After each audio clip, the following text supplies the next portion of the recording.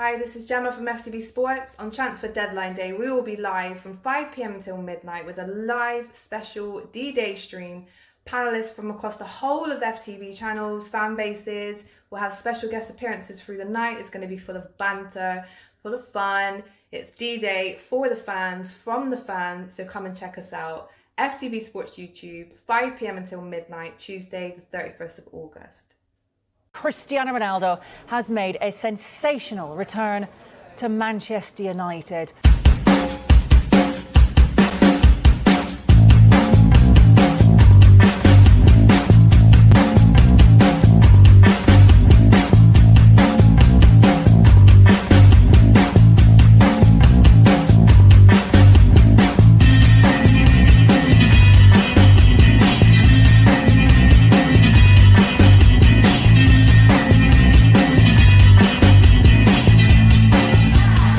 This is my club.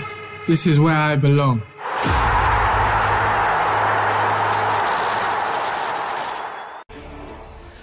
So we start with major breaking news from Arsenal. They have confirmed the signing of Brighton defender Ben White.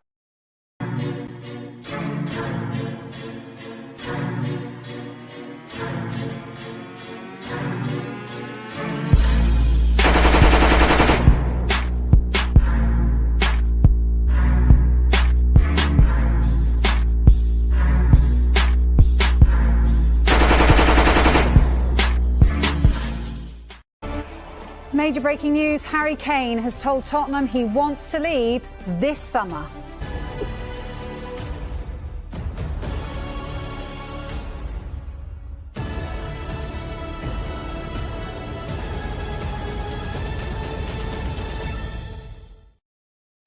Hey everyone, it's Jodie from Paxton Road TV. Come and join us over on FTB Sports YouTube channel on August the 31st for all the transfer deadline day information. It'll be a fun-filled evening and we can't wait to see you there.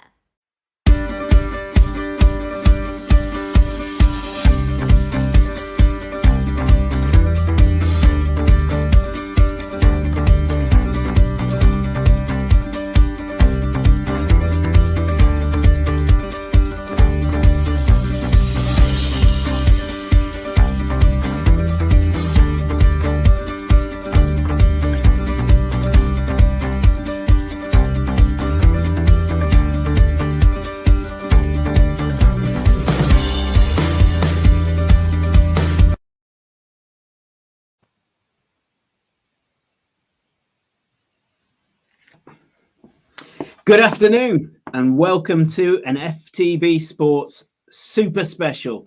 It is the 31st of August, therefore it is transfer deadline day. Who will be the big names? Who's going to pay through the nose? Who's going to get a bargain? Could we possibly be about to see history made with the biggest transfer of all time, Mbappe, or will it not make it? I'm joined by Talk MU. And I'm joined by Potsy Talks Football as well. We're going to have the first hour. And yes, I'm going to kick it off with the biggest story of the day. Ronaldo, first story of the day. The marketeers must have managed this rather than last night. They like the headlines. You know, they want to sell a few shirts. Ronaldo has rejoined Manchester United. The deal is allegedly £19 million plus add-ons. Apparently, the add-ons are a Zimmer frame and a bus pass. But he has rejoined Manchester United, £19 million. The second big one, and I'll really be interested in the panel's view on this, is Daniel James going from Manchester United to Leeds for a big figure, 25 rising to £30 million for Daniel James. And then we've got some real imminent ones in the pipeline. Emerson from Barcelona, fullback, is doing Spurs medical at this very moment in time. £26 million. We have Edouard, the Celtic striker, who is out of contract this summer. Are Palace going to pay too much at £14 million? He's undergoing a medical. And then, allegedly, he is the Japanese Varane. I'm not so certain about that. Takehiro Tomiyasu, and he's undergoing a medical at the moment of a possible transfer from, is it Bognor Regis or is it Bologna? But anyway, he's heading to the Arsenal. So, eyes down. We've got an hour ahead of us to kick off the transfer window. Potsy, thoughts so far on the transfers so far? I mean, it's been a very exciting summer, not just here, but all across Europe in terms of the funds and the money that's being spent. The players, especially for the Premier League, you look at obviously Chelsea bringing back the likes of Lukaku, Man United obviously getting Ronaldo back, and at this stage as a Liverpool fan, I'd take Andy Carroll back, but overall, for the neutral, for people just enjoying the spectacle of the transfer window for what it is, it has been quite an exciting one when you see some of the deals that have been put through, or even some of the rumors that have been going around as well. It's definitely been a good one this summer. And how about the biggest transfer of the summer so far? I think Ben White will do well at Arsenal. No,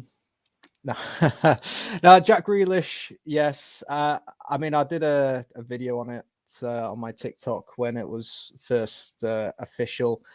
I personally believe it's a huge risk for Manchester City. I think he started off well. I'll give him that. He has started off really well so far.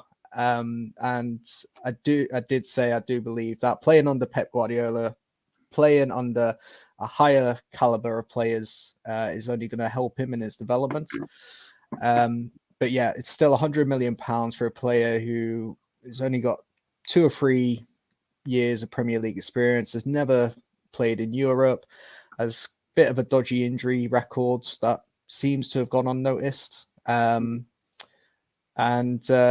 Yeah, I think the £100 million is definitely built up of the English tax and the hype over the summer for Jack Grealish as well. Okay, Talk MU, here is your moment. Ronaldo, the Wanderer returns to United. Happy about it? Talk to me. He's stunned into silence. He still can't believe he's coming back. Still can't believe it. Muted there. Sorry. No, listen. It's a great move by us. It's a statement by the club. He's going to bring a lot to the club. We know that. Not just goals, but he's bringing a lot to the team, the winning mentality, and everything else. So, yeah. I was just pleased that I didn't go to City. Didn't want to. There's no way, but I did say. I mean, like the day before, I had 2 City fans in my face laughing at me, saying, "How do you feel when Ronaldo come to Man City?" and blah blah blah. And I said, "Listen, if you really believe that you're going to sign Cristiano Ronaldo, you're dreaming, mate. It's not going to happen." And they were just calling me everything under the sun you can name. But there was something in the back of my mind that wasn't sitting right with that situation. I just couldn't for life of me believe that it was going to happen. And then when I heard Graham Souness, when he was asked the question on the morning of the day it happened, when he was asked the question, what do you make of Ronaldo going to Man City? And Graham Souness said, "Listen, if you think that he's going to go and sign for Manchester City and destroy the legacy he's created at Old Trafford, no." I said, "I can't see it happening." And they weren't having either. The guy on TalkSport, what's his name? Jim White and whoever else was on there. I think it might have been Sargent Jordan. So you know what? Yeah, it was just not destined to happen for City, was it? Something right. Well, we've been through George Weah. I was there at Main Road when George Weah was wheeled out, and we've had Robinho. So we've got deep scars from older Mark players. So I wasn't unhappy, and I wasn't unhappy about losing Harry Kane. I was delighted at Grealish. I think he is one of the most gifted players of his generation. At 25, Pep can finish him off. He is gifted. The way the ball takes to his feet. But I want to say the thing there, yeah, the thing with Grealish. He's worth 100 million right now to Man City, as is Ben White worth 50 million to Arsenal right now. That's just the way it is with the situations of the club. Ambition going forward. What's the plan? So for Jack Grealish, he's at the exact right club under the exact right manager right now. Because we can all see, there's a big picture on the jigsaw puzzle of Jack Grealish, and it's full of trophies. It's the only person who can put that puzzle together, really, is Pep Guardiola. There's no other manager that's going to really be able to do that. So, yeah, the window for you guys in terms of the striking situation, is it such a big deal? I don't think it is. I don't believe it is such a big deal because Pep is so that team and is so well drilled and so well that cohesive. You know, that Pep can get them doing whatever Pep wants them to do. And he will make a way. He'll find a way. Because for me, yeah, Man United are going to try. But obviously now, that if this window shuts down, we don't get that midfield player in, we're going to struggle big time. There's no doubt about that.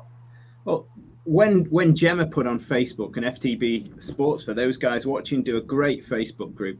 What player would you really like to sign? I said Ben Chilwell. City are desperate for left back, not necessarily to support Grealish down that side, to support a 100 million player, but pretty much every good Premier League club knows that's where the vulnerability comes. Whether you're Spurs going out that side or whatever, if you're Klopp, if you're even Solskjaer must have worked this one out. If you're playing City, the ball over the top of Zinchenko works every time. João Cancelo piles forward and isn't naturally a left-footed player. I don't get it. I don't get why Man City haven't rectified that left back position. Can't get it. I would take a left back every day. I think for that, though, it's just simply because Guardiola has been able to create this era of dominance without a left back. I don't remember a time where he's had a left back available to him. You had Fabian Delph playing in that role for a time as well. And yeah, obviously things haven't worked out with Mendy, and it doesn't look like it's ever going to work out. But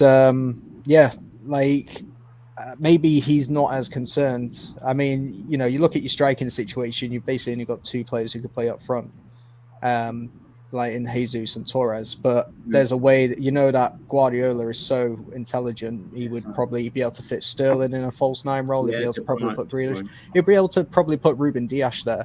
He's just so good at drilling his team that he will create those options within the team. I want to go back to Talk MU because the two biggest stories so far today revolve around United. Daniel James, 25 million, which feels a lot to me, and 5 million add-ons. Do you think that's good business, or will you miss him? No, listen.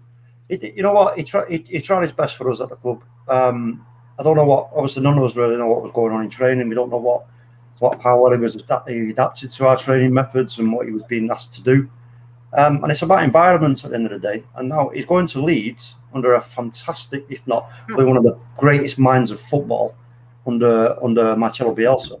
And it's, for me, I think he's made an absolutely spot on move, because I can see him. We can all see what Daniel James could be like. We can see what he could be like. So this is a risk and a gamble from Marcelo Bielsa. He must be thinking, no, I can make this kid what I want, what I need him to be. So again, it's about environments. When you're in the environment of a massive club like Man United or even Liverpool, right? Some players, they can do it. Some players just can't. Doesn't matter what you do, what you say. You try this, you try that. It just sometimes does not work. And Potsy will understand what I'm saying there. How many players have you had there that are supposed to be the next big, the next big name, and it's just not worked out for them? So even Curtis Jones was whispered out 15 million to Villa. I mean, I thought that guy was going to be England regular in all the works. Yeah, then Harvey Elliott turned up. That seems to be the case right now. But with Daniel James, before him was Brewster, and before him was Solanke. Yeah. But I mean, I wouldn't say it's never worked. I'd say they were never really given the opportunity. We managed to just rip off the clubs that have tried to sign them. Well, have signed them. The amount of money we've made off kids who have barely played a few games for us, it's fantastic business by Michael Edwards. But in terms of Daniel James, for me, I think Leeds will feel maybe a little bit gutted they weren't able to get him at the time that they attempted back in the Championship, because obviously Bielsa would have been able to have more time with him. I think he's definitely more suited to a manager like Bielsa than Ollie. It is a bit of a strange one with James, because he did hit the ground running with Man United, and it was like, well, they've got an absolute bargain here, and then he sort of disappeared.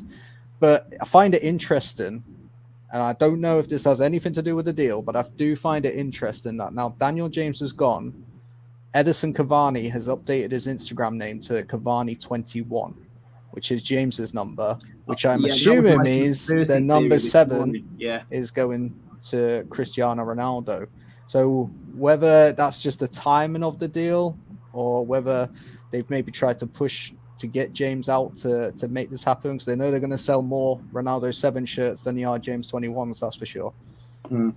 I've got to answer my mate Rosser, my really good friend, who suggested left back Marcelo from Real Madrid on your bike. We're not having to go there. We didn't want, you know, Rosser, come on, she's due on the show in a minute to talk about Mbappe and the chances of going to Real Madrid, and I'd be also interested to ask about, you know, there's this constant rumor about Niguez Sol going from Atletico to Chelsea. I mean, it's annoying me that. I can't fathom why teams aren't snapping this guy up. I mean, he's playing La Liga at 17. The Mbappe thing for me, there's a power play going on here by PSG. They're making a statement. They don't need to sell him right now. They are even prepared to keep him for this season, let him go on a free. So that's they're not 200 million. They've got ambition on it. You know, let's have it right as well with Dortmund when they could have sold Haaland. You know, Chelsea are knocking on the door on their knees, begging for Haaland, offering them a ridiculous amount of money, and they've said no. This is a sign of the times with clubs now. With you know, in my opinion, starting to look at, if we don't need to sell, selling your best players just for money to come in, it's not always the best move. It's not always the best move, is it? What's money? Money. As we said, even with Man City, everybody talks about the money, oil club and all the rest of it. But I don't buy into that, because at the end of the day, we've seen it at Man City. You haven't got the right manager. It doesn't matter how much money you've got. You haven't got the right manager there. So, you know. I mean, with the Mbappe deal, from what we hear, though, he has no intentions of signing another contract with PSG. Yeah, and in fact, he's going to sign a pre-agreement with Real Madrid in January.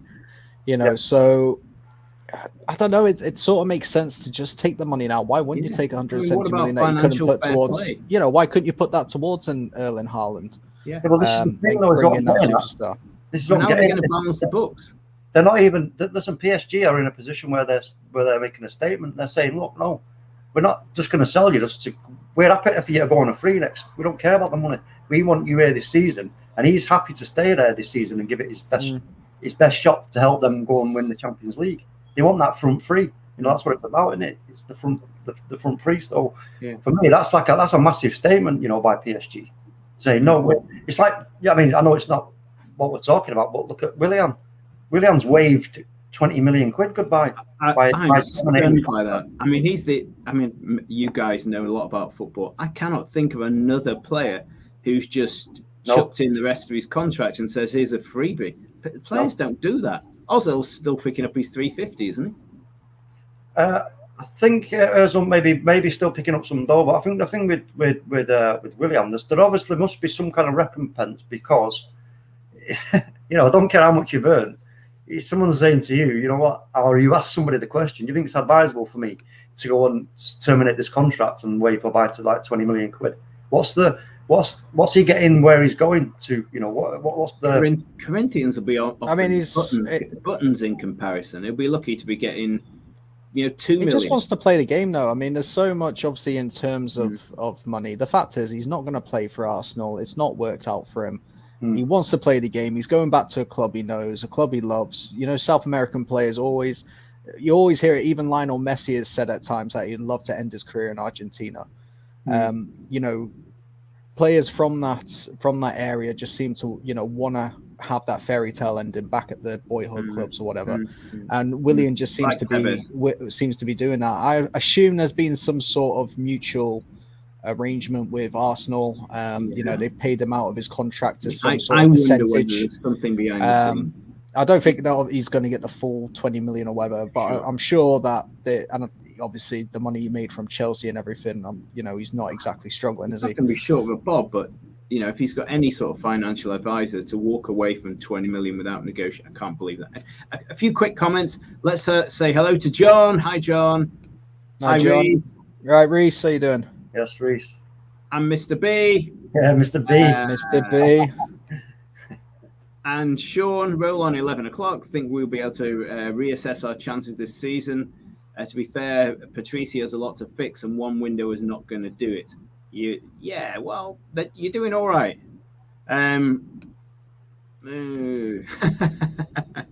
I like this one. I saw this comment earlier. Also, prize for the laziest person in football to Sergio Reyes' agent. Lost count of the number of times I heard he was searching for options for his client. But I don't think anyone wants him. Sat on his bum all summer taking his 10%. Yeah, I thought that was a funny comment. I like that one. Aurier is just an absolute liability. Hi, Rosso. And Foxy, he's here as well. So just dropping down a little bit more. So far, the big stories are Ronaldo, Daniel James, and then we have three that I'll be interested in your views on. We have Emerson from Barcelona to Spurs, Edouard, Celtic to Palace, and the first one was 26. The second one is 14. And then we have, God, I've got to get my pronunciation right. Takehiro Tomiyasu from Bologna to Arsenal. Anyone want to? Do you want to give us a views on those three? I mean, Emerson Royal, I think, is a good signing. I think similar to Junior Firpo to Leeds. I think if they can get the Real Betis version rather than the Barca version, then they've got a top player there. I think with Emerson as well, I think it is a good deal for Spurs. Obviously, there's a whole thing because they're getting what I don't know how to pronounce his name, the Japanese international. Yeah, I'll give it to you again. Takasuma, is it? Takehiro Tomiyasu. Tomiyasu, that's it. Sorry. So yeah, there's a lot of talk because apparently Spurs were in for him at the start, like a few weeks back. And Arsenal fans wanted Emerson at the start of the window as well. So they've sort of swapped roles in that sense. And obviously going to the clubs that no one was really expecting.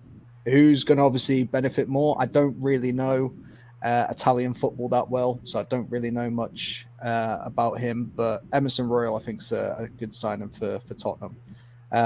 But just from that point then, where is Nuno going to play Matt Doherty? Because aren't they like best friends in that?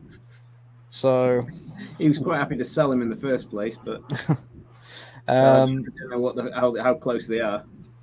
Well, he's teacher's pet apparently. Now Nuno's coming to Tottenham, so but no, I think Emerson Royal would be a very good signer.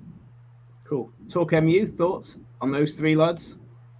Yeah, pretty much the same, really. I mean, like I say, with the Italian league, I don't really pay that much attention to it, if I'm honest with you. Man United fan, I just keep my head firmly around Old Trafford. But yeah, I mean, I can't really disagree with what Potsy said, really, to be honest with you. I mean, it's always a risk, though, and it's always a gamble, when you buy, you sign any players.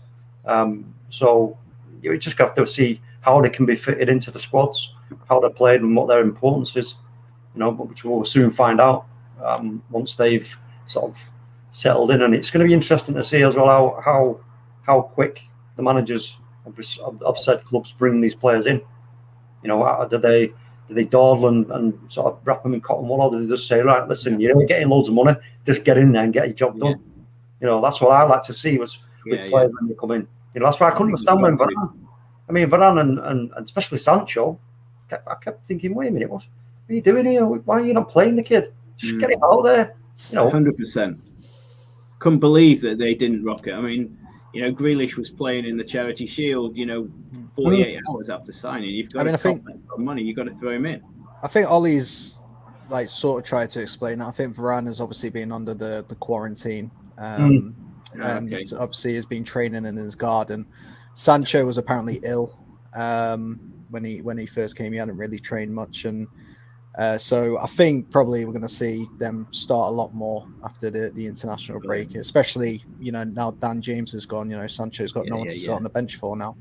Yeah. So I think he will get his opportunity. But Edouard as well, you mentioned, I think would be a good signing for Palace. I like some of the players they've signed this summer, and I know a lot of people think Crystal Palace were going to be in trouble, but I honestly think Vieira can do well, especially with what they've brought in so far. Do you know what I did say that about? Because somebody asked me about what I thought about Vieira going to Palace, and I said whenever I watch Patrick Vieira, you listen to him speak and the way he is, his manner, and you can sort of pick up on his kind of personality. And I said, I cannot imagine him being the kind of manager that you want to play for. I think he's got that. I think he's got that way about him, and You know what? I think if he did, yeah, it looks like he's getting a little bit of support there now from the owners there at Palace, and maybe new shareholder who's injected some money. Yeah, well, you know what? They've got confidence in Vieira's abilities. You know, because that's something right. When you the owners of clubs or a board of a club, you see exactly straight away the impact that these new managers have, especially when it's a big name like Patrick Vieira. You see the impact that they have. So it's either encouraging or disheartening. Either way, which then gives you the ability to make a decision in terms of, right, do we empty our pockets here and trust this guy or not? Yeah. It's a big change, of course, for Palace. It's a great leap of faith. You've got a youngish, inexperienced manager. You're spending quite a lot of money on youngish, relatively inexperienced players. I mean, that's so different from the strategy the chairman signed off in the Roy Hodgson years. When they were signing the likes of Cahill. Same chairman, completely different strategy. That's pretty brave.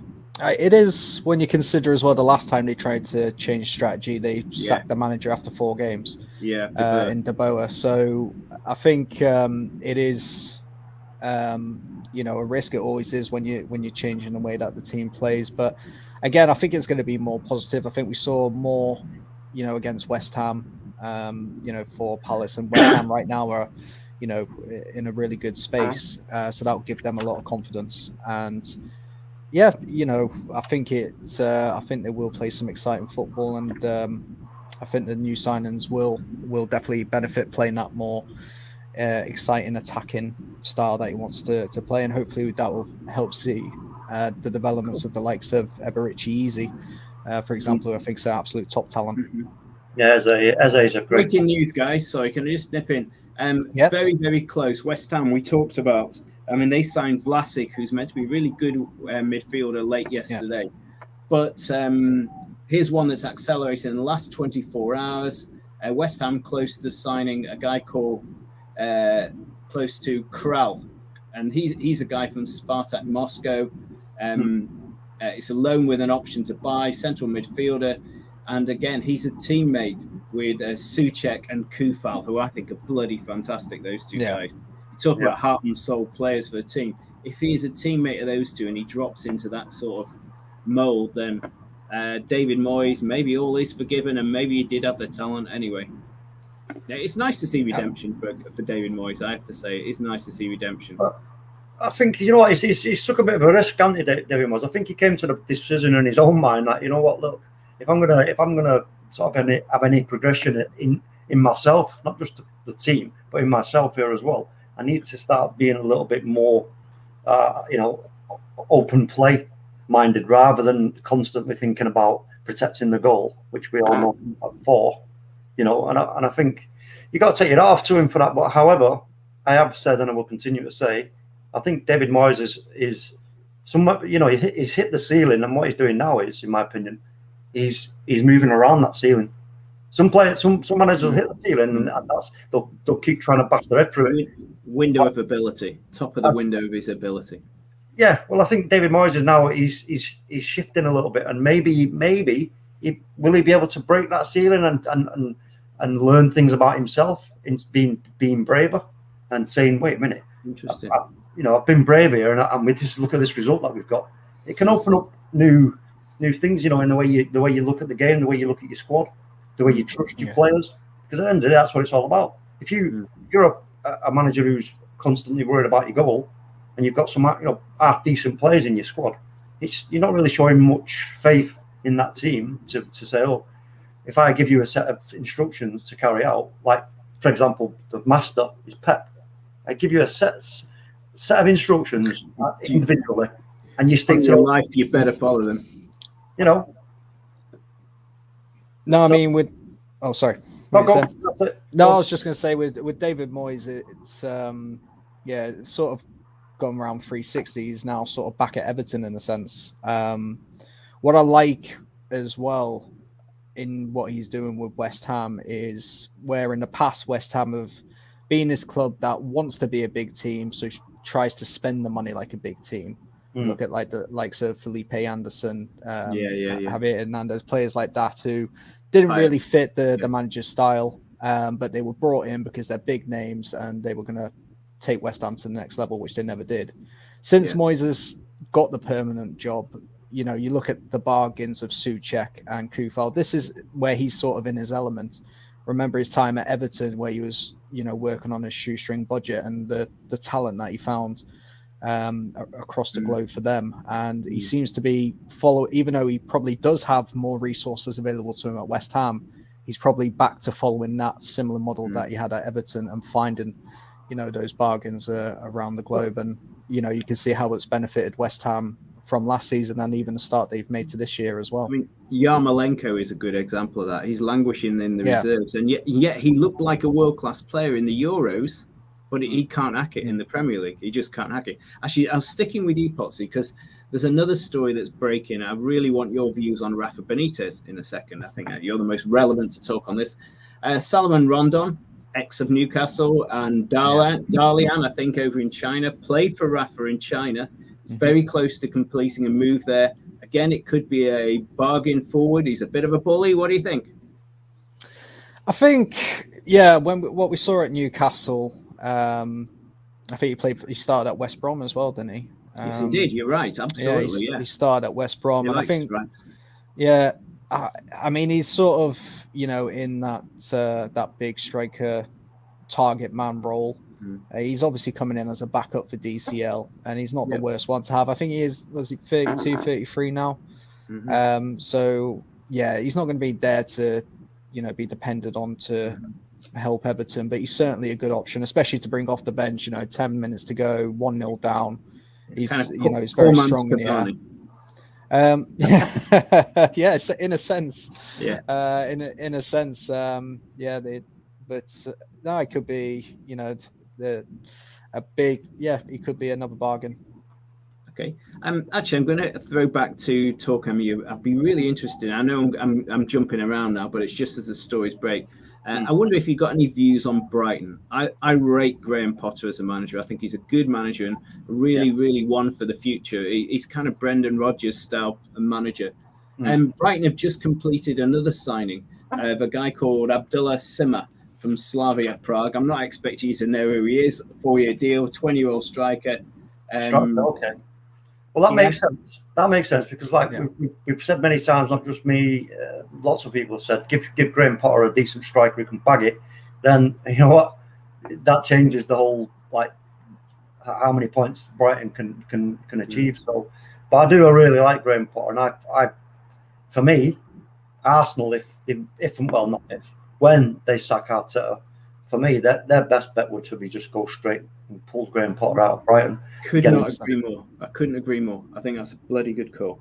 You know, because, I mean, the guy has got... This goes back to what I was just saying about showing trust in players. You know, you show trust in players and you're confident in their abilities. This is how you breed confidence. If you're forever being told to, you know, you got to stay back, just defend, and you're not getting any chance to sort of go and express yourself in any kind of way, no matter what position you're in, you are always going to be able to express yourself in one form or another. That's what you're a footballer. You don't just stand there static, because if you do, then you ain't a footballer. We all know that. So for managers like him, and going back to the David Moyes thing, you know, David Moyes with his situation, he's been invested in heavily by the owners there. He has to make moves to try and. It's amazing what you can make from dildo sales, isn't it? Keep going though.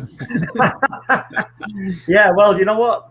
I don't know what they sell, but you know what? If they do, I mean, they must be buzzing with that. I'll just add that little pun in there.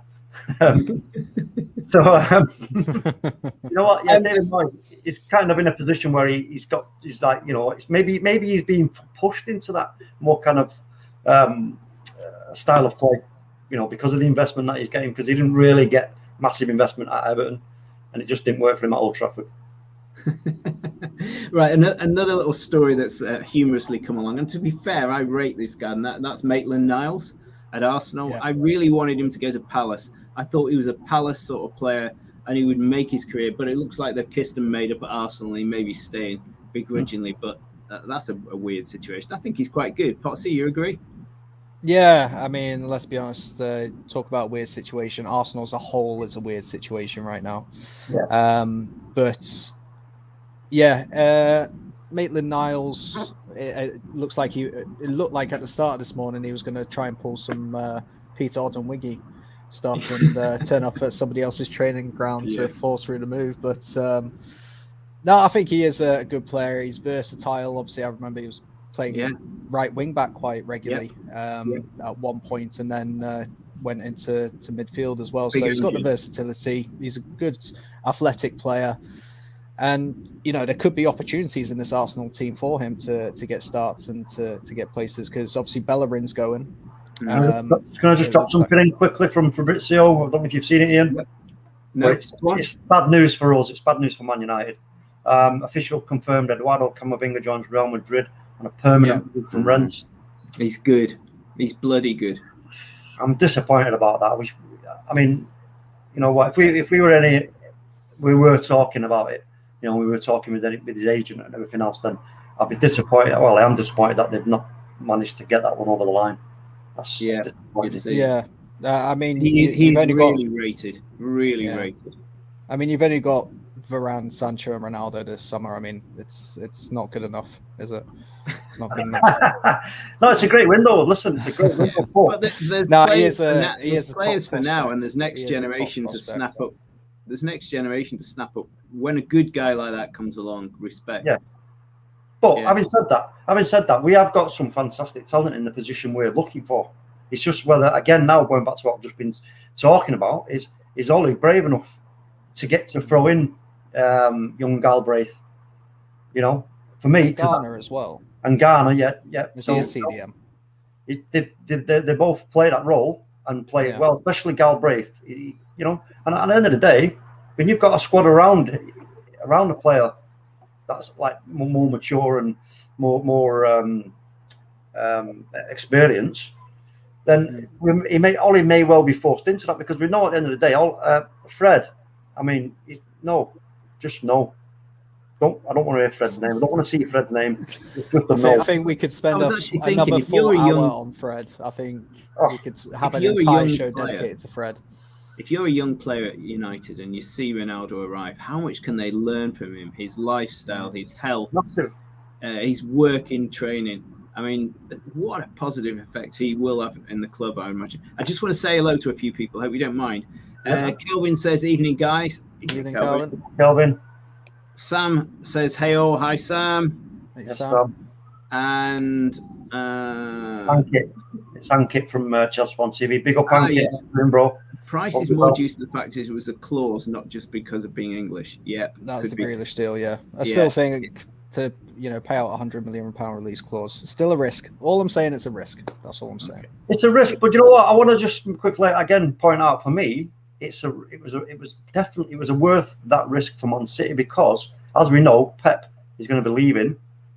Yeah. And an interesting question for Ian. If you get knocked out of the Champions League this season, right before the final, then does Pep stay to see out that contract, or does he say, "Look, I've done all I can do here, and that's it's because it's just, if he does it again this season, if he doesn't either get to the final or loses a final again, surely he's got to step away from football again for a little while, take a sabbatical, and get his thoughts together and work out why does he keep having these little blips? Well, not little blips, the major blips, in the Champions League. Yeah, I think to answer that, I cannot see City sacking him. No, I think he would have to walk away. And what I've always, somewhat after the Champions League final last year, and people asking me, what my thoughts were on it, and I think 95% of the time Pep gets it right. When he's in a really, really high pressure situation, though, whether it's that Lyon match or the Spurs match or this one, I think it was against Lyon when he didn't play any creative midfielders. I couldn't, and last against Chelsea, it was there for the taking. We don't play anybody at defensive midfield, nobody, not Rodri, not Fernandinho, and N'Golo Kante must have thought it was his birthday. Yeah. So when he's absolutely under pressure, he does tend to emotionally wobble and make some pretty weird decisions. I think the club have got to recognise that and somehow get around him at those crucial moments. Some of the other Spanish guys in the hierarchies of the club and actually help, maybe help him, support him, get him a sports psychiatrist or whatever at those critical moments. Because if he can manage those very critical moments, we can win the Champions League. But you're right, I don't want yet another dreadful decision in the most pressure cauldron. I want to answer Chris on here. I just want to say, Chris Reamer, I think I was on the Kipax before you were born, Sonny. I was there shouting "Uve, Uve" and all that sort of stuff on the Kipax. And before that, I'm not going to go put back. But anyway, hello, Chris. No hard feelings, mate. Listen, Chris. Listen, miss, I will add to that, Ian. Chris, if you I don't know where you're from, mate, but just take a little walk around Manchester, mate. Lost side and long side and them kind of areas. You'll see plenty of blue shirts, Paul. Simple as that. Man United's away kit. Okay, here's a guy who's thrown us a question here. Big Phil. He's not what we need, talk MU. Let's talk Sol, Bissouma, Neves, or that guy from Monaco. You want Mr. Barbados? Yeah, it's Big Phil for the Man United. Big Phil, who are you talking about? He's not what we need. I don't know who you mean. Camavinga, I think. Okay. Well, look, yeah. I mean, we've all got our own different, opinions on who we need. Yeah. Which is the best fit and all the blah blah blah. But at the end of the day, you've got to look at a player. For me, there's only one player for me who we should be getting and looking at, and that's Declan Rice. We should be going all out, breaking the bank and everything. Ooh, get Declan Rice. Yeah, I agree Declan with that. Rice. He's the play. Listen, when you're trying to play that kind of football, where you're giving those forward creative players that we've got license to go exactly what I said before. Be brave, let you go out and express yourselves. You need a Declan Rice behind them, just in front of Varane and Maguire. Yeah, get it. He's the recycler, he's the reader, he's the headmaster. He's like, that's what we need right now. And for me, some of the other players, it might work, it might not work, but Declan Rice for me is a guarantee will work. He will walk straight into that team with them. He won't feel the pressure. Talk MU, I can't see how old you are, etc., etc. But do you remember Johnny Giles? Johnny Giles, not really. I do as a kid, and he played for United before Leeds, and he used to fill that sort of role. Yeah. Anyway, I mean, it is we know it's a specialised role, and he's a specialist at it, so it makes sense to me. No, he's the missing link. You're absolutely right. Freddie's not the answer. The missing link is a really talented defensive midfield player and a distributor from the back. Yeah, I totally get it. He's that link player. But from a City point of view, I bloody hope United don't get him, because that would make them. They have one Achilles heel. City have this left back Achilles heel. United have that defensive midfield Achilles heel. And every club, if this window closes without United resolving that, Pep Guardiola, Jurgen Klopp, they will zoom in on that. They will know how to play United, just like you guys will know how to play City. I've got. Botsy, do you want to answer this? Because I don't know who Alex Hunter is. It's from FIFA. Oh. It's like a journey. I'm not down with the kids, mate. Yeah. To be fair, I'll take him at this point. I don't want to ask you actually, Potsy. I mean, you know what, Liverpool. I mean, you've got the AFCON coming up. You've got Firmino now he's got an injury. He's out. You've not really got any depth in that squad. Let's have that right. You've got no strength in depth. I mean, I would have been brilliant. I wouldn't say we don't have strength in depth. We've got about 9 midfielders. We're sorted with that. We've got James Milner who can play anywhere, so that's sorted there. We needed another backup right back because Nico Williams is not it. Alcantara doesn't turn up. He's just getting warmed up. Thiago's just getting warmed up. Don't you? He's such a look at me player. Look at me. Look at me. I'm going to stand here. Look at me. I'm one of the world's best, and I will prove it this season. That's what he's doing. Trust me, we're absolutely fine there. In terms of the depth, though, this is the thing. It doesn't. Our bench and our players and our squad doesn't look sexy on paper. especially the backups, but they were the second most effective in terms of goal contributions off the bench last season behind Manchester United. So they do their job. They know what they're doing. I'll give you Potsy. The defense looks world class. The forward line looks world class. This is the thing. Like, the only thing it's that linking the two together.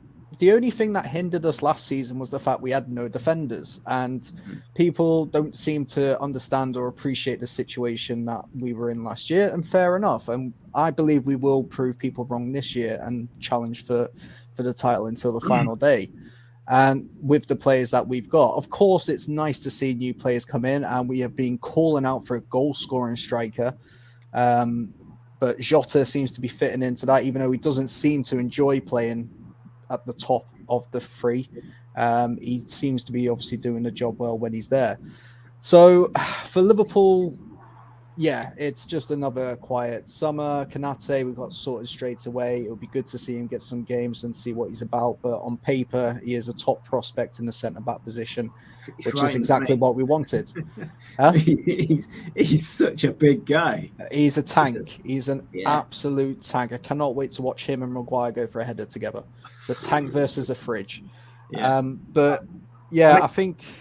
Do you know what I think? No, the thing for me, I was watching the Chelsea game, and as soon as that red card came, I was like, right, because I tipped Liverpool 2-0 from the start without anyone getting sent off. As soon as the Chelsea lost, sorry, who was it who got sent off? I can't remember. Reece James. Reece James. As soon as Reece James got sent off, I was like, hey, here we go.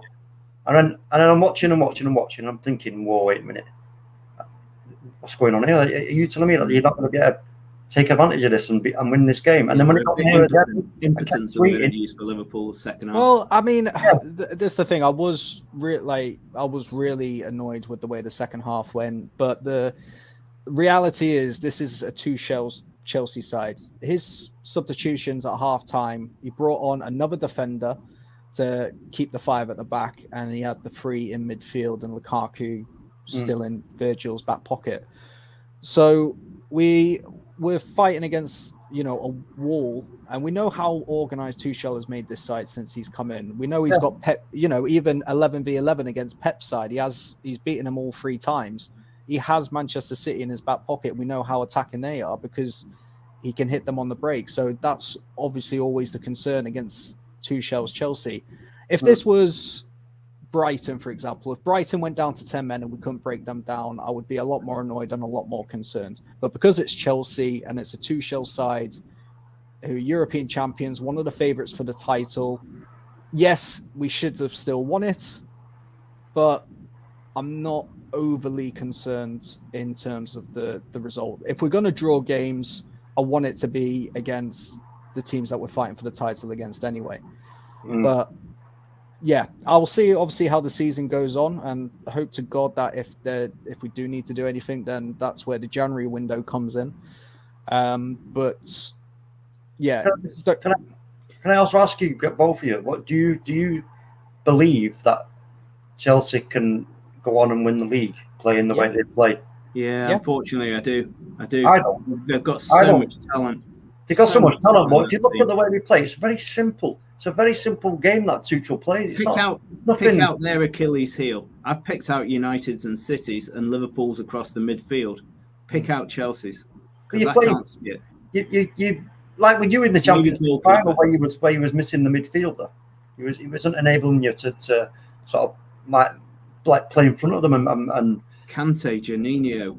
But even so, they're not gonna. For me, you if he's gonna try and rely on this well drilled and then pass the ball up to Lukaku and let him back into people all season, it's not going to work.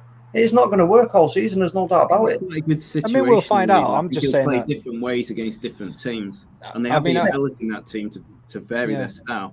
I think it's kind of hard to deny, though, that the European champions are going to be title contenders this year. Lukaku is exactly what they needed. The only thing they were missing last year was a goal scorer. They would have done a lot more damage to teams if they had one, and I think we will see more of that this season. So yeah, I would say that they are up there as, sometimes, what is it? I can't remember who said it, but I think it was Bill Shankly actually said football is an easy game. made difficult by idiots. And that's sort of the sense is what Tuchel's doing. He's playing the easy game. Yeah, that's the thing. Keep it simple. You know, you don't overthink football. It's not there to be overthought. We've only got 9 minutes left, chaps. I just want to jump through a few comments, make sure we're up to date. I hope we get the pronunciation right for Ajamal Cosman. I just want to say, hello, mate. No hard feelings. We're being global. We're being magnanimous. And the only comment I can make to that is, yay. Phil was, yes, we got Cameron. Yeah. Rossa, who was trying to get on, she says, Sol may be a very last-minute signing for Man U. I'm not certain it's going to happen. The one guy that has never been associated is that. Do you remember watching Olmo? He's the guy for Leipzig, I think, plays for Spain in the Euros. He was fantastic. I'm stunned there's been no rumours about digging him out there because that kid's really gifted. I'm annoyed by Sal Niguez, to be honest, because we've been linked with him this summer, but we couldn't agree a fee, and apparently he might be going to Chelsea or United on loan. It's like, well, why can't we get that sort of arrangement in place? Yeah. That's my only hope now. Is really for us is either Neves or Niguez. I think Neves would do well for you. Yeah, I think Neves would be bloody good as well. So I mean, I don't want any of these good guys to go there. I don't want Sal or Neves, and exactly. I don't want Declan Rice. I don't want any CDM to go to you because any CDM will do a better job than Fred at the moment. Yeah, I don't want you to buy any midfielder. Well, our only option, only the hope when he's fit is Scotty Mack. He would be the, if he's not going to be brave enough, like I said, to drop in. Who did I say before? Galbraith and Garner.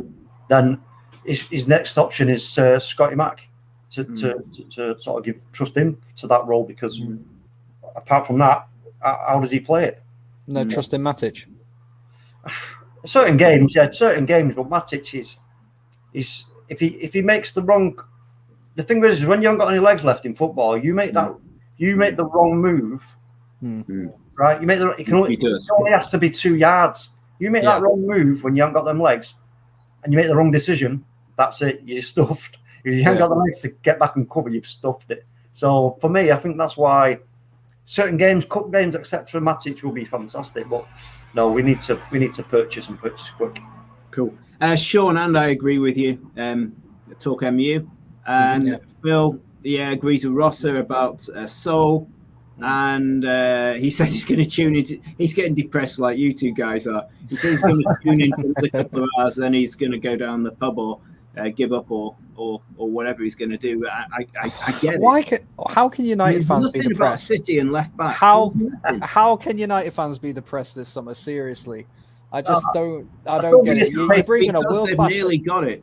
They've nearly got it. You've nearly got it. But like what you've got at the moment, like look at what Klopp did when he came into us, man. It took him 3 or 4 years to bring the pieces together. Like have a little patience. You've brought in a world-class centre-back. You brought in one of the best young talents in world football. And you've brought back Cristiano Ronaldo. If you guys aren't cheering from the rafters, I don't know what more the Glazers can do at the moment. I'm sorry. Yeah. I don't know what more they can do. I'm over the moon with the window. It's been a fantastic banging window. Yeah. We want to be spoiled. We want a number 6. But you know what? Like I said, if we don't get one, we just got to trust Ollie. That just another piece of the puzzle. But I want to just this comment here. Yeah. I mean, I don't get this Pep Guardiola business because at the end of the day, listen, I'm a Man United fan, right? You know my feelings towards Man City. They're the enemy, right? But listen, for 30 years of my life, you didn't even care. But here you go, keep going. But listen, this thing here about send him to Norwich and see what you can do about money. Why? I don't understand that. What you're trying to say then is put it's like the last 20 years has not existed. Why are you going to put on one of the greatest minds in football at our club with no money? It makes no sense. It's like it's like taking like Albert Einstein and saying, right, go and put him in with the class 2s. Yeah, go and put Einstein in with the class 2s. He'll do really well in there. Go and make some beer or something. Yeah. I mean, I think when it comes to the Guardiola, it is because of the teams he's managed, the players he's had, and the money he's had, which sort of takes a little bit away from the fact that he is arguably the greatest coach in the game at the moment in terms of coaching. he is probably the greatest coach in the game at the moment. You look at Jurgen Klopp, for example, his journey's been a bit different. He took essentially the German Norwich Mainz from Division 1 to the Bundesliga, which was historic for them. He took them into Europe for the first time. He then got a fallen giant in Dortmund, worked with them, made them the most dominant team in Germany for 2 or 3 years. He's now come to Liverpool, fallen giants. He's built us back up. We're now one of the best teams in the league. Perhaps. Like Guardiola, in my opinion, couldn't do what Klopp's done in that sense, but I don't feel that Guardiola but the thing is in that sense. That's a bit right. Listen, the thing with Pep Guardiola is why does he need to do that? He doesn't need to prove anything. He was fortunate for Pep. He started at Barcelona with the squad that he had. I'm not saying he has to do it. That's what he started with. If Pep would have started with a Granada or a Seville, maybe this conversation would never be brought up about Pep. Could he do it here? Could he do it there? I mean, for me, like I said, I've got no affiliation to City in the slightest. However, you do have to hold your hands up and just say, Pep, he's not above Sir Alex, never will be, but he is second, in my opinion, to Sir Alex. Simple as that. I think they're totally different. Sir Alex did it at one club. Pep's done it in a variety of clubs, and that's like an apple and an orange in terms of comparison. Can I just break off? Breaking news with a couple of minutes to go. Arsenal do have themselves a new centre-back or right-back in Takehiro Tomiyasu. He's agreed a 4-year contract with the option of a 5th.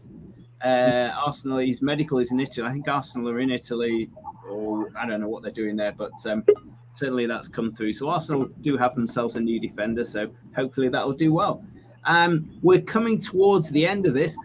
I just want to throw it back to the two of you one at a time and just say, if you've got a couple of high hopes for the rest of the evening, not necessarily for your club, but for football in general, go on, Potsy, have a go. A couple of high hopes for action in the evening. What do you hope might happen? I just want us to sign someone. I would love to see us bring in a striker. They don't have to necessarily be considered, one of the world's greatest. You see in like the Jota and the Fabinho deals, these came out of nowhere for us. We'll link with them the same day we sign them. I'll just love something like that to happen. I'll love to come back here for the last hour. Like a Maupai from... I would take Maupai. I think you could work really well with us. But St. Maxim from Newcastle. I would love ASM. I absolutely love him. Honestly, I could do a whole show, but obviously we've only got a minute left. I want to give James his chance. But all I'd say is I'd love to be sitting here with Liverpool having signed someone when I come back at 11 o'clock to do the last bit. But I highly doubt it. Cool. Talking you? Yeah, for me, obviously, I'd love to see us get a deal done for Sol Niguez. Just get it done. If it's a loan deal, just get it done, get it over the line, get that finished. But for football in general, I'd like to see Arsenal make a decision about where they're going, because at the moment they're a spinning top. They're out of control totally. And it's, to be honest, again, Arsenal are a rival, but you know what? For such a big club like Arsenal, to see them in this situation, I feel for the fans. I feel for the fans. Yeah, so exactly the same. Yeah. It's shocking. It's absolutely shocking. And why they cannot see this, the Kroenkes, is beyond me. I have no idea what they're thinking. Surely, it's quite clear to me, Mikel Arteta is drowning. But we talked about Graham Potter, but I can't see an obvious replacement.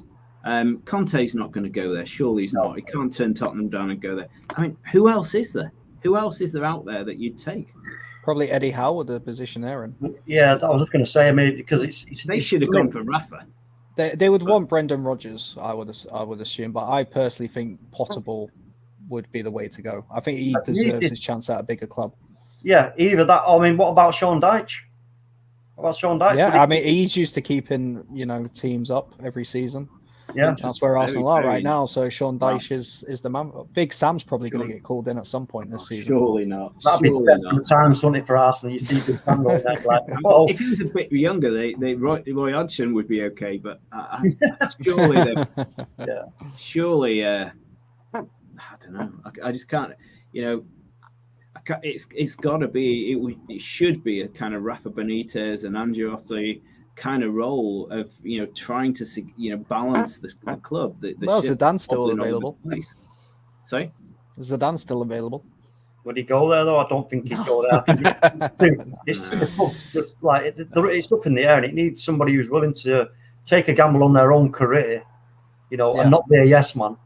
I mean, whoever Arsenal speak to next, it's got to be a case of, look, you know what? When you go there as a manager, you're going to say, listen, I ain't going to be a yes man for you. You're either going to back me or I ain't going to bother. You're exactly right. It's either a case of our work is done. Our work is done. Thank you ever so much. I think that's a great first hour. See you later. You're both on later. I think I'm on at 7 o'clock. See you later, and let's see what happens. There's often tricks in the tail. Adios. Cheers, fellas. Thank you. Thank you very much. Hi, this is Gemma from FTB Sports. On transfer deadline day, we will be live from 5 p.m. until midnight with a live special D-Day stream. Panelists from across the whole of FTB channels, fan bases. We'll have special guest appearances through the night. It's going to be full of banter, full of fun. It's D-Day for the fans, from the fans, so come and check us out. FTB Sports YouTube, 5 p.m. until midnight, Tuesday the 31st of August.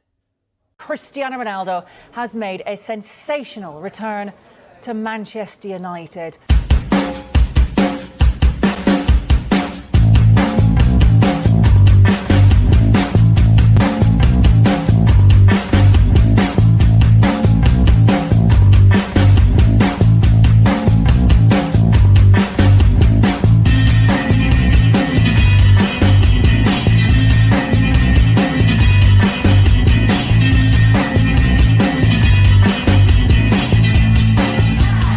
This is my club.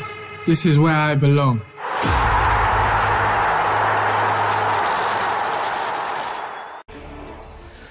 So we start with major breaking news from Arsenal. They have confirmed the signing of Brighton defender Ben White.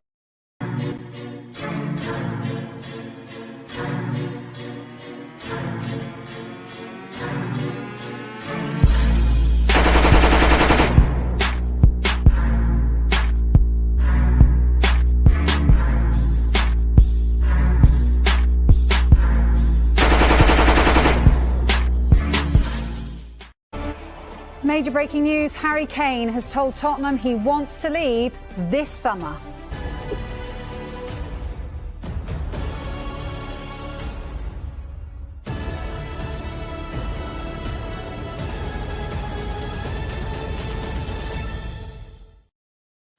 Hey everyone, it's Jodie from PAXTON TV. Come and join us over on FTB Sports YouTube channel on August the 31st for all the transfer deadline day information. It'll be a fun-filled evening and we can't wait to see you there.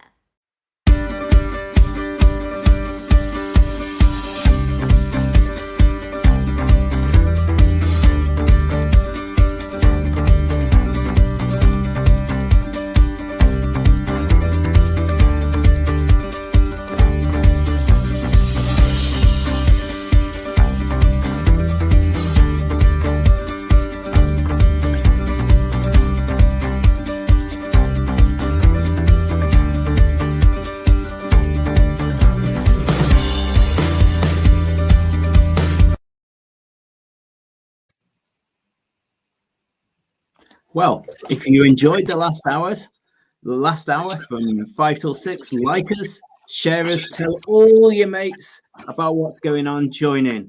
And it's only now appropriate that I hand over to the Cristiano Ronaldo of FTB Sports, Mr. B. Take it away, Squire. Take it away. Enjoy it. And if you could try and find City a left back from somewhere, I would really appreciate it. I'll do my best. I'll do my best. I'll do my best. You're in the chair. Adios. Good evening. Good evening. Good evening. It's me, Mr. B. You might know who I am. You might not know who I am.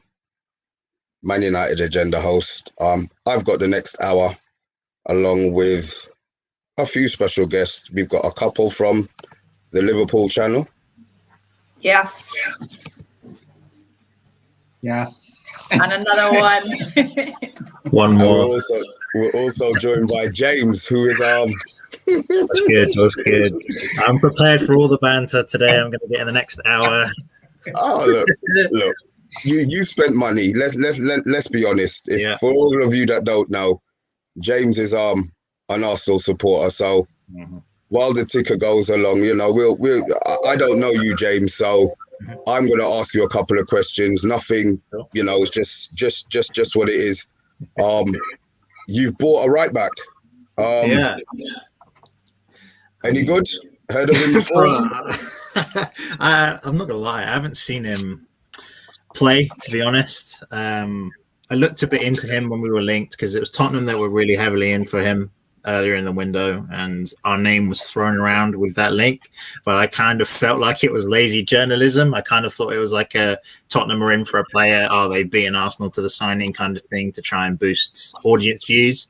Lo and behold, deadline day, we've signed him. I mean, he looks a good profile. I haven't really seen him play, but I don't know. He seems like a Callum Chambers, but better with his feet. I don't know. I mean, he's 6'2", and he looks very comfortable defending, which our right backs can't really do, as you've seen. Brentford, City, all of their attacks come from that side a lot of the time. So fingers crossed he can stay in that side of the pitch and put a tackle in, and I think we might be getting better. I don't know.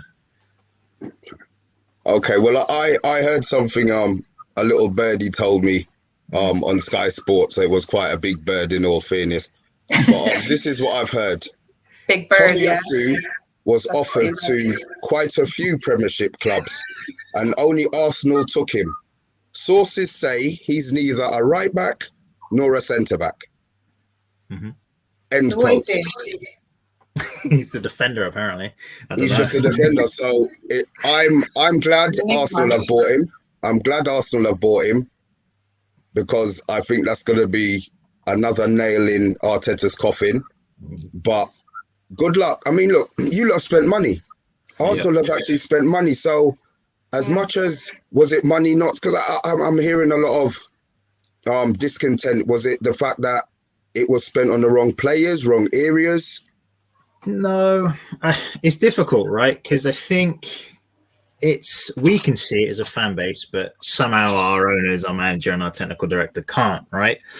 We're 20th in the league, and we finished 8th in back-to-back seasons. So we needed drastic improvement in our starting 11. And for me, that hasn't really happened. I mean, you're talking Ben White and Odegaard. So those are two good signings, but I think we've gone the wrong approach. For me, we needed to go get 4 players that were going to come in, like Basuma, like right back, and Emerson and Max Aarons. They were just going to really bolster us up and take us on forward so we can compete a little bit. And I feel like we've done good business, but it's just in the wrong window. If we would have done the starting 11 business now and then had this window next summer, I think that would have been the correct way around. But yeah, I don't know. It's not money badly spent. It's just misspent, as you said. Okay, Gems. Liverpool transfer window. This is both to you and Stoney.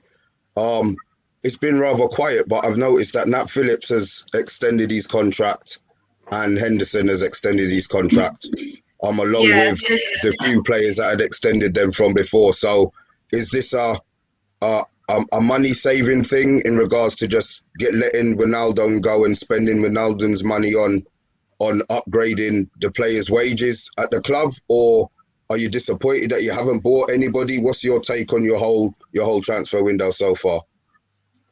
I'll quickly go first and I'll let Stoney do it in depth. So we've also sent Reece Williams on loan to Swansea, which I think is a really good move. He's going to learn a lot. He could probably bulk up a bit as well, get a bit of rough and tumble. But honestly, Nat Phillips and Reece Williams last season were like our warriors when we needed them. I think I got a photo of them today and they both had cut eyebrows. You know, they gave their full.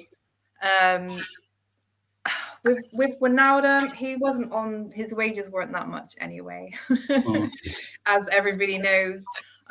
Obviously, we bought Konate. I think people keep forgetting that because we do our business fast, swift, straight away. That was done and locked in. I think before it even opened, everybody knew that was coming. That was definitely needed. So I don't understand this whole people kicking off saying we haven't signed anyone. We have signed people, and we've also extended our key players' contracts. You know, Becker, I think Salah's going to be announced today. What are you doing? Has Pogba signed anything yet? He might be going on a free, you know. He might not like playing with Ronaldo, upstaging him. Would I like us to sign someone? Possibly. But are we then just going to sign someone because everyone wants to sign someone? There's trending FSG out at the moment. It's all kind of kicking off. I feel like it's a bit of a slap in the face to what the club have actually done and how well we have done our business. Shaqiri's gone. Elliott's replaced him because he was out on loan. We've got Minamino back from off loan. Obviously, Virgil's back. So that's almost 3 signings, Virgil, Elliott and Minamino, because they've just come back in. I'm not panicking. It would be nice to get a striker or, you know, a Basuma. But I'll let Stoney take the floor on that one now. I think I can only mirror image what James has just said. I think she's been reading my notes. It's just the same thing. I'm calm. I think that the business that we've done so far as a club, I think, has been smart. The players that are important to us, we've been able to extend their contracts, which I think is extremely important. Obviously, with Genie moving on, Thiago's now going to have a nice, proper, settled season for us as well. We may well see more of Curtis Jones playing this season. Opportunity to obviously see Harvey Elliott play this season as well. And as you said, up front, we've still got the option with Jota, Minamino, and probably Ox playing up there as well. And who knows? I haven't got a crystal ball, but Origi may well end up playing up top and do something for us this season. So it's been announced he's staying now, isn't it? He wants to fight for his spot. He's staying. He's been known as the lazy one, hasn't he? But look, you know what? Sometimes you need players like that in your squad. He's 26. He's clearly settled at the club. Doesn't need to go anywhere. I think he seems that he's comfortable being a squad player. And let's be fair, when he does come on, he does deliver. Usually gives us a 6 or a 7. So I think that's fine. So we spent our money on contracts. We bought Ibrahim in, and I'm happy. If we do end up getting a striker or a forward before the transfer window closes, then that's fine. But as long as it's part of our long-term plan and not for a knee-jerk reaction, that's what I don't want. Yes. But other than that, in terms of Liverpool, I'm happy. There's also breaking news.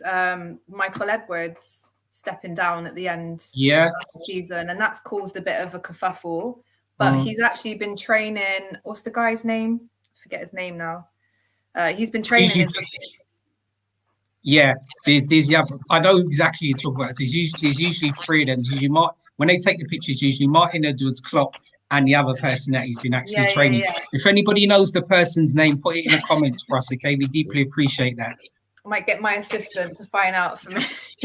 But he's been training him. He's been around when everything's been going on. So he saw how Edwards does his business. He knows what he's doing. So I'm not worried about that either. But yeah, I was just looking. There's some more breaking news to do with Leicester. Rondon to Everton. They're saying Rondon. That will actually be quite interesting. Rondon is coming back into the Premiership. This is the same Rondon who couldn't score nothing at Newcastle. Am I wrong? Is that the same Rondon? But it's the same Rondon that was able to score goals at West Brom. I think the way that Rafa Benitez has got that Newcastle. Team, pardon me? Sorry, he didn't play at Newcastle then. West Brom. Who's it? No, I'm thinking about Joe Linton. Oh, my normal memory. Sorry. No. Completely different players. Right? So put the whiskey down till later now, right? Yeah. So, but the interesting thing here with Rondon is the way that he actually plays. Obviously, we've got Calvert-Lewin's obviously up front, and obviously with Richarlison as well. Rondon will probably just come in as a 3rd striker. Moise Keane's moved on, hasn't he, over to Everton?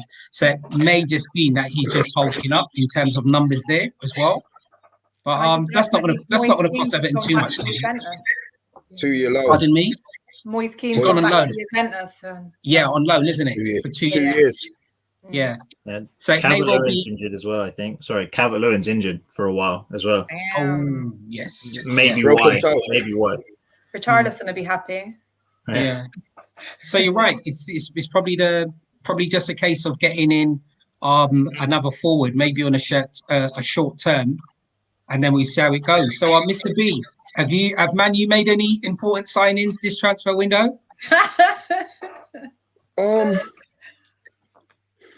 Ones that you're happy about in particular?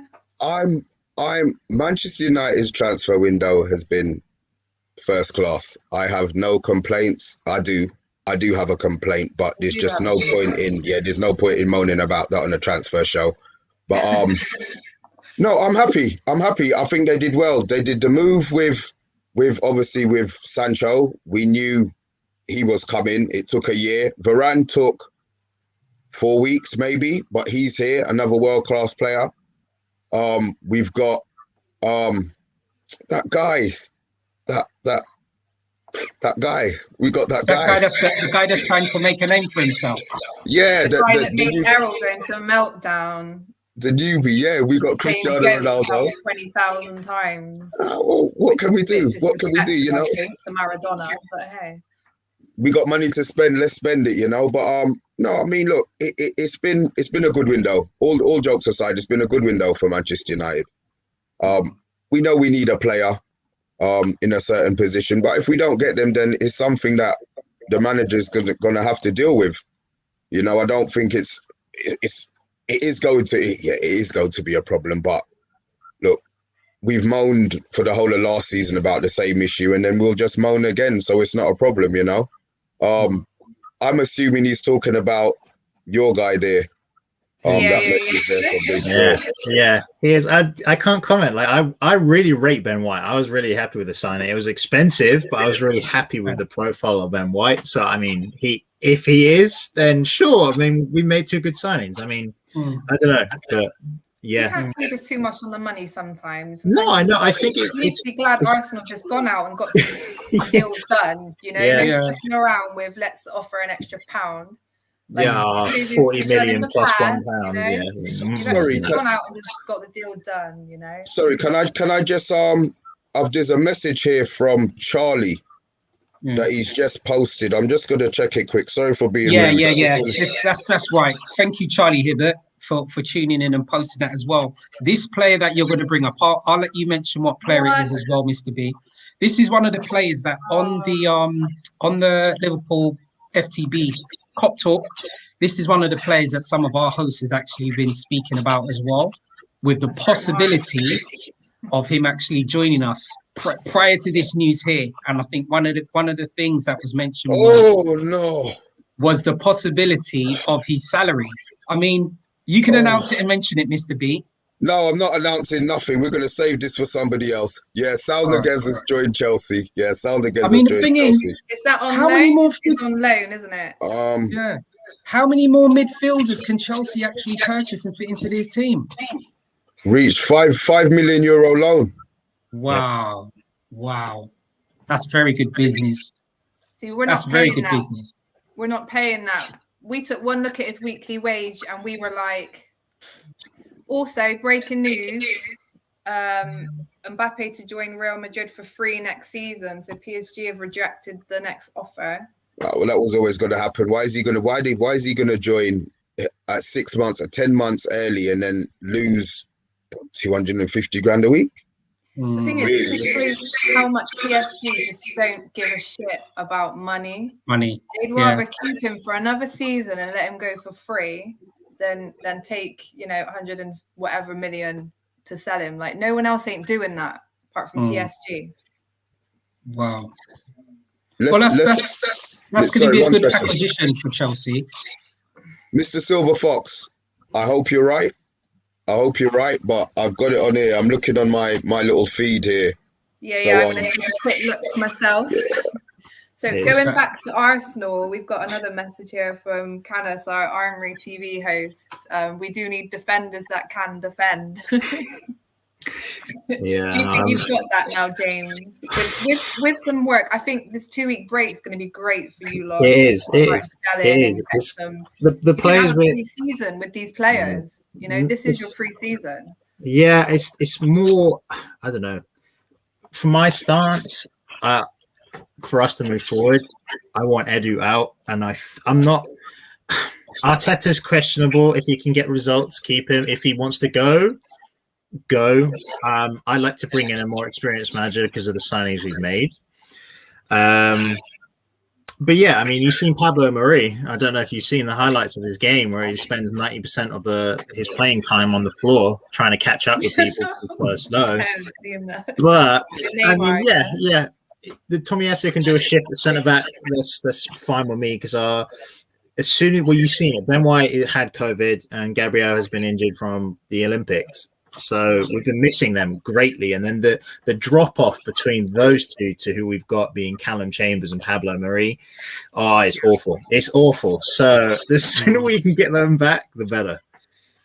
So do you see so this new acquisition that you've got with your new defender, do you see the possibility of him having an opportunity to be in part of the starting lineup? Or do you think that this play has actually been purchased more to tap into the Asian market? I don't know. I think the quality of our right backs, if you're spending that much money, you're going to have to play him. I see you all laughing, but I mean, Cedric, ignore him. He laughs at Cedric, Bellerin and that lot. So the competition isn't great, is it? But yeah, I mean, he has to start. Like, come on, he can't be worse than what we've got, right? Fingers crossed. But I don't know. For me, he has to start because I don't know. From what we're spending, I mean, Bellerin's going out on loan to Betis soon. Okay. It's not confirmed yet, but this is what David Ornstein and they're saying. So I think he signs, and I don't think it's a bad option because. For me, I want to play Ainsley Maitland-Niles, even though he's had a bit of a tantrum and complained on Instagram about not playing and stuff like this. I would play Tomiyasu and Ainsley Maitland-Niles in 4-back, 3-back, because they just give us versatility. So, I mean, no, I think they're decent options. I was still surprised that Bellerin is only 26. He's been at Arsenal for start. Honestly, I didn't realise he was still so young. 26. There's a few players that you think, wait, are they that young still? Yeah. He's been here a while. He's been here a while. It's just because he broke out so young. I think it was like 18, 19 when he had his breakout season when he was just incredible. And then it's just been to be fair, I don't know because I feel bad for him, right? Because he was good. He was a good right back up until he did his ACL. Yeah. And then as soon as he's done his ACL, he's never been the same player. He's not got his pace, and he makes a lot of mistakes now that I didn't really used to see. So yeah, I don't know. He is really young though, so we'll see how he does in Spain. It'll be interesting. If we've got any West Ham supporters, please drop a comment as well so we know how you feel about your new acquisition with Zuma. Being purchased for West Ham. I think that's a really good purchase. So just put what your comments are about your thoughts on Zuma joining West Ham as well. You think he's a good signing? Do you think he's a good signing for West Ham? For West Ham, yeah, I do. I really do. West Ham are solid at the moment, but I think it's a good signing. You're not even smiling. You're serious? No, I'm serious. I'm serious. My son seems to be drunk. I'm not. I think it's a good signing for West Ham, definitely. Okay. Yeah. I'm okay. Okay. West Ham, they bought another player. Yeah. What is it? Nikola Vlasic? 25 million euros, 25 million pound they paid for him. Anybody? Information? Gems? I mean, I'm checking the feeds. I can't see anything. I got my little assistant over here. Yeah, he has. That was like early this morning. Centre midfielder. Well, look, people might have joined the stream late and don't know. Thank you. Right, now you can go. Yeah, I know it probably was done earlier on, but people might be joining the stream late and don't know. Okay, well, let's have a look. So I know AC Milan have signed a Brazilian striker, Junior Messias. What other news has been going on? Obviously, we spoke about Burnley's about to sign. Could sign a Juventus player called McKennie. Burnley are looking to sign a Barcelona player called McKennie. Is Juventus. it? Yeah, he's a good player. He's American. I was shocked when Burnley are like Burnley. I don't know what was going on at Burnley. I'm expecting them to sign 6'4" English players, but they signed Cornet from Lyon and now McKennie from Juventus on loan. He looks a real player. Don't mess with the Dyche. Yeah. Burnley were looking at Ross Barkley as well. I think. Well, that's the rumor. That is the rumor that is still flashing around that they might get Ross Barkley on loan. Okay. I mean, this is breaking news as well with Leicester signing Lookman on loan. Where did he come? Where was he at Fulham? Leipzig. Lookman, yeah. He was at Leipzig. Yeah. He was at Leipzig, but remember he was on a loan at Fulham last season as well. He played all right for Fulham actually last season as well. So is that 1 in 1 out at Leicester then? Because Chowdhury's looking to go on loan to Newcastle. Okay. That's something that they're looking into at the moment as well. That'd be fun. Didn't one of the that would be so. Chowdhury's going to go to Newcastle, and didn't one of the Longstaff brothers move up to Scotland on loan as well? Because they had the 2 Longstaff brothers there as well at Newcastle. So I think one of the midfielders are out, and they probably bought another one in as well. For them, the other one. Yeah. Was that mine gone? Sorry. Somebody's saying somebody's up here saying wasn't he at Everton? Who's that? He must be talking about Zuma. I can't believe West Ham are bought. I mean, Chelsea, it's mad. The thing with Chelsea, they always seem to they just get deals done.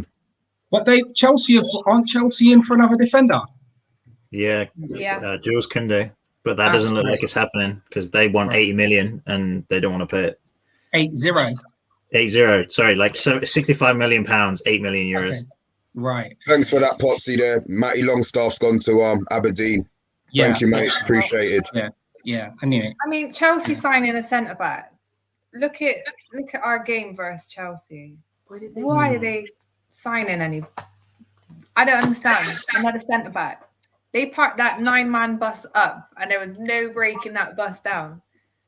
No breaking it down. I mean, is it because Azpilicueta is getting old? Possibly. Oh, Andrew's commented. Yes, Andrew, you are correct. Vlasic was at Everton. He's an attacking midfield, wasn't he? So I think he was out there. He played 19 games for them at Everton.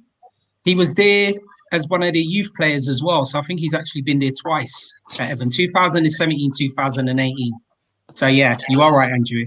Question. Is he he said he's an attacking midfielder. Anybody think that had anything to do with Jesse Lingard maybe being priced out? Because I would assume that the 25 million that they could have spent on Vlasic, they could have spent on Lingard.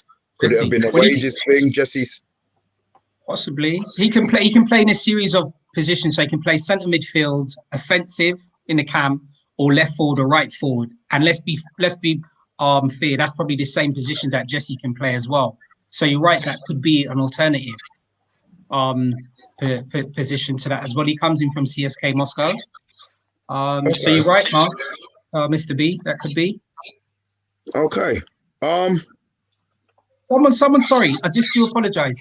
There's a comment in our feed from Barbados NUFC. I know the panel was speaking about it in a previous show as well about Emerson Royal to Tottenham. Yeah. Anybody? Well, I think it's interesting with Barcelona. They're shifting out as much players as possible from the club. So you're looking at shifting out senior players. They're shifting out youth players. They're trying to still get Umtiti. Has just made it clear that he's not going anywhere. So I think didn't Barcelona fall back over Wolves as well? I think it could be correct in saying that. Semedo, yeah, you're right. So I think they're just moving and shifting out every single player under the sun down at Barcelona just to save money. So I suppose that'll be another good buy for Tottenham as well. Yeah. You enjoyed putting that one up there, didn't you, Gems? That's the behind the scenes staff now. Someone's Thank you. my job now. Thank you, Ticker Tape Man. Thank you. We wanted him as well. We did a whole show about him. And there was everyone got so excited because he started following Liverpool on Instagram, and Stoney said it must have been his kid or something. Yeah, I'm telling you, it's his child. I told you. Yeah. But look, I think that's an interesting thing with the Saúl, because they ended up buying Rodrigo de Paul from Udinese, the Udinese captain, and that's who I would have liked Liverpool to actually purchase. So yeah, they obviously bought Rodrigo de Paul, and Saúl's moved on now. Chelsea will have Saúl for a season, and then they'll probably move him on again. They'll just write that money off. Yeah, that goes. I'm not sure if I'm convinced there's not going to be any more big deals done now. For Man U? Well, no, I'm just thinking about Premiership. I mean, yeah, in general, I think the big ones have sort of been done now. It's going to be maybe the loans, because if you notice that always after 11 o'clock, somebody did correct me, and I did see a message. I did get the timing wrong. The transfer window closes at 11, not 12. I saw your message, Anthony. Our stream ends at 12. Yeah, daily dugout. Thank you. I did see it, but I didn't want to, say anything too much, and that's completely taken me off what I was going to say now. But I've got one. Edouard. Spurs is done. Definitely done. Definitely done, yeah. I mean, we'll save that for the Spurs boys. I think they'll be more happy to. I have no idea. I have no idea who he is, but I thought Tanganga would Tanganga.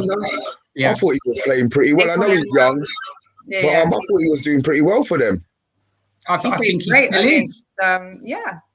He still is. I think that he's played really well so far, right back. I mean, even if anybody recalls when they played against Man City as well, he looked after himself there at right back. They tried to double up on him, and he was still comfortable. Yeah. So he very, very, very good player, didn't he? And Grealish that day. Yeah, very good player. Yes, Edward, Mr. Brown, I do remember you, sir. Thank you very much for tuning in. But yeah, I do remember you. Is this another primary school friend? No, it's not. No? It's not. That doesn't sound too good, James. What? Nice, he's good. Do you reckon Spurs are going to have to? Sorry, do you reckon Spurs are going to have to shift the right back out now, because they have a lot? Like they have Aurier, Emerson, Doherty, Tanganga. Wow. I could see. You're right. I could see Aurier. I could see Aurier being moved on. Yeah, but I could see Tanganga on loan, maybe. I can see them retaining Tanganga. And the only reason why I say that as well is he plays at right back. I know he can play at centre back as well, but I'm also aware that they're playing Dyer, and who else they got playing at centre back for them? Romero is just coming, hasn't he? Yeah. Romero's only just come on loan from Argentina as well. So I think they'll be fine. I like our attacker, and he's young. As if the Paxton boys were on here as well, they say he's like Harry, he's one of their own. So I can't see them putting him out on loan. They call him Tangangster, isn't it? Yeah, but nice player. Very, very, very good player. Nice and composed as well. Yeah, comment from Alexander saying that he's good at defending, but he can't go forward. And then we had another comment here saying he's an excellent, but he just lacks experience in attacking. So having Emerson is a great option. Plus, we need depth for competition. No. Well, you're only in one nation. Please, Andrew, mention to us that big competition you're in, where you need that competition. Please mention that European tournament that you're in. I know Paco Ferreira gave you a run for your money. They thought they could slip out the third team, and no, they were up for it. But yeah, come on now. They don't need that much depth. James, you've been quiet. Question. Sure, what's up? You know what's up. You know I'm going to try and dig you out here again, don't you? Shoot away. Let me have it. Arsenal not being in Europe. All jokes aside, Arsenal not being in Europe. Mm-hmm. Do you think that has hindered you in the players that you can buy, or the players that will be coming to the club? Yeah, it has. I think there's two ways of looking at it. The way I was looking at it at the beginning of the transfer window, I was okay with being not in Europe because it would have allowed us to trim down our squad and then go again with players that we see can take us forward into Europe, so Europa League and then Champions League where we want to be. We haven't really done that, so I think it's the negative side now that we're seeing that we didn't really know who was obtainable within the transfer market. You've seen how many players we've been linked to. It's crazy. We've been linked to everyone and anyone, and we've genuinely been negotiating 3 or 4. yeah. But we've been negotiating like 3 or 4 deals for specific positions at any one time, I feel like, because we can't really figure out if they're going to be like, yeah, I want to come to Arsenal because it's Arsenal, or I want to come to Arsenal because you pay well, but it's a progression for my career kind of type. So, yeah, it has been a hindrance, and as I said, there's so many back and forths with it that I can't give it's a bad thing or a yes, it's a good thing. But I'm worried with our current situation that we're not going to get Europe next season. So I think that's going to be the proper negative next season. But yeah, to be fair, to go on to that as well, right? I am much happier that Spurs finished one place up against us last season, and we don't have. You don't want to be in that. No. I'm so glad that we're not in that. ECL to make it sound better. Yeah. Oh God! 2 teams from that league. Two teams. I don't even know. Mm-hmm. Look, what can we do? Look, you know me already. I'm a banter man. I'm sorry. That's just how it is. But I think I've been really civilized for 36 minutes. So I just wanted to get that out. You know, we're the troublemakers at the top. Yeah, there you go. You know, the civilized ones at the bottom. But look, that's just how it is. Right backs. We've got a couple of names up here. The right backs. Did we go through all of the Tottenham right backs? There's Sanchez, who they think is no good. Sanchez can play centre back as well. Sanchez is still for what the money that they've actually played for him. He's played a lot of games, and now Alderweireld's moved on as well. I believe that Sanchez is going to get more games, and he's there to be coached. To Sanchez, Aurier, and Doherty. So they've got. So it is 5. They've got 5 right backs. I don't know what the competition aspect was about because they've got a lot of competition there already. Wow. Maybe Levy will. You know, Levy, this last minute, he likes that last minute thing. Maybe he's going to get a couple of them loaned out. They'll have the medical at the Tottenham Centre there to speed things up. So maybe they'll get them out that way. But it seems really weird. It seems really weird that you would have. And Doherty obviously played with what's his name? Nuno. At Wolves. Yeah. So it's strange. Look, maybe he sold him from Wolves. Maybe he realised he wasn't that good and he's pissed off that he's got him again. Who knows? You know, but if you're liking, please subscribe, please share, please follow FTB, the Man United Agenda, the Liverpool channel, which you lot are going to tell me what it's called because I only know the Kop Talk part of it. Well, it's on FTB Sports. There you go. Stop drinking the rum. The Armoury, Arsenal Armoury TV, and obviously Paxton Road there. But I said, this is our umbrella. You've been watching us for 45. Oh, tell a lie. You've been watching us for nearly 40 minutes. And we haven't had a real... I was hoping that we were going to be the ones who were going to have that big breaking... Yeah, that big breaking story, but... We still got 20 minutes. Look, you never know. You never know. We've got some Spurs fans saying Sanchez is centre back here. Yeah.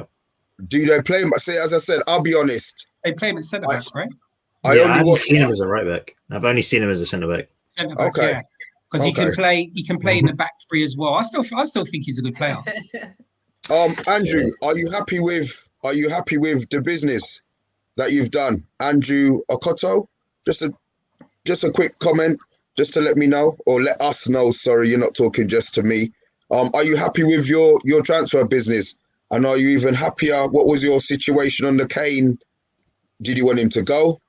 Did you want him to stay?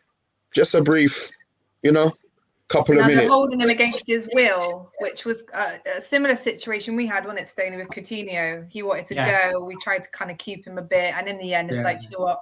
Off you go.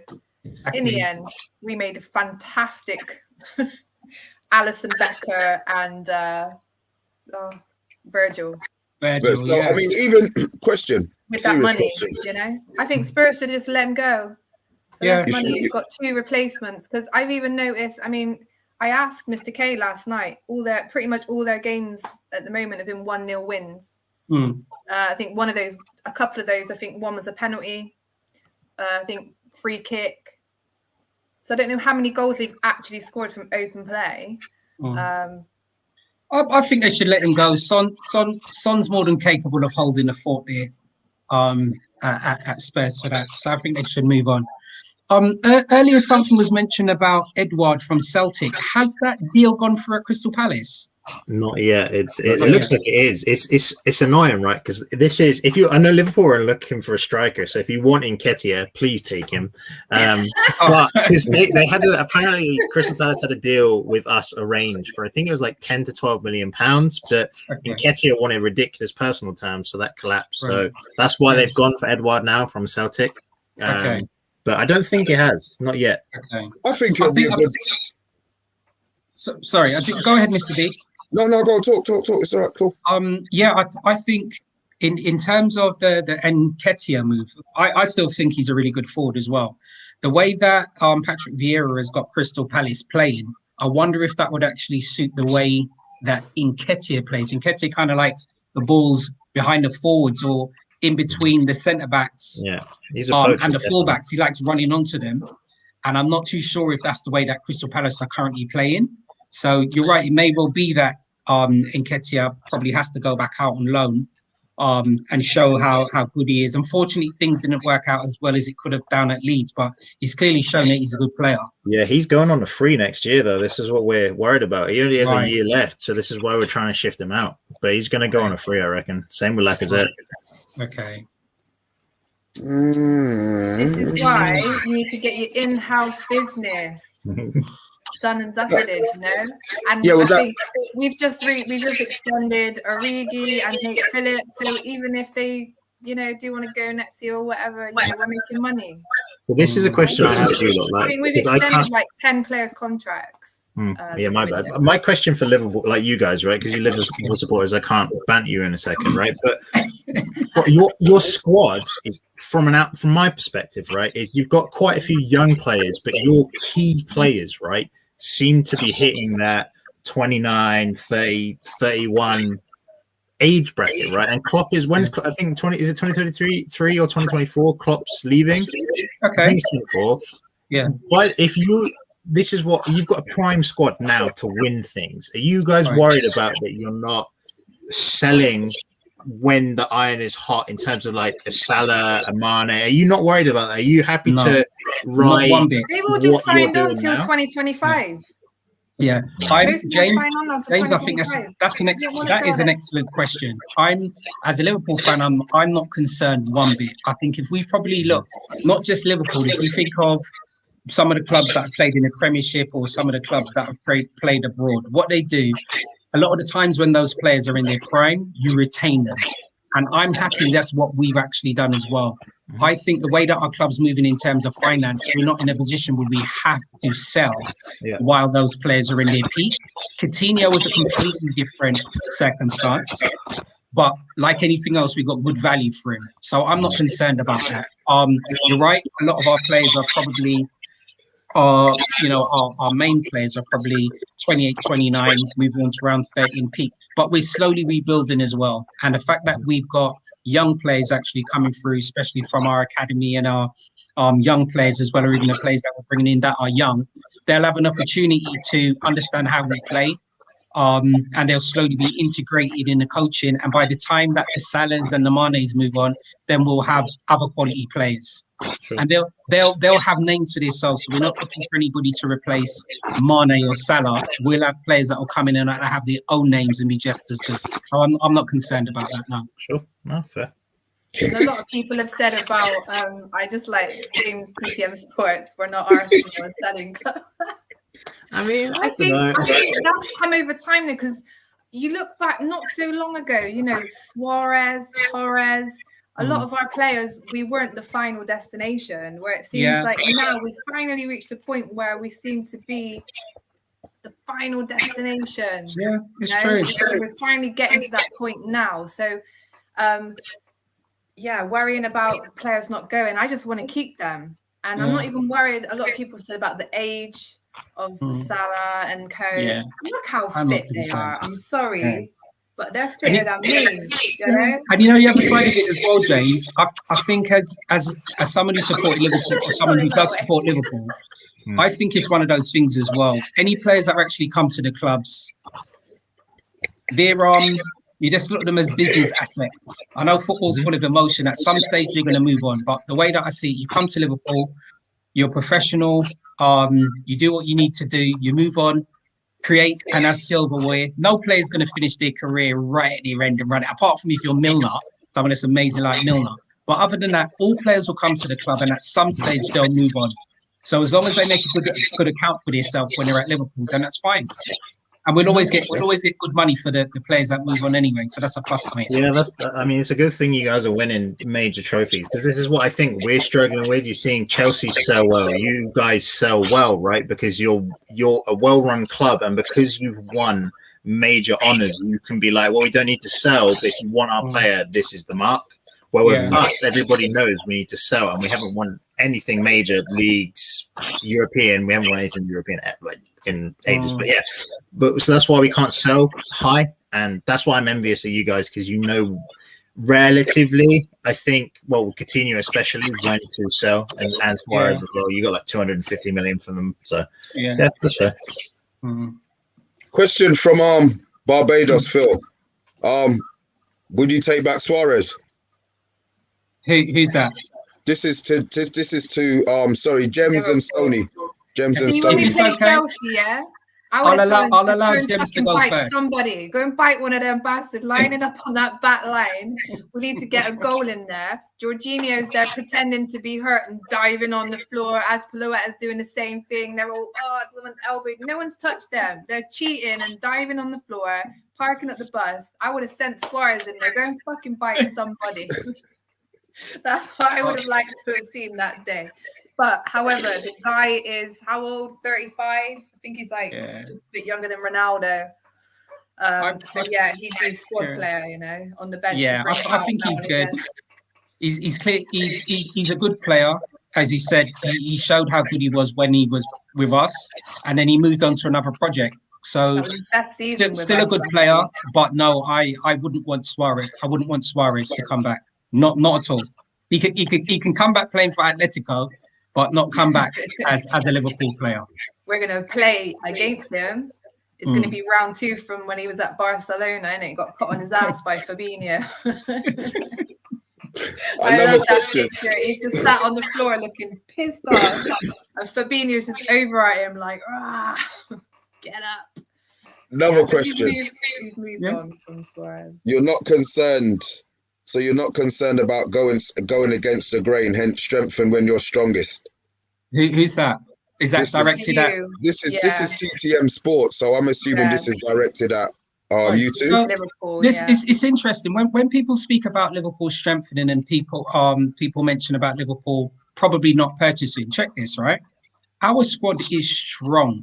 When you're at the top, you strengthen. I think it was identified during this unsettled period that we need an offensive player. We bought Jota. Jota stepped in, and Jota was amazing until he got injured. Yeah. Prior to that, it was identified that we needed defensive players. We bought Virgil. Prior to that, it was identified we needed a goalkeeper. We bought Alisson. In recent times, even if you look at it within a year, then they're saying you need more defensive players. Now, bearing in mind we had our injuries, but we still bought. So we did strengthen in the defensive areas. We needed a midfielder, and we've got Thiago. So we're at the top, and we've still strengthened. Absolutely. That's my I think people forget, you know, from last season, we didn't get to see the full package, you know, because Virgil was out, Thiago went out, Matip went out, and it was just like a weird season last season, whereas this season we've come in now. We're going to see Thiago properly now. You know, I mean, against Chelsea, it was a bit late and it was a bit of a crap display. But, you know, we're going to see these players now that we were meant to see at the start of last season. Yeah. And it breaks my heart to see all that team together. This was the first time for like 18 months that we had Trent, Matip, Virgil, and Robertson as a back four in 18 months or something. And another thing as well, which is quite interesting, is I think everybody is obsessed with this constantly buying players. What's happened to coaching the players that you currently have? What's happened to developing the players that you currently have? That's still an art. That's still part of development. That's still part of progression. So the fact that some people are still concerned, rightly so, and it's fine because everybody's got their opinion, that Liverpool hasn't purchased, we are coaching our players. And then once you coach them, you improve them, and then that obviously improves their value as well. So people forget that we're not a Chelsea, and we're not a Man City, and we're not a Paris Saint-Germain. So we don't need to be out there selling oodles and noodles of money just to satisfy some fans. No, I don't believe we need to. We've got so many players that have come back in at the start of this transfer window. Keita, you know, you have whole sleeves now. Let's hope you don't get injured again. But thank you. And the same thing as well, James, as like what you were saying as well. You know, as you said, I saw the FSG out on Twitter trending and stuff like that. Yeah. Even though some people are saying that we haven't spent, we are still competitive. So that means we're still, the model that we've got is still working. Yeah. I think some people are just very short-minded. Yeah. They're just looking at other people buying and thinking, oh, we should be buying. Forgetting that these people that are buying, Ronaldo and co, they're still playing catch up. Look at the point difference. You know, when we were at full strength, Man City and Liverpool, the points difference between second and third was crazy. How long ago was that? These guys are playing catch up. When did you last win anything? No, it's not for banter, Gems. I'm just asking. What was that, Mr. B? Was that when you were at full strength? You know, is there an excuse? Not last season before. When we won it. And we're strong. James, just a quick question for you, if you don't mind. Sure. Jack Wilshere, would you take him back at Arsenal? No. As a coach, yes. As a player, no. Okay. No, I don't know. It's everyone when that came out with his posts. Literally, I saw on Twitter, everyone was like, "Oh, bring him back," and this and that. It's just the whole sentimentality of we think he was that player when he was like 21. When he was 21, he was incredible, but now he's playing like Serie B. Like he's I can't remember what team he's playing or training with, but he's training with an Italian club in the second Italian division. So I mean, we're bad, but we're not that bad. Okay, Mr. B, keep that question up there for me, please, from Papa Stevens. Yes. No, I think there was one. Was there one prior to that? Somebody speaking about buying cheap for Liverpool. Yeah, is this the one? Mm-hmm. Oh, perfect. Could you read it out for me, Mr. B? From top teams. Top teams tend to sign one marquee signing a season. Just don't see that from Liverpool at the moment. They are kind of like us in a way, buying on the cheap and hoping it works out. All right, cool. But we've got the best coach in the world. That's the difference.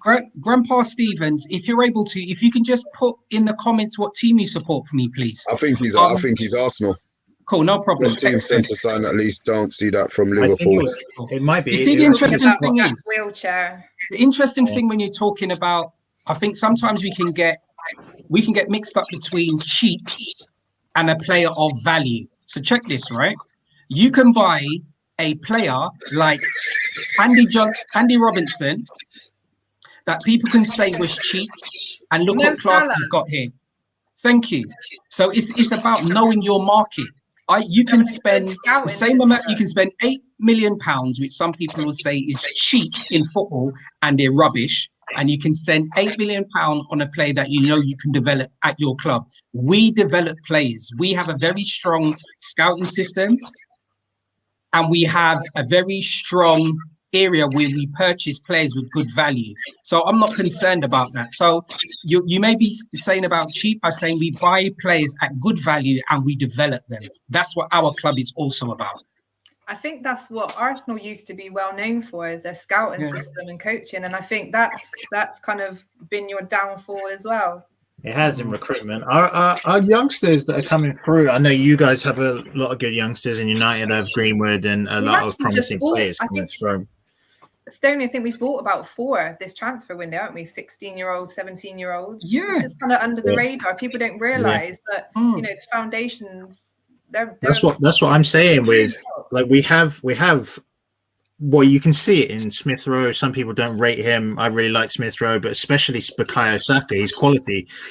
I think everyone was calling him overrated and this and that, but his England stint really put him on the radar of everyone of how good he is and how good he can be. And it's like that sense. We have a lot of youngsters that are coming through that in 3 or 4 years, I hope to see them be incorporated in that way, because essentially our greater teams that you've seen in the past, we've produced some really good players that have come from our academy, and I'm hoping to see that again. Definitely. I just want to, Mr. B, you know, we're talking about catch up. I'm just gonna give you some information, yeah? So 2019, we finished with 97 points. 3rd place was 72. Yeah, you had 66.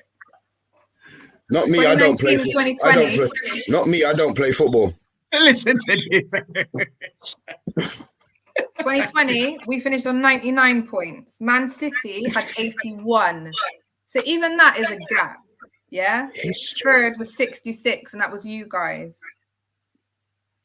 So this is what I'm saying. Even though last season it was a bit of a mess up because of situations I'm not even going to get into, because you know blah. Yeah. You lot are still just playing catch up.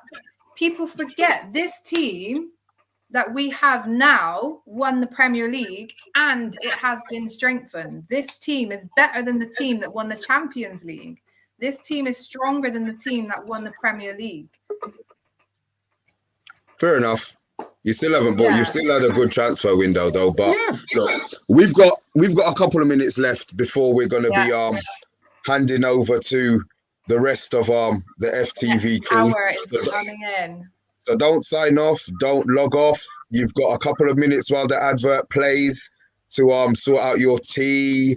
You might want a bottle of wine. You might want to adjust. You might even want a comfort break.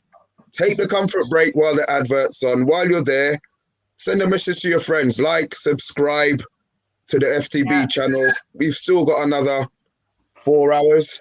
4 hours of banter, laughs, and you know, maybe there will be that big signing. Obviously, we didn't get to have it on our slot, which, you know, is a shame. We didn't have anybody signing, really, did we? So Chelsea players may say so. How? That was a heartbreaking one. As I said, nobody signed any players. Nobody signed any players. We're just gonna ignore that whole that whole thing there. Yeah. You know, but it's been Origi and Nat Phillips. And James, you signed Takehimo Tamiyoshi, I think. I like There that. you go. Perfect. And we've worked out that I've heard. we've worked out that he's a clone between a right back and a centre back. Is that right? Yeah, he's a hybrid defender. We'll go with that. We'll go with that. Yeah, he's a solid defender. To mix in the squad and see if Arteta can actually pick out his best position. Eh? Mm-hmm. Okay, I've got one just before we have to wrap up our little slot here. On the real, what club do you think's had the best transfer window? United. Well, Prem, United. Outside of that, PSG. PSG. Let's not mess about. Yeah. They've managed we're talking about the Prem. We're talking about the Prem, Jen. Oh, yeah, we know, because we know what you want us all to say. That's why. No, I know who's had the best deal. Leicester. Leicester have had some good signings. With our in-house business and Aston Villa. Exactly. Aston Villa. Look at them. They knew Grealish was going. They've gone out and they've got some business done to replace him. And can I ask you a question? Do you think that they knew Grealish was going and spent the money on the sly before? I don't think it's a sly. I think it's good. It's good. It's good business by them. As you said, they would have had that. I believe they would have had that discussion with Grealish. They would have had the discussion with the owners. Then they would have looked at the provisional targets as well. Grealish moves on, and then you've got players that aren't Grealish, but players that are good. And they got good young players coming through at Aston Villa as well at the moment. They got good academy players coming through. So yeah, Aston Villa will be fine. I'm going to end with this message from Sam. He set me up nicely. Fuck Ronaldo. Like, come on now. Listen, we're leaving now. Please, Gemma, could you run the credits? And it's a goodbye from all of us. We'll see you soon. Thanks for watching, everybody. Stay watching. Don't go anywhere. The next hour will be up in a minute. We've got a whole new cast of people, and I will be back at 10 o'clock. And I guarantee there'll be some breaking news then, because I bring that vibe. Mr. B, you're back for the final hour, aren't you? Yes, I am. 11 o'clock to wrap up the whole thing, so you can talk about all the transfers then. But yeah, from us, we're out. Thank you. Hi, this is Gemma from FTB Sports. On Transfer Deadline Day, we will be live from 5 p.m. until midnight with a live special D-Day stream. Panelists from across the whole of FTB channels, fan bases. We'll have special guest appearances through the night. It's going to be full of banter, full of fun. It's D-Day for the fans, from the fans. So come and check us out. FTB Sports YouTube, 5 p.m. until midnight, Tuesday, the 31st of August. Cristiano Ronaldo has made a sensational return to Manchester United.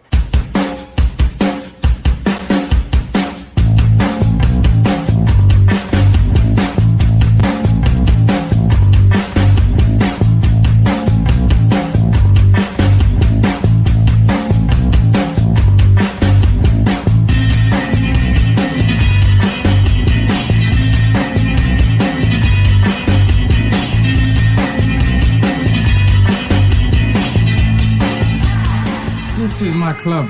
This is where I belong.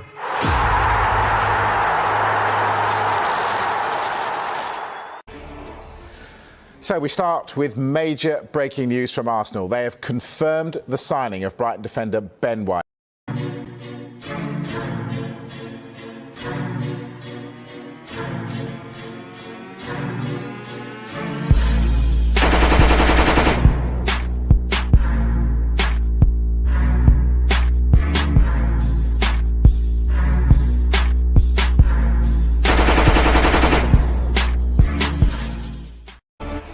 Major breaking news, Harry Kane has told Tottenham he wants to leave this summer.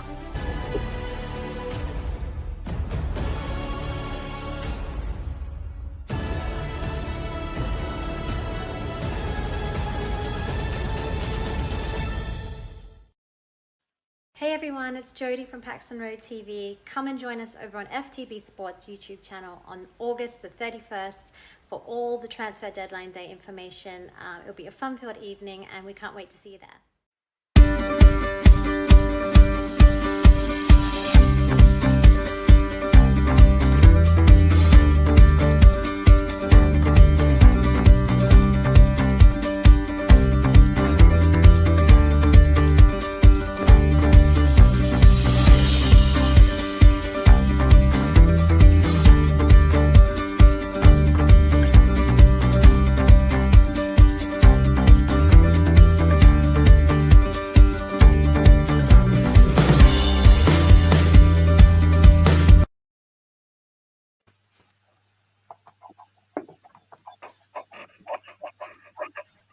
I'm here, but I'm out. I'm not here.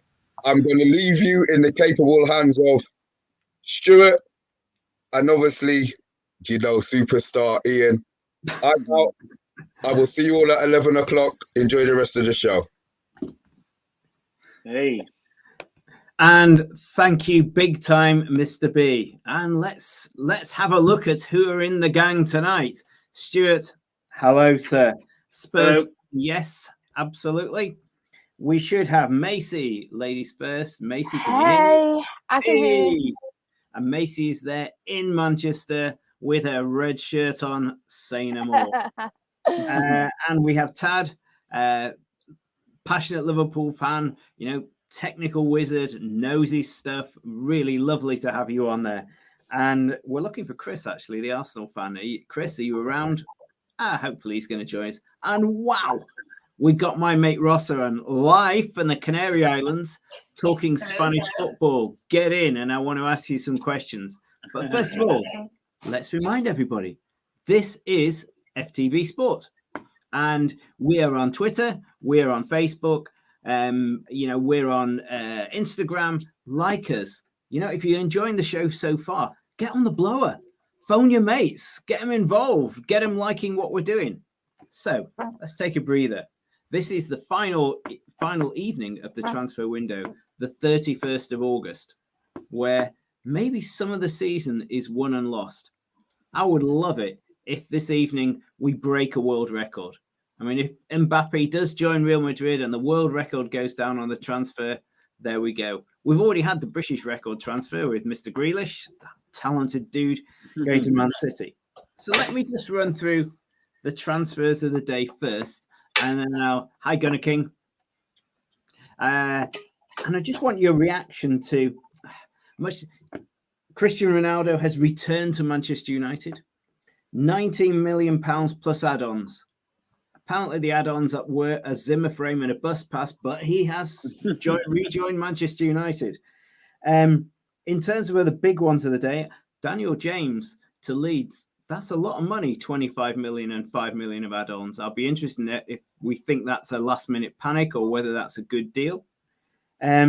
We have Emerson from Barcelona. Be very interested. Pick these out. I'll go around in time. Going to Spurs for another tasty £26 million. But the one I'd love to talk about at the end, or come on to that, is Sol. Going from Atletico to Chelsea. I've had Liverpool fans on kind of looking, with blank looks saying, why couldn't we have got him? Even United fans the same. I'd love to have seen him at City. I think Ross has got a view that maybe he's a spent force. This guy bust into Atleti's team at 17. He's had nearly a decade at the toppest level football. He's only 26. I'd be interested in that. So, actually, let's take it in ladies' order. Come on, gentlemen, we've got to give the floor to the ladies. Macy, what do you think about Cristiano Ronaldo, Daniel James, Sol, the day so far? For me, with the day so far, I was absolutely so happy to see Ronaldo has actually made that official announcement that he is a Man United player. Even though obviously we knew before the weekend that he did make that personal terms agreement with Man United, it was just good to see that the deal is actually finally over the finish line now. So I'm really glad to see that. I can't wait to see that reunion, and I think I literally have tears in my eyes if I see him go into Old Trafford with Sir Alex Ferguson there right beside him. I feel like I probably will feel quite emotional. It'll be just like my childhood all over again, to be honest. With Daniel James going to Leeds, I think, it's a good move for him. He's not really playing much for us. For Daniel James, he's like a squad player for us. He's not like one of them who would beat in that starting 11. He's beneficial for teams who are quite spacious in the defence, so he can run into defence and then score or assist. He isn't ever going to be a starting 11 player for us. He can only be used as like I say in them certain teams, or as a sub if we've got some tired legs on the pitch. And I know Bielsa has wanted Daniel James for so long. He really, really loves him. So, and I think he'll make an absolute beast out of Daniel James eventually. So good luck to him. That's all I can really say with Daniel James. But with Sol, I'm absolutely gutted because even though he could play both as a central midfielder and a central defensive midfielder, he could have been really useful for the United squad. Because to be honest, I don't want to see Matic, I don't want to see Fred play together, especially after that Southampton game. So we needed a defensive midfielder, because without them, we're not even going to win the title. And even though we've got we've got Ronaldo, we've got Varane, we've got Sancho, we're still not addressing every single area we need, and we need to be strong in every single area to be a title winning team, and we're not going to win the title without a defensive midfielder, and I can't see us getting a defensive midfielder neither. I mean, as a City fan, I'm so happy you've got a weakness there. You know, Man City, if any manager in the Premier League looks at the City team and thinks, we're going at that left back because you haven't got a left back, that's what our route to success. Any team looks at United and goes, Fred, you know, that defensive midfield, bit wobbly, Achilles heel. I have to say, I've been poring over that Chelsea team. And even without Sol, I'm thinking, I can't see an Achilles heel. It worries me. Anyway, I'm going to pass across to Rossa.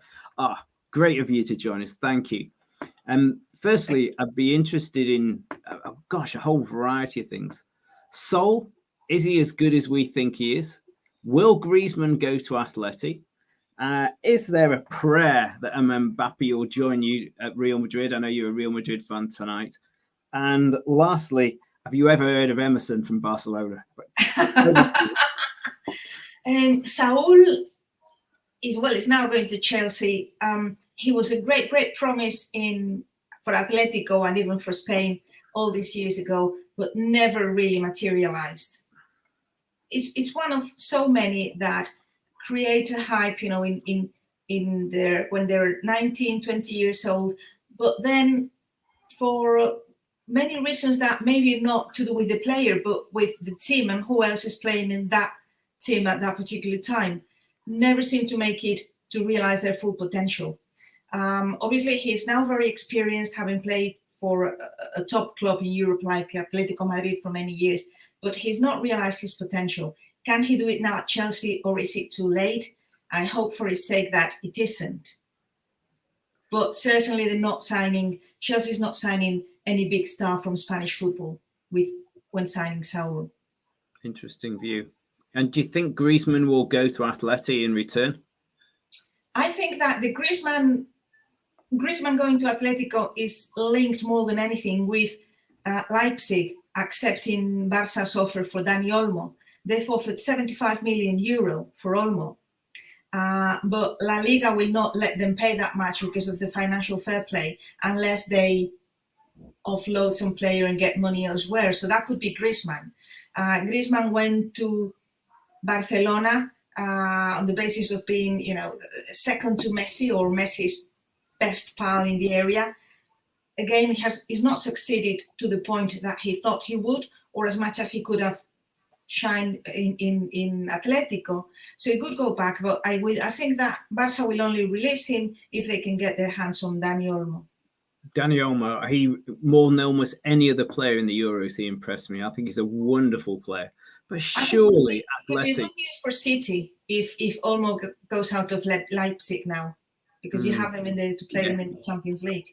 Yeah, that's true. And I was quite hoping Mbappe would leave Paris Saint-Germain, so we had a double whammy there. But maybe they both fancy a game against City, and neither of them are going to leave their club. But surely Real Madrid have done their bit. We've rumor is we've offered 220 million for Mbappe, and still they won't let him go. So it's, you know, coming free. Are they mad? Because they're going to get Zip in the summer. They're going to get Zip. Can they legally, in terms of fair play, let 220 million euros slip through their hands in terms of balancing the books? How can they do that? The first thing is that UEFA and Seferin are turning a blind eye on the financial fair play when it comes to teams who sided with UEFA at the time of the Super League fiasco, if you like it.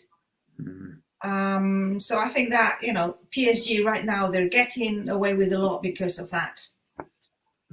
And also, like, I was watching someone comment this on Spanish television this morning, and they said, you know, when the Sheikh gets up in the morning and goes to his office, he's got a number of things to go through. PSG is just one of his many business concerns. And he's thinking, 200 million, no, not enough.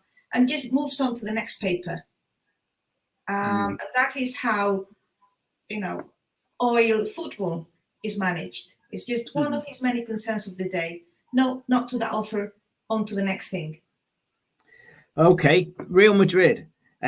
Lots of British clubs fancied their chances with Camavinga.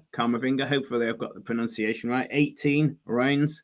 He is meant to be the real deal. Are you happy? Is he going to be the next Anelka? We don't know. I don't know. I think that signing an 18-year-old straight for the first team of one of the top clubs in the world, it's a gamble. And it turns out to be, wrong more times than right. We could go to Odegaard a couple of years ago with the same situation. I hope and I wish that it's going to be a success for him and the club. It's just a big gamble. I think he's a bit too young. I'd rather Real Madrid signed more tested and proven players. If you ask me, like between, I don't know, different positions, but Camavinga or Lewandowski, I know which one I would go for right now. Yeah. Okay, last quick question before we move on, Rosa. Mbappe to Madrid tonight or the summer?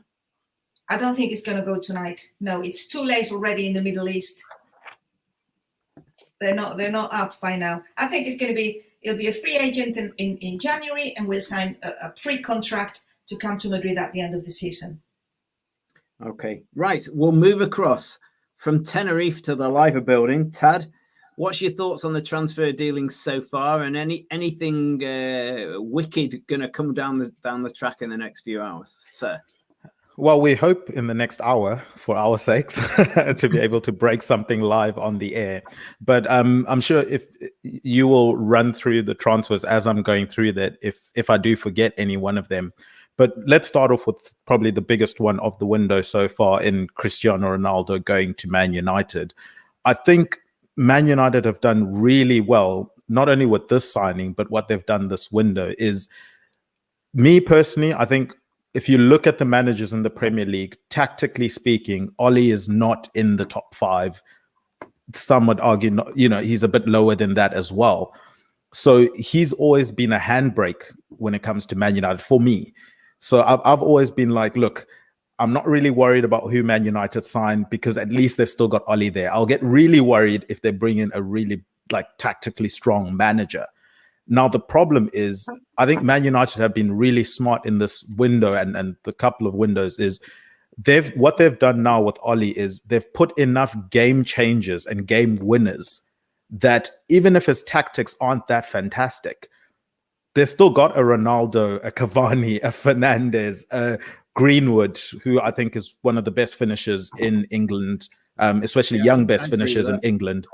And then you've also got Rashford, you got so you got so many Pogba. I mean, you got so many guys who, even if the tactical side of things might not be perfect, and we've seen that from Man United in the past, and I think that's what stopped them going for that full challenge in the league. At least now they've got enough game winners where some of these games it might be 0-0 and they just get a Ronaldo goal because Ronaldo scores every single time he's on the pitch type situations, or they're losing a game and they turn it into a draw.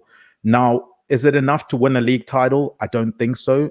But I do think it's going to be very, very handy when it comes to the Champions League, because then they can play on the counter-attack. They don't have the defensive midfielder. And from what I hear, I don't think they're bringing one in this window. And as I say that, watch it pop on the screen saying Declan Rice has signed for 50 million. But I'll be leaving because that would checkmate United. Yeah, but I don't see them bringing that defensive midfielder in. And as Macy has said, that's a big, big hole for them. And we've seen some of the guys there that you don't necessarily want to be in those positions because we've seen what they do. They're limited.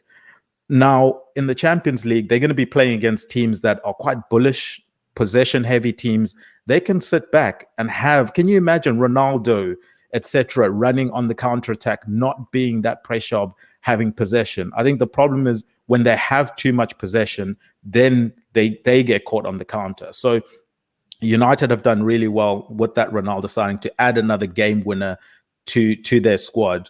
We'll move on to the next transfer. I don't know which one you want to talk about next. Maybe you can...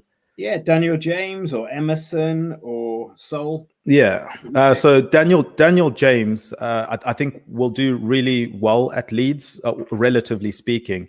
I mean, I'm not sure his end product is that great, but what Leeds have in their team is they have a lot of runners.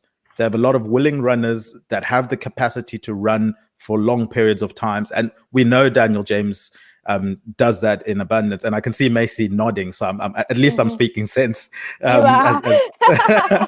the resident Man United fan. I keep looking at your screen to make sure I'm not talking nonsense here. But he is a willing runner, and that's going to help facilitate his best assets at Leeds. So I think Bielsa is going to be absolutely chuffed with that one. We then get Emerson at Spurs. I think it's an interesting one. Obviously, they've done the flip between Spurs and Arsenal in terms of the signings that they were chasing the entire window.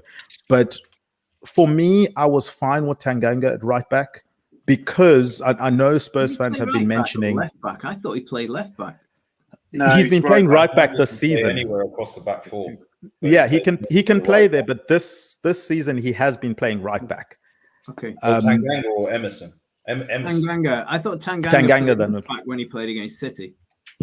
No, right back. That particular game because we were probably short of defenders at that when he played Man City at the Tottenham Hotspur Stadium. But he's been deployed as a right back most of the time. I thought because you got Reguilon. I thought he's fantastic. Yeah, but you got Reguilon on the left-hand side. You got Tanganga on the right. For me, and Spurs fans, and Stuart can probably correct me if I'm wrong, but the complaints I was getting was that he's not getting forward enough. Now, for me, it wasn't the biggest issue because Reguilon gets forward plenty. And if both him and Tanganga are going forward, I think they're going to lose that balance. That's solid. They've kept 2 clean sheets. They've been quite solid at the back, given away a few chances. But I think it's intentional that the Reguilon can overlap. Tanganga can slowly make his way up there. He still gets there. It will be interesting to see if when Emerson comes in, if he's deployed the same as Tanganga. Because if he is, then it's not necessarily a player issue in terms of Tanganga. He's naturally a centre back, so he can't get there forward. I think then it's tactical from the manager to say we want to at least have some sort of balance in the team. I think what the plan will be is that, for example, like I was at the Watford game at the weekend, and there were times in that game where we were breaking out, and Tanganga had acres and acres of space on the right, and he either wasn't picked out, or when he did get the ball, he didn't take advantage of the space that he had. So, and that's because he's not been trained, he's not been brought up as a player to be an attacking right back, because he's come through the academy as a centre back, and then he's been deployed as a utility player around the back line. But I think that's where the difference will be, in that I think Tanganga will then now be redeployed as either as a centre back, or he will be the backup right back, and then Emerson will probably be our first choice right back, and then at different times in the game, either Reguilon will go forward and then Emerson will drop back, or vice versa. And I think that's the thing now, is that we've got that level of attacking prowess on both sides now with the fullbacks. That's the problem we've always had, is that like we've had a left back who's great and a right back who isn't, or a right back that's great and a left back who isn't. And now, this is the first time probably since Rose and Walker that we've actually got a good, really solid left back and a really solid right back. So it's going to be exciting to see how Emerson settles in. Again, it's another player from outside the league, so that's the only sort of concern we've got, is that you never know how players that are from outside the Premier League settle in. Okay. Yeah, and hopefully you get the... I'm keen to move to Chris to hear about Arsenal's new signing, but finish off, sir. Okay, so I'll move on to Sol for Chelsea. I think he, Rosa's mentioned the fact that he hasn't fulfilled his potential. I think the fact that he's had to play so many different positions for Atletico Madrid maybe didn't allow him to be able to hone into one specific position. But I don't see that being an issue at Chelsea. I think he's coming in to play center midfield, and he's going to have the time to actually then, actually develop in one position, opposed to having to do multiple positions. And I think that's going to benefit Chelsea. I mean, their depth is insane. And then whether Mbappe is going to be going or not, I think it was kind of posturing from Real Madrid. I don't think Who are Chelsea going to drop? I mean, are they going to drop the European Player of the Year? I was just thinking that little god N'Golo Kante. I mean, how's the thing is, I think the what thing they're is, thinking with they don't. Kante is, oh, sorry. I was just gonna. With Go on, Kante, Ted, finish it off. Kante's had a few injuries. Yeah, Chris, I'll be with you in a sec, but go on, Tad, finish it off, and then I'll throw it to Chris for the whole lot. The thing is, we don't have to look at it as who's going to be in a starting 11. This is a team that's going to be challenging on all fronts. So if you look at the amount of games that Chelsea are going to be playing, what they're ensuring is that whether they're playing FA Cup, Carling Cup, or Carabao Cup as it is now, Champions League or Premier League, no matter what team they put up, it's going to be one of the most competitive. It's going to match City's. And you will know that very well in terms of being a City fan, where you can bring players in any competition and you're still going to be competitive. I think there's more than enough games to rotate them. Thank you, sir. Chris, the floor is yours. You have a new player, and I'll be honest, I hadn't heard of him. I believe he's a big guy. Takehiro Tomiyasu. Are you happy with your purchase? And Potsy's also asked, what do you think of Bellerin to Real Betis? Better backup than Cedric or Chambers, who did look really dodgy at the weekend. Yeah, talk to us about the Arsenal, who you've signed so far, and the new guy. From Bologna or Bognor Regis or wherever he's come from. Bologna, yeah. Tomiyasu looks like a good signing. He is. We wanted him. You did, yeah. You had Chris. personal terms agreed with him, yeah. And I think we wanted Emerson, which was quite weird. So, yeah, I think we've done a bit of the switcheroo on the targets that we went in for, Arsenal and Tottenham. Yeah, I think he looks good. He can play anywhere across the back four. He's played as an auxiliary kind of centre back in a back three, also a centre back in a back four, a full back on both sides. He's also played as a wing back on both sides. So in any sort of defensive situation, he looks adaptable. But I think, yeah, going forward, he looks okay. Defensively, he looks okay. He looks good in the air. My concern with him is he one of these jack of all trades in the back line and a master of nothing?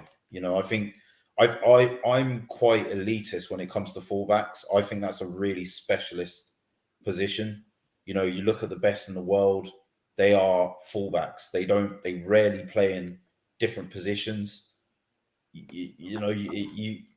That's my concern with him, but he looks like a good player. So I'm happy that we brought him in, and I think anyone is an upgrade on the fullbacks that we've got on the right-hand side at the moment. In terms of the question that Potts asked about Bellerin, I think Bellerin hasn't been the same since his Achilles injury, since he done his ACL. He's never been the same player, and it's sad. You know, like I've been a bit emotional about him going today.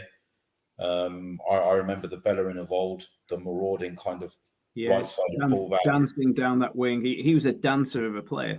Yeah, I mean, like, you know, Barcelona, all the top teams were knocking on the door to get him every season for a reason, you know. But is he more of a European player than a hard case Premier League player though? Is he too delicate for the Premier League? No, I think he adapted well, but I just think, you know, a lot of players have suffered this injury. You know, it's potentially career threatening. You know, like when you do your cruciate or your Achilles tendon, those are the two injuries in football that can be, you know, kind of a stay of execution in terms of injuries, especially for fullbacks that rely on their pace.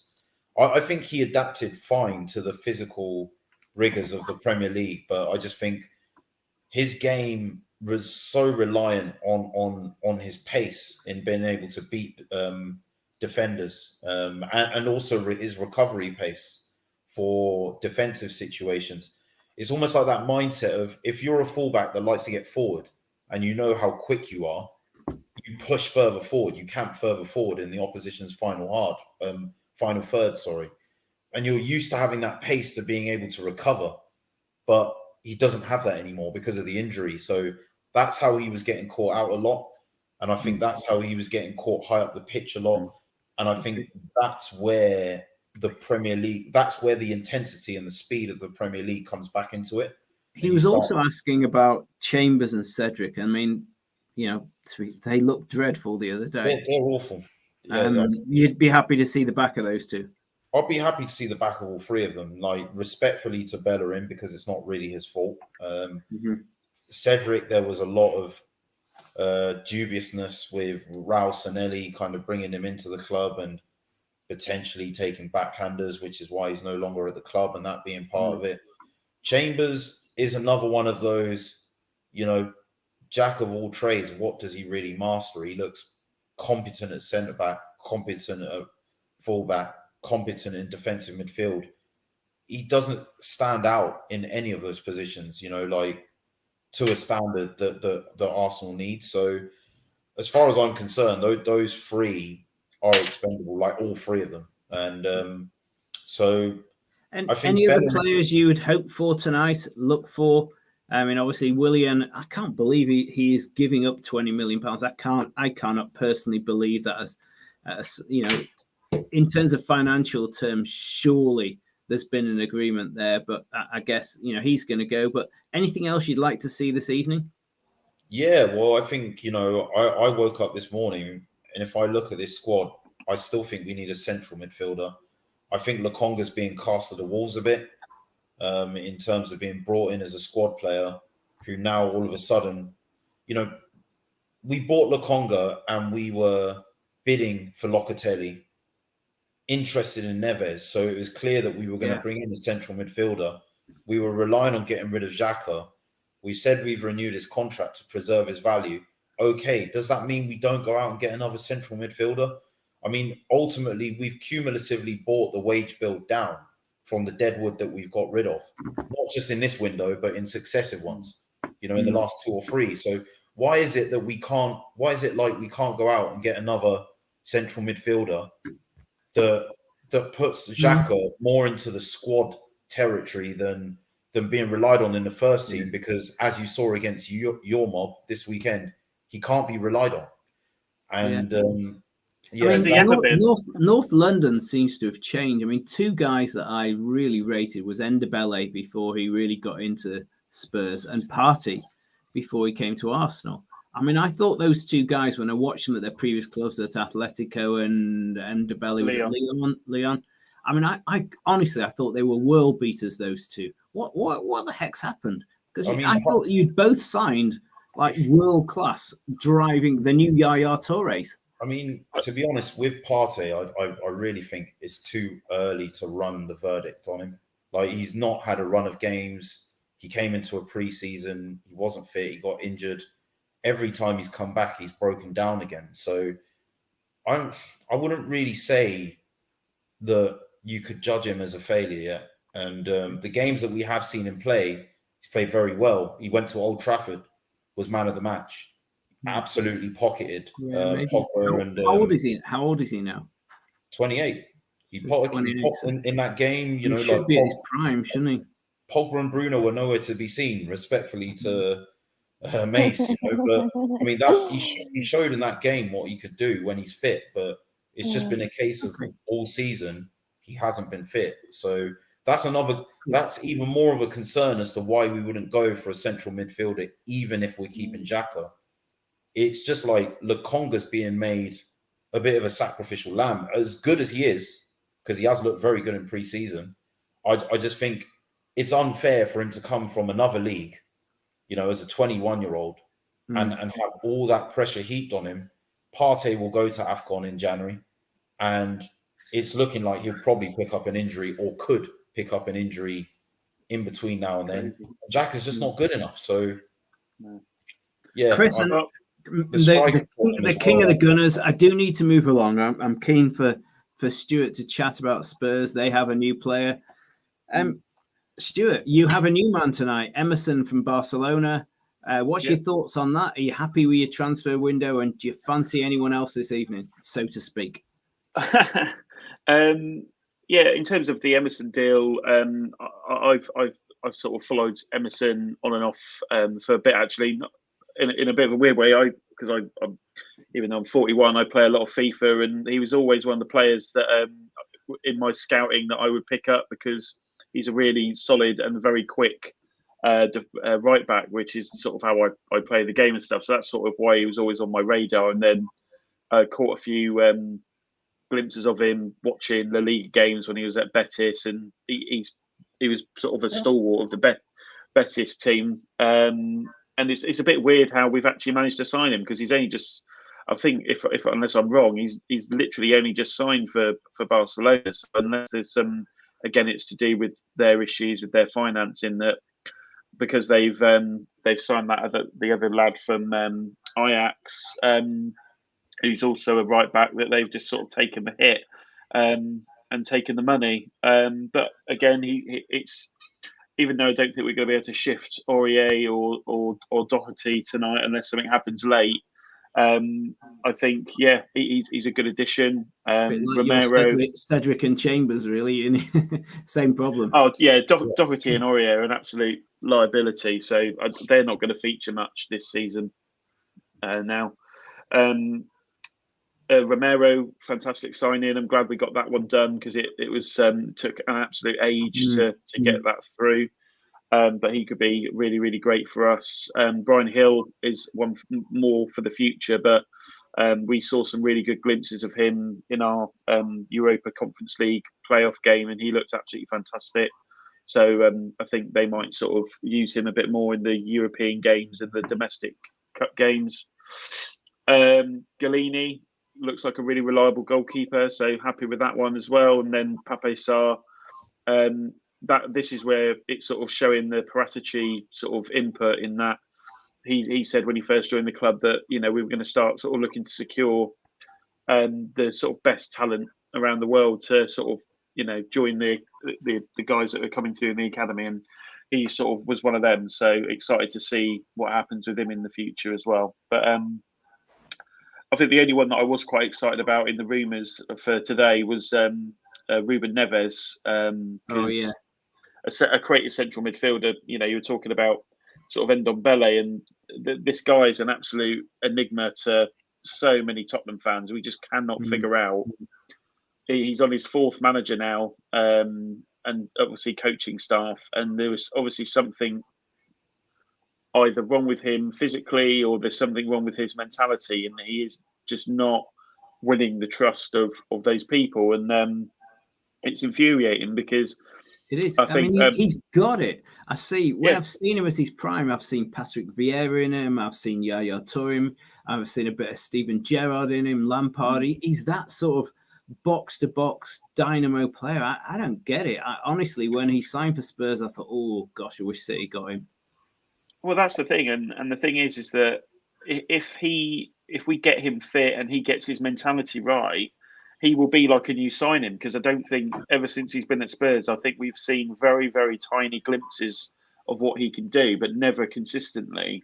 And if we can get a consistent run of games with him firing on all cylinders and at his peak, that could be, like I said, that could be like a new signing in the squad, because we've not seen hardly anything of him, especially since the sort of end of last season, because Mason didn't fancy him while he was sort of temporary in charge. And we've not seen him at all. We've not seen him at all, even in pre-season under Nuno. So it'll be interesting to see what happens. It doesn't look like he's going to get sold, so we can't have a £60 million player. Obviously, he doesn't set the price tag, but he's got to be integrated into the squad somehow. It would be a shame if not. Okay, cool. I just want to whip through the stories and some of the comments, and then we'll come back again to each of you for your hopes really for the rest of the evening, the rest of the transfer window.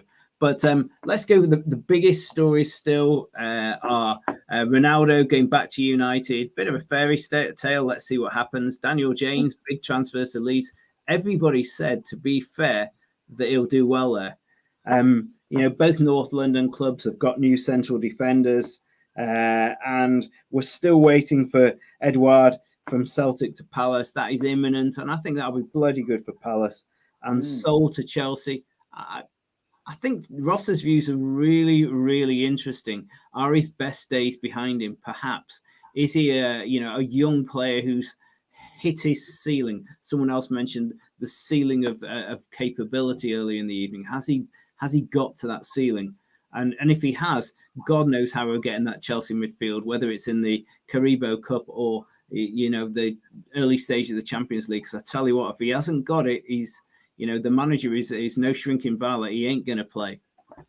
Let's have a quick look at some of the comments.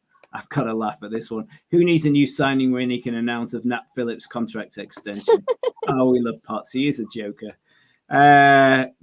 Rossa thoughts. Barca showing it's working with Pedri, and Real Madrid need young legs in that aging midfield. Do they need young legs in that aging midfield, or can Modric last till he's 40?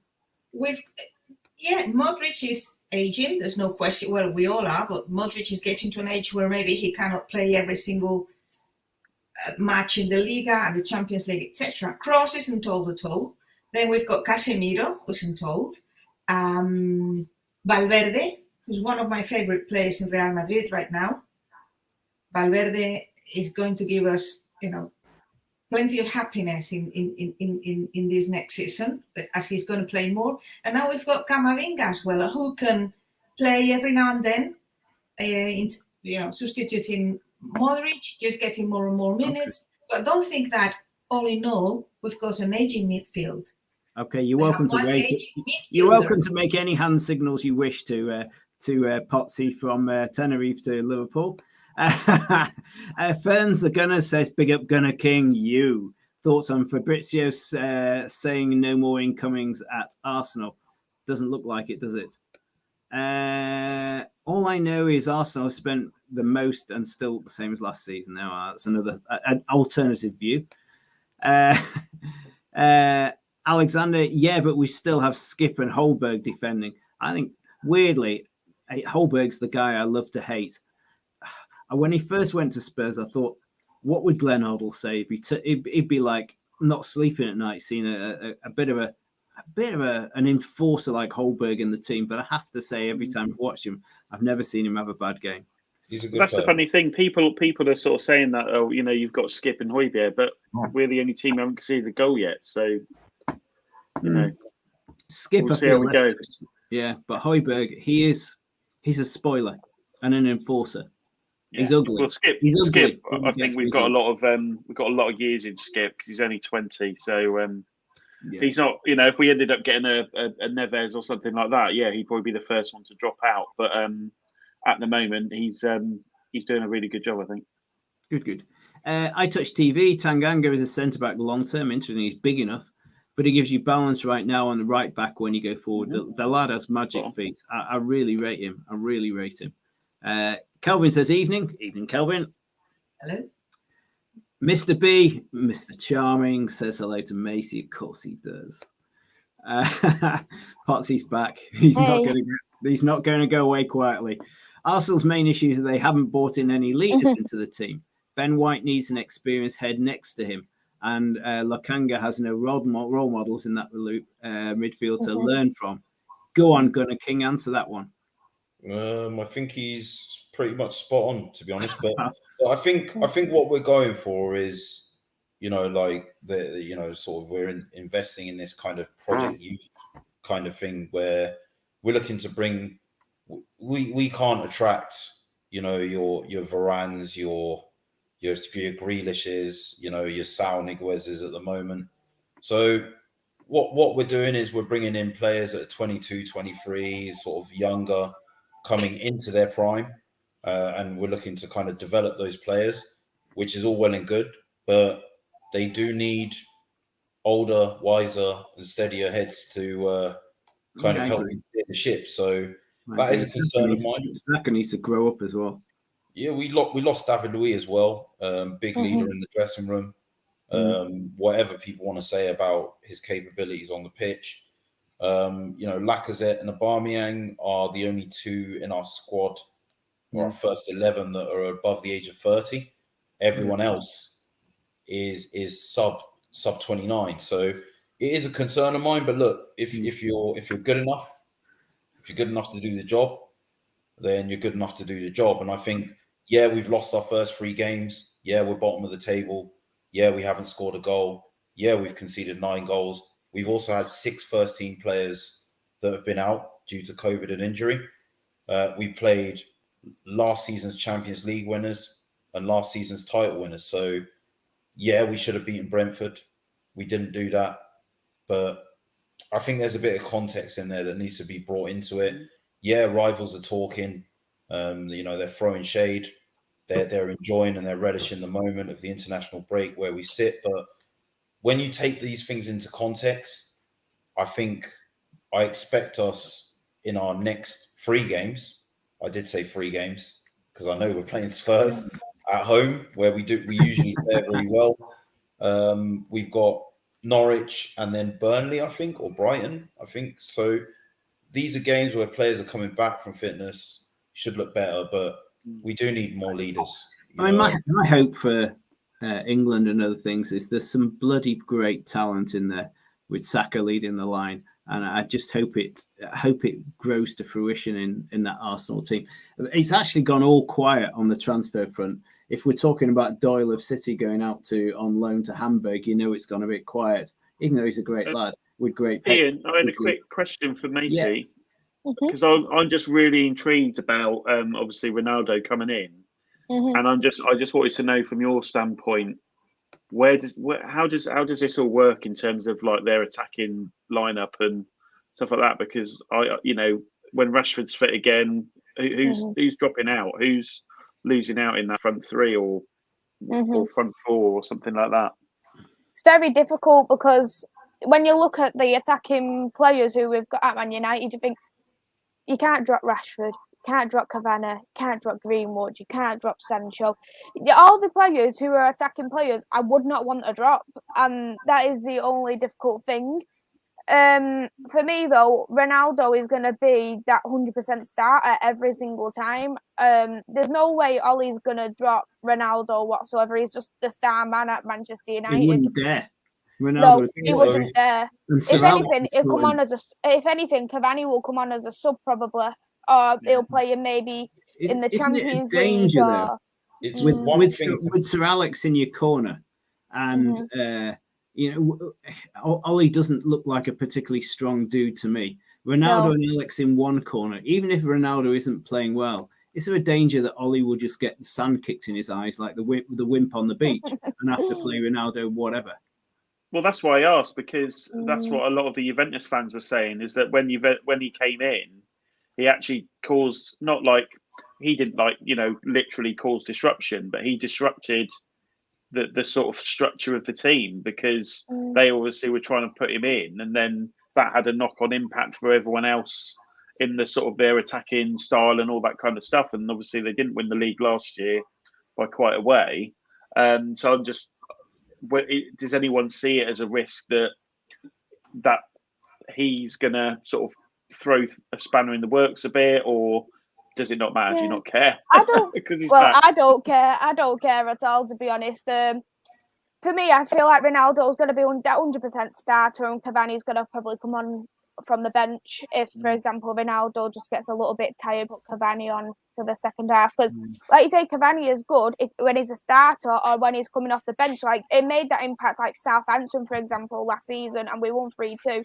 Cavani coming on at half time was just the absolute difference of us winning that game, because it was 2-0 down, and then we got that 3 goals in the second half. Yeah, I wouldn't be worried about Southampton. I'd be worried about Chelsea, Liverpool, clubs like that. And if Ronaldo isn't the right pick, and yet Sir Alex is doing his bully boy tactics in the background, there's possible crucial games. And time's running away from us. I just want to move on. I want to throw a player at Tad and at Stuart. Adama Traore from Wolves, been linked with both clubs. I'm flicking across the Sky Sports moment. Looks as though he's not going anywhere. No. If he was linked to City, I'd be quite happy about that. How do you feel? 50 million they're talking about. You've got to be joking. I'm laughing because I told my wife that if Traore signed for Spurs, I would eat a hat, because she's a Spurs fan, and she heard the rumors. She was so convinced that he was coming, and I knew he wasn't coming. They were going to ask for way too much money that either Spurs or any club is going to want to pay. As you say, they're asking for 50 million for a player that doesn't have an end product. We may love everything he does until he gets to the final third. We've seen it with guys with Sean Wright-Phillips, Aaron Lennon, etc. That's the difference between a great player and a good player. Now, all of these players in the Premier League, we're not saying any of them are when we say, oh, a player's bad, it's relative, right? Because he made it to the Premier League. He's damn good to make it to the Premier League.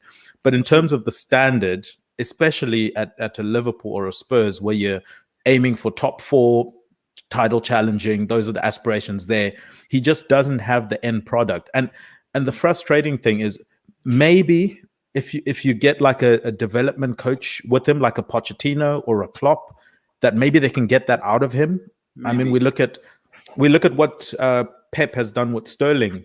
I mean, it's not perfect with his finishing, but he's definitely improved. He was 19 and this guy's 25, 26. Do you get what I mean? Yeah. So that's the risk you're taking. I don't know whether they can do it. There was a great phrase that was used back in, but only one other person in this group remember this. In the 70s, they used to call it head down, no nonsense, mindless boogie. And that's, whenever I see Adama Traore, that's what I think. Head down, mindless, nonsense boogie. And it's I wouldn't have been against it. I wouldn't have been against it if he had signed, because the thing about him is that, again, I think a lot of it's about who you're playing with and the system and all that kind of stuff. If you're looking for someone to sort of scare the defense, and if you're playing on the break and you're looking for quick transitions on a break, then and that's especially how we play a lot of the time, then we probably could. True. He would have been good, but But Stuart, can I ask something then? Ted. And maybe Macy can throw this in there. We've seen that type of signing for a big club with James going to Man United, where he's got the bags of pace, doesn't have the end product. Now, the thing is, those players will contribute in patches, but we're talking about clubs that need you to do it week in, week out. Spurs already have a player in Bergwijn that he doesn't do it exactly the same as Traore, but he's skillful. He gets to the final third in different ways, but they still get there, and then it all breaks down. Why would they then bring in another player to do the same thing? Rossa, do you remember Jesus Navas at City? Yeah. It would have been just more, I think, as a just sort of. I think if he was coming in, it would just been to fill out those sort of winger positions, because at the moment we've got sort of Son and maybe Bergwijn on the left, and then you've got Son and Hill on the left, and then Moura and Bergwijn on the right, and just to sort of maybe fill those out a bit. But like I said, if he doesn't come, and it's looking like he won't, I think it's fine. And like you say, 50 million is just way too much. And considering he's only got a year or two left on his contract, that's ridiculous money. I think there's an argument, though, that with Tottenham, he would have probably done better. I mean, imagine Son and Kane getting on the end of his chances instead of... Instead of if he can find them. If you're looking at the floor, he's not going to find them, is he? They're still good, but... I could imagine Kane getting really pissed off at him, actually. Well, Kane just needs to shut up for now. Anyway, let me just dance through some of the comments down here. I'll do a Hector Bellerin down the wing here. Okay, we have Potsy says Barcelona, broken club. Bartomeu has absolutely left them right in the shit. I think we'd all agree that, Rossi, yeah? Mm-hmm. Sorry, yes, yeah. Alexander here says, sarcastically, Endebele, never got the fitness, and Partey is the new Lamella of North London. Well, I hope not. So both players, I really believe, could make a deep impact. They've just got to get fit. I thought they were the real deal, those two good lads. And Nuno believes that Dele is back due to his high work rate. I've got reservations there. Stuart, he seems like a good lad, and I wish you luck. But I'm, what we said about Sol. Maybe you could apply that to. I think with Dele, he's now playing in a different position. I think if he's being utilised in a deeper role, in terms of his work rate, he's outrunning everyone else in the team. So he's doing that job that he's been assigned by Nuno really, really well, and that's why he's staying in the team. I think if you're reviewing him as the Dele that first came into the Spurs team, he's not anywhere near that anymore. Has he hit his ceiling of ability? Has he got to the ceiling of his ability? I don't necessarily think it's that. I don't know whether it's just the fact that because that's for me, it's like if he can't be that type of player anymore, utilize him in a different way to make it work for the team, and that's what it seems to be how it's happening at the moment. When Ndombele's fit, I think this is the thing. It'll be Dele or Skip that's going to drop out if Lo Celso or Ndombele comes back into that midfield. Because if we're going to stay with that sort of three, there are opportunities for other players to come in. I think Højbjerg will be pretty safe unless he's injured because he's just so consistent. I do. He's ugly, but he's good. You know, quickly dancing down. Hi, Amondi. Always the gentleman, always on. What else have we got down here? He says hi. Blah blah blah. Right, there is a bit of a love in between Potsy and yeah. Big up from Jamaica from Carl. Big up to Carl in return. Hey, Sam Spurs for life, of course. If Højbjerg is an enforcer, what is Fernandinho? He's just a clever enforcer. That's what he is.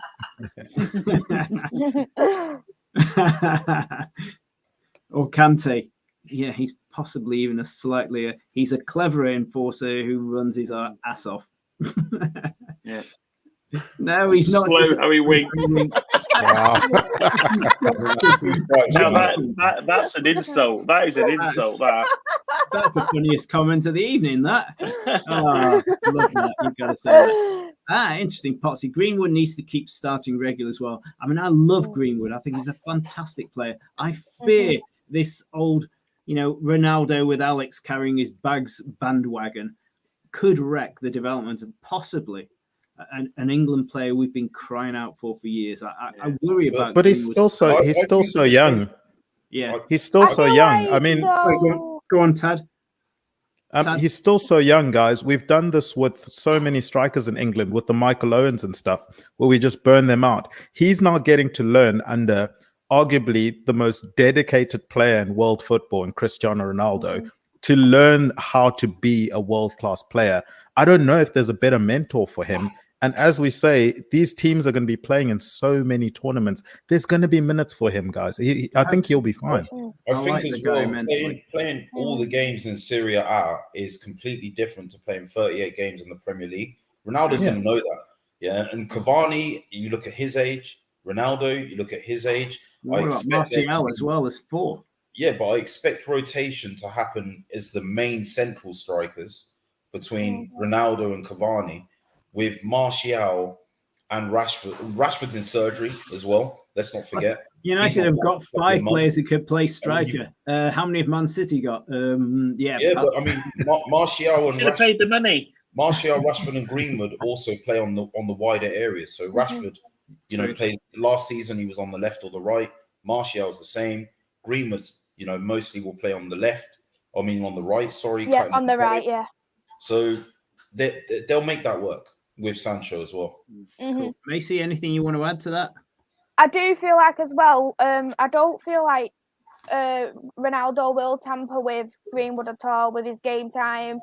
You can see here, Greenwood has improved so much. Like Cavani has been such a good mentor for Greenwood last season. You could just tell Greenwood's overall game has improved so much. And then when you watched him in the FA Cup versus Everton, you could see he was trying to do a little bit of moves like Cavani doing his headers and everything. It was just really nice to see. And you could see that they had a really nice bond, and having the best player in the world in Manchester United now, also as a mentor for Greenwood, is going to be absolutely incredible in a couple of seasons' time. He's already, for me, at the moment, our best young finisher. So he's going to be even better once Ronaldo has left Man United. If he's going to retire. He's the best finisher in the league. We've finished the whole circle. And actually, if Ronaldo's halo, if his effect, if his magic dust, his influence rubs off on all those players around him. If players like Greenwood look at his fitness regime, how he treats his body, his respect for the game, then boy, it could be a real legacy that Ronaldo could leave there. Guys, we're nearly out of time. I'm going to make no excuses. I'm going to leave this comment up on the screen. I'll leave this one up. Very, very quickly. I'm going to quickly England is red. Very, very quickly, all 5 of you, just in a couple of words. Yeah, we'll start with the ladies again. Start with Rossa. Just a couple of words. Any hopes for the last few hours that you'd love to see in the last few hours of the transfer window? And I think I know what you're going to say. Well, obviously it's got to be Mbappe, but really, really, I'm hoping against hope. It's not going to happen for now. Okay, Macy. I just want a defensive midfielder at Man United, but I feel like we're just done for business now, so I probably expect no more of Man United. Tad. Liverpool aren't going to sign anyone, so just to hope that no one gets injured this season. That's our only hope this season. That's our game plan. Living on the edge. Chris. Basuma. I don't understand why we haven't got him. I just thought Tad would fight you for him, but you know. Oh, I know Liverpool aren't signing, so there's no point in me hoping on a transfer, unfortunately. Sorry. Sorry, Liverpool fans. Hate to be the bearer. He's played with two of our players in Gabriel and Gabriel and Pepe. He's got the same agent. He's pictured himself with Arsenal memorabilia in the background. He's practically got down on his knees and just said, "Come and get me." Like that. That's and we had one job and we haven't done it, and it's really frustrating. How much were they looking for him? 40 keep the million? faith. 14. Chris, keep the faith. Keep the faith. You know, you got some fabulous young talent there. Keep the faith. Yeah. Okay, last word then, Stuart. Last word. Thoughts on the last bit of the window. You are the final voice, sir. Well, let's just hope we get a couple of bits of late drama, just so makes everything a bit fun over the next few hours. But for Tottenham, I'd love to get Neves. Ideally, if we had something like that happen, I'd be very, very happy. But I'll stick with what we've got, and then from tomorrow, I'll start all the gossip for January. Cool. Thank you ever so much. If I've got one lasting memory from this hour, it's really thinking intelligently about whether players get to a ceiling of their ability before their ages come. You know, whether it's Sol or Ali. And it's interesting looking at Jack Wilshere, who can't even get a start, and he's only 29, or Ross Barkley, who Burnley are trying to take. You know, those guys were going to set the world on fire. Do we have to look for ceilings on some of those players? Anyway, happy transfer evening. Thank you ever so much. And see you soon, guys. Adios. See ya. See ya. Hi, this is Gemma from FTB Sports. On Transfer Deadline Day, we will be live from 5 p.m. until midnight with a live special D-Day stream. Panelists from across the whole of FTB channels, fan bases. We'll have special guest appearances through the night. It's going to be full of banter, full of fun. It's D-Day for the fans, from the fans, so come and check us out. FTB Sports YouTube, 5 p.m. until midnight, Tuesday, the 31st of August. Cristiano Ronaldo has made a sensational return to Manchester United.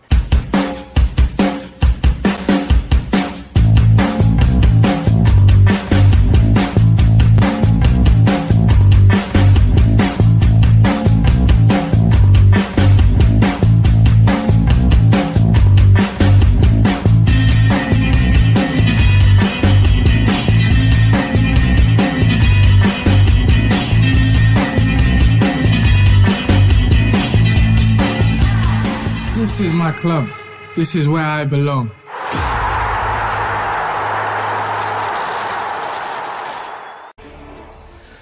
So we start with major breaking news from Arsenal. They have confirmed the signing of Brighton defender Ben White.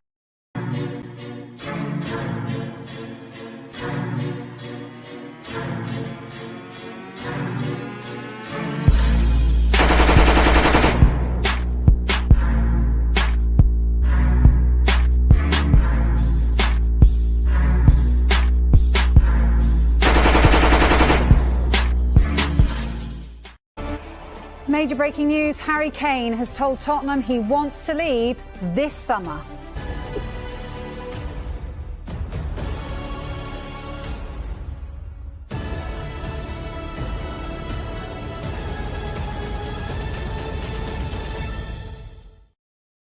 Hey everyone, it's Jodie from PAXTON TV. Come and join us over on FTB Sports YouTube channel on August the 31st for all the transfer deadline day information. It'll be a fun-filled evening, and we can't wait to see you there.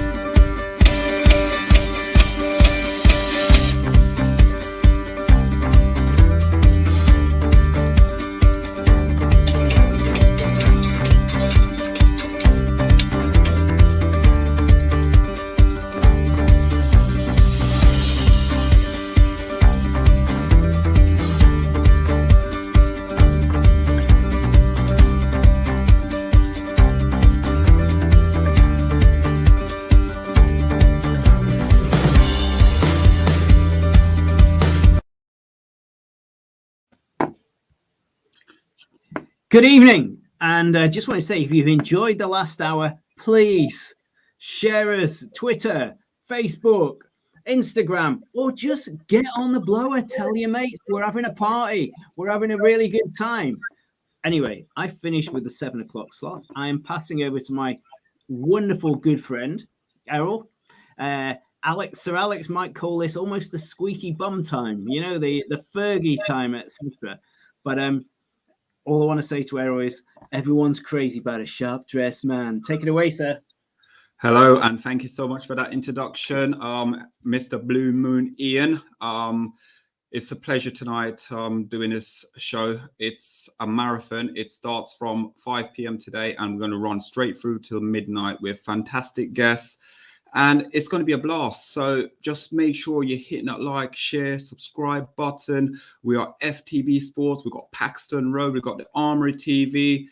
We've got the boys of Manchester in the Manchester United agenda as well. So guys, all it is, hit that like, share, subscribe button, and Viva Cristiano Ronaldo. But who will we see at the end of this transfer window? Will there be any twists and turns, and will there be any surprises? So I am joined today by an Everton fan, which is Richard. Hello, Richard. Welcome.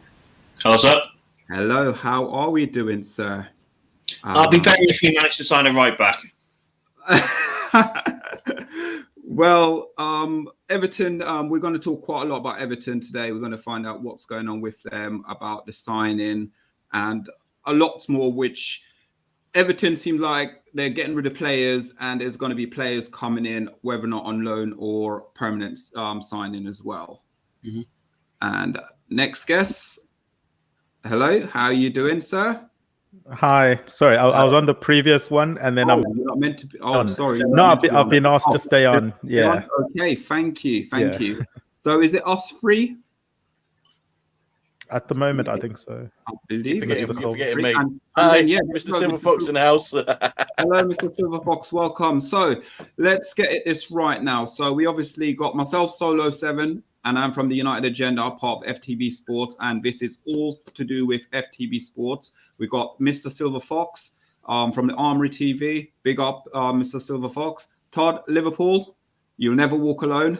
And sitting in the bottom of it, you've got Rich. Hi, Rich, Evertonian fan as well. So really and truly, we got rivalry here. And let's kickstart with going to Rich. Rich, Everton, seems like they've done a few business already with letting Lookman out already. What do you make of them letting him go, and who can you see coming in at Everton? Well, we moved Lookman on a couple of years ago off to Red Bull. He was one of those classic players. He was young, he was raw, but he definitely had talent. I think it was Sam Allardyce offered him out on loan to Derby. He turned that down flat, said he wanted to go abroad and continue his education, which is fair enough. He's done it. He's gone off. He's done reasonably well on the continent. He came back. He had a solid season at Fulham last year, and now he's rocked up on another loan at Leicester. So it's really that next stage of his progression. Slightly higher up the table. They're going to be challenging for Europe. I think he's going to find it slightly harder to get game time, but he's got the talent to be a good player. He's got the talent to play one of those top 6 teams. Yeah, and let's go to Tony, Silver Fox. You're muted there. Hello, with this transfer, obviously being from Arsenal, is this something that Arsenal probably could have looked at as well in getting a loan deal? Because obviously you guys are signing players, but is he the standard what you guys are looking for at Arsenal? Who, Lookman? Yeah. I don't know. Obviously, us Arsenal fans were holding out for an Aouar and a Maddison, and I don't think he's that kind of player like that. He's a good player. He's a good player, and I think he'll fit, in a team like Everton. I find it a bit strange he's going to Leicester, if I'm honest, especially with the players they got in midfield. But I mean, for backup, yeah, I mean he's a good signing for him. Todd, there's no point even asking. Would he even scrape? He wouldn't even probably play for the reserve for Liverpool, to be fair.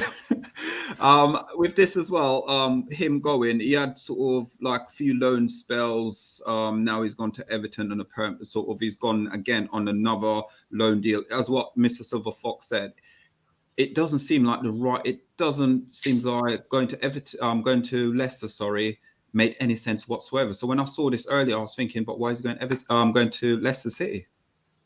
I think maybe it might be more to do with Leicester City than anything else. They've had a few injuries so far this season, and maybe it's just being extra cautious, making sure we've got enough backup. I mean, if you look at their wide players, especially on that left-hand side, where I'm assuming Lookman is going to be playing, it's Harvey Barnes and maybe Albrighton's going to be playing there. I don't know if they really have anyone else to be playing on that left-hand side. So I think it's late in the window. Let's try and get some sort of cover. We couldn't get anyone in, so Lookman comes in. I mean, yeah, to me, it's more to do with we tried to do other things. We couldn't do anything. At least let's not be stuck with the situation we had with our defensive issues, where they ended up having to scramble, get Vestergaard in from Southampton, just making sure they're covered enough for the season. Yeah. Again, I'm just coming to you, Rich, because obviously we're going to go to you, then we're going to go to Mr. Silver Fox, unless we get any breaking transfer news, and we can then discuss the players on the transfer news. James Rodriguez came in and did really well. This is a surprise. This is a surprise to me, complete surprise. Like Everton now is trying to find a club for him to go to. Absolutely a surprise. Yeah, I think there's two big factors in why we're looking to move Hammers on. The first is he was brought in by Carlo Ancelotti. They have a very paternal relationship. He wanted to play for Carlo. Carlo's obviously kind of now gone back over to Real. And the second big factor is FFP. We're paying the guy 200 grand a week. And last year he played in 24 games for us. The way we've purchased this year, we've made losses for the last 3 years, big losses as well. This is the 1 year we need to come in tighter than tight on the finances. And that's 10, 11 million pounds a year we can move straight off the balance sheet. So I know he's been linked with being a make weight to Porto for bringing in the kind of one of their wingers, Diaz, in, who had a really good Copa America. He's going to come in on lower salary. He's probably going to contribute more goals and assists overall over the course of the season. He's certainly going to play more than 20, 25 games in a season, like Hammers did last year. So I think you have to look at the value he gives. Incredible player. I'll never get to see him live. It breaks my heart. But ultimately, if he's only going to play half the games in a season, he's not worth the cash. Yeah, and you're right with it, because also you are linked with Gomez as well from Benfica, 12 million euro as well. I think under Rafa Benitez at the moment, I will then come to Todd and ask him the question about Rafa, because obviously he'll know quite a lot about what Rafa and what Rafa done for Liverpool and what a legend he is at Liverpool.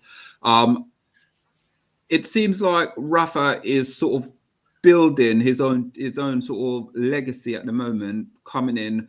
And he's only played 3 games. He only had sort of half a preseason training with them as well. And with Rafa coming in, how demanding and also do you think he will want from these Evertonians? Because last season, it's almost like you're doing really well and all of a sudden you just stopped. Something went wrong and all of a sudden you guys dropped off the pace completely. Yeah. What happened was we stopped playing the ball forward, and Rafa's come in and made 3 really quick changes. First is he's brought us in more pace and width out wide. So he's brought in Andros Townsend, Demarai Gray. Both those have transformed the forward line. They've transformed how we attack. The second thing is he's playing the midfield as he's facing forward again. So you can see Decore's already got a goal and assist. I think he's already got 60% of the shots he had for the entirety of last season. So you can see the way the team's playing. Also, midfield, we're playing with a lot more vigour. We're playing with a lot more pace. We're working a lot harder in midfield. Last few years under Ancelotti, under Koeman, under Silva, under Big Fat Sam, who I'll try not to swear when I say his name, we've played really pedestrian football. We haven't had any get up and go. We've tried to play a possession-based game. The last 2 games, we've had 30 and 35% possession, and we've got 4 points out of it. Against kind of That's a Rafa Benitez style of football, though. That's it. It works. And it's actually the Evertonians I'm speaking to are enjoying watching it again. We haven't been able to enjoy football. Outside of those 10 games at the start of last season, we haven't been able to enjoy watching football for 4 or 5 years. it's nice to have that back. Yeah. And then obviously let's go to is it Daniel Jabson? Again, you've been linked with him. That's only a small fee of only 5 million. Again, what can you tell? Because 18 years old, forward from Sheffield United. I don't really know much about him whatsoever. But again, what do you make? Because again, it seems like Everton have got the money to spend, but with Rafa Benitez and the way his style of management is, he doesn't really spend a lot of money though, does he? No, and actually, I don't think we do have a lot of money to spend this year. I think we're right up to the limit on FFP. We have to sell to buy. So I think Moise Keane went yesterday, so we can kind of pull in 7 million off that for the loan fee. But apart from that, we haven't moved anybody on for a fee this year. But I'll say if Jebson's anywhere near as good as the last striker we got from Sheffield United, which was a certain Dominic Calvert-Lewin, I'll be happy with that. Yeah, brilliant. So, guys, let's start with Mr. Silver Fox. Obviously, we've been talking quite a lot about Everton. What do you make of Rafa Benitez this season, and what have you made so far of the signing or the potential of signing that Everton is looking to do? Well, the thing about Rafa Benitez, he's a manager that I wanted at Arsenal. Even before the whole thing, even what's going on now, even before Arteta came in, I wanted Rafa. He is the kind of steady the ship guy at the moment. You see what he done at Newcastle, got them back up and steadied them. Didn't spend a lot of money, obviously he couldn't there, but he got the best out of those players, and that's what he does. Especially now, you know, obviously we've seen what he done at Liverpool, but this Rafa Benitez, I think it's a safe option to have. To, like I said, steady everything. The players that he's bringing in, he'll get the best out of them. He'll get the best out of Townsend, and he'll get the best out of was it Jebson? He said, I don't really know too much about him, but you know he knows he's a good manager. So I think you can get the best out of some of these players that are coming in. He brought in. So I'm a big fan of Rafa, and Leading on to that, the reason I've asked you that question as well is this whole thing with Nathan Niles at the moment. Obviously, he wants to move to Everton, but it seems like Arteta isn't allowing him to leave the club. What's actually going on at Arsenal? Because it's all seems like it's gone pear-shaped in sort of it's you know what, Man United, Arsenal, we rivalry, but the problem I'm having now is I feel a bit sorry for you guys as fans, because it seems like everything's going south at the moment. I don't know what the rest of the panel think with it, but we'll get their view on Arsenal after you finish this. Well, that's what hurts is when our rivals are starting to feel pity and sorry for us. You know, there's problems. The whole Ainsley Maitland-Niles thing. It's what he's done. Obviously, he took to Instagram yesterday, didn't he, and said how he wants to go and play regular football. Which at 24 years old, you can't blame the guy. You can't blame him at all. And he would get some minutes at Everton. The way Arteta's acting, he's acting a bit like a dictator, and you can see it. The players, they don't believe in him. They're not playing for him. You can see it by the football on the pitch, and you can see by the way Ainsley Maitland-Niles took to his social media yesterday. It is a complete mess. It's going to take a lot. I'm also hearing that him and Edu have fallen out as well, which really isn't going to help us going forward. So it's just an absolute mess, and it's going to take. Well, we need like a takeover or something. Not going to happen. Not going to happen. Let's go. What I'm going to do, I'm going to go to Todd quickly, get his sort of take on the Rafa Benitez, and then we're just going to open up you guys. We just have a discussion about it. So obviously, going to Rafa Benitez, you know what Rafa Benitez is capable of. You know how his style of football, his philosophy of football. Have you turned on him, or do you still believe sort of you got the respect still for him as a Liverpool fan? And do you think he'll do really well at Everton? Oh, I've always had a soft spot for Rafa Benitez. I don't think I ever will turn on him. I'm just one of those people that not only is he a good person on the field and what he brought to Liverpool in a time when we weren't really that good, He brought a Champions League out of nowhere, to be fair. But what he's done off the field as well. I mean, you look at the stuff that he endeared himself to Liverpool fans so well. So he's always been someone that I've got a soft spot for. And looking at him going to Everton, I actually thought it was a great move for him to go to Everton. I didn't know if Everton fans would embrace him because of obviously the Liverpool ties, but his family have still lived in Liverpool throughout all this time that he's gone to all these different clubs that he's gone to. So he's so ingrained in the community as it is. And Everton are a club that are huge in the Liverpool community. And they love that kind of thing of engaging with the community. And I think he would embody that if he was given a chance. So I always thought it was going to be a good move for him. It would be a right fit for him. But I wasn't sure if he would get the opportunity to show them that, like, I can do this. I can still, bleed Everton, even though I've been at Liverpool. And that's a very difficult thing to try and balance. But I think what they're going to get from him is someone that's going to make sure you're always prepared for every single game that you play. And he's going to get the most that he can out of any player. And from the Everton fans that I've spoken to, that's bang on in the type of manager you want. When Goodison Park is rocking and you've got a manager that can get everything out of their players and they give their heart and soul for the club, that's a very intimidating stadium to go to. So, I mean, look, I'm one of those weird Liverpool fans that I don't mind Everton doing well, but there's a caveat: as long as they're one position below Liverpool. So if Liverpool win the league title this season, if Everton comes second, I will be happy for Everton. As long as they finish one position below Liverpool, I'm fine with Everton fans. I'll probably take that, to be fair. Yeah, so let's go. We'll come back to you in a minute, Rich. But there's another breaking news. We're going to talk about Kamara regarding the transfer failed. I was going to go through some stats regarding him, but apparently Atletico Madrid's in talk with Barcelona over Griezmann. Oh wow, okay, Griezmann again, guys. Let's go through Griezmann. It's almost, how can I put it? He's just moving from club to club in Spain at the moment, isn't he? He can't find a proper marriage right now, can he?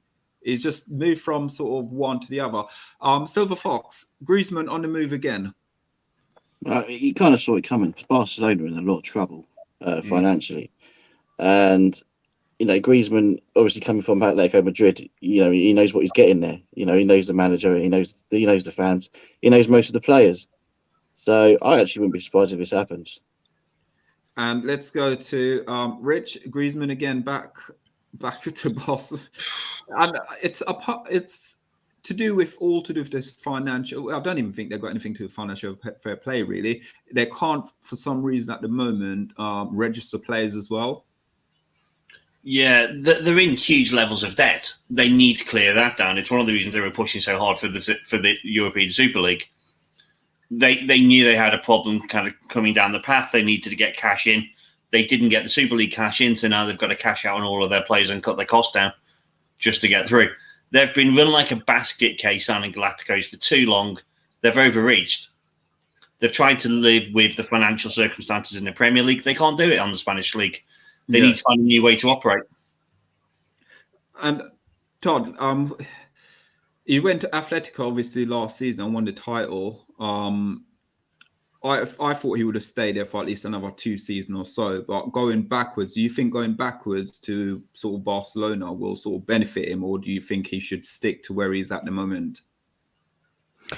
Look, I think Barcelona, if you look over the years, are quite famous for selling players and then buying them back and selling players. And I won't bore anyone with the accounting side of things there, where when you're buying a player, you can put it over 5 years, whereas when you're selling him, you can claim all that money in your accounting records in that specific year. So there is something to that as well. But I think if you look at Griezmann, he's on just under 600,000 a week. So if they've got someone that they can get rid of their wages off the books, he's the first one. Now that Messi is gone, he's the highest earner there. So they've gotten rid of Suarez already. They've gotten rid of Messi. Obviously, they didn't want to, but they have. Griezmann is the next one that they have to get rid of. And it's just one of those situations where they flew too close to the sun, as Rich was saying. So, yeah. unfortunately for them. When you look at his stats, though, his stats is really good. So, Barcelona, 102 games, 35 goals and 17 assists. Then he went Real Sociedad, 202, 52 goals, 18 assists, and Atletico Madrid. It's 257 with 133 goals with 50 assists. So those numbers, let alone in the Spanish league, he will go Barcelona and he will just continue doing what he does in scoring goals. He's a goal machine. Yeah, I think the thing is, regardless of where he goes, he is going to score goals. It's just whether or not you can afford to keep him in your squad. And unfortunately, I don't think they can. Also, with him as well, he sort of seems like he always wants to be the number one target as well. So going sort of like when he was at Real Madrid, Atletico Madrid, he was sort of like their number one. Going to Barcelona, he's not going to be the number one because he got Aguero there as well. Silver Fox, you're quiet, Egon. You there? Yeah, sorry. He wants to be their main guy, doesn't he? And coming back to the fans. The thing is, will the fans welcome him back with open arms? That's another question you've got to ask. Because as he burnt too many bridges there. That's again. I'll just say that I'm not shocked by this happening if it did happen. But actually, at the same time, now I've just said that. I don't know. You know. If he scores the goals, I'm sure they'll forgive him. Yeah, that's for sure. I mean, that's what he does. That's what he brings to any team, really, doesn't he? Especially in that league. We know he can do it in that league. So, it's a funny one. It is a strange one, him going backwards, though, isn't it, Rich? Yeah. So it's like the old adage, you can't make the way to see you before he's ready, and you can't go home again. If it might work, it might not. It's just, but who knows? I mean, how many players have gone back to a club and been a kind of runaway success? Again, for me, we're gonna obviously discuss a bit about Ronaldo a bit later on as well in the show, and that's for me. Is it sort of I'm happy he's back, but what will it be the Ronaldo of old? I know it won't because he's aged now, but at the same time, it's to bring the club together. That's what I think he's going to do. Some of these players, like your Mason Greenwood of the world, Rashford of the world, you've got obviously it probably then make Pogba a better player and step up his game a bit more rather than Graham Souness every week having a dig at him. Then you will have sort of Martial might learn a few things from him. So again, it could be an education for some of the younger players because I probably could see Barcelona bringing some of their youngsters through this season at least to keep sort of the wage bill down. So next season they start spending money again. That's where I could see the route they're going down. For instance, now when you look at Arsenal, for instance, and I say I feel a bit sorry for Arsenal, they spent quite a lot of money. But with them spending the money, unfortunately, the players they bought, they bought the players they've got because they're not in Europe and they can't attract the players that they would normally get? Or is it a sort of just a random buy? Let's just go out and buy these guys without even really and truly, they're scouting them, but they don't really and truly know too much about them. Tony? I think what Arteta and Edu were doing, I think it was more Project Youth. You look at the signings that we have made, they're all under the age of 24.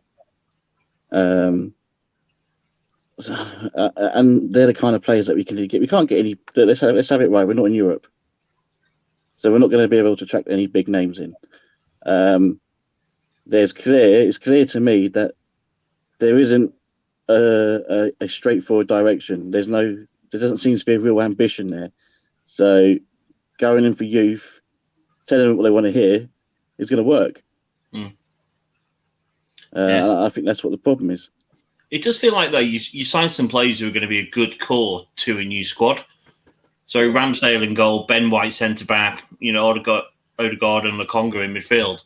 I mean, that feels like there is a plan there that you're starting with the core rather than around the peripheries and on the wings. Exactly. And I think it's for resale value as well. We know how the Conquis work. It's all about money coming in for them. So that's just the way I see it. And also, sorry, we're going to skip. We'll come back to that conversation. Breaking news: Fulham in talks with Nathan Chalobah. Watford player is what? How old is he? I think he's 26 years old. Defensive midfield player. Fulham, they do need the players, don't they, really and truly, because they sort of got relegated last season and they're doing really well right now in the Championship with, I think they'll bounce straight back up, to be fair with you. And Chalobah going there as sort of a defensive midfield player, I think that will give them a bit more strength. Let's go to Todd with this. Yeah, I think it's at all, or?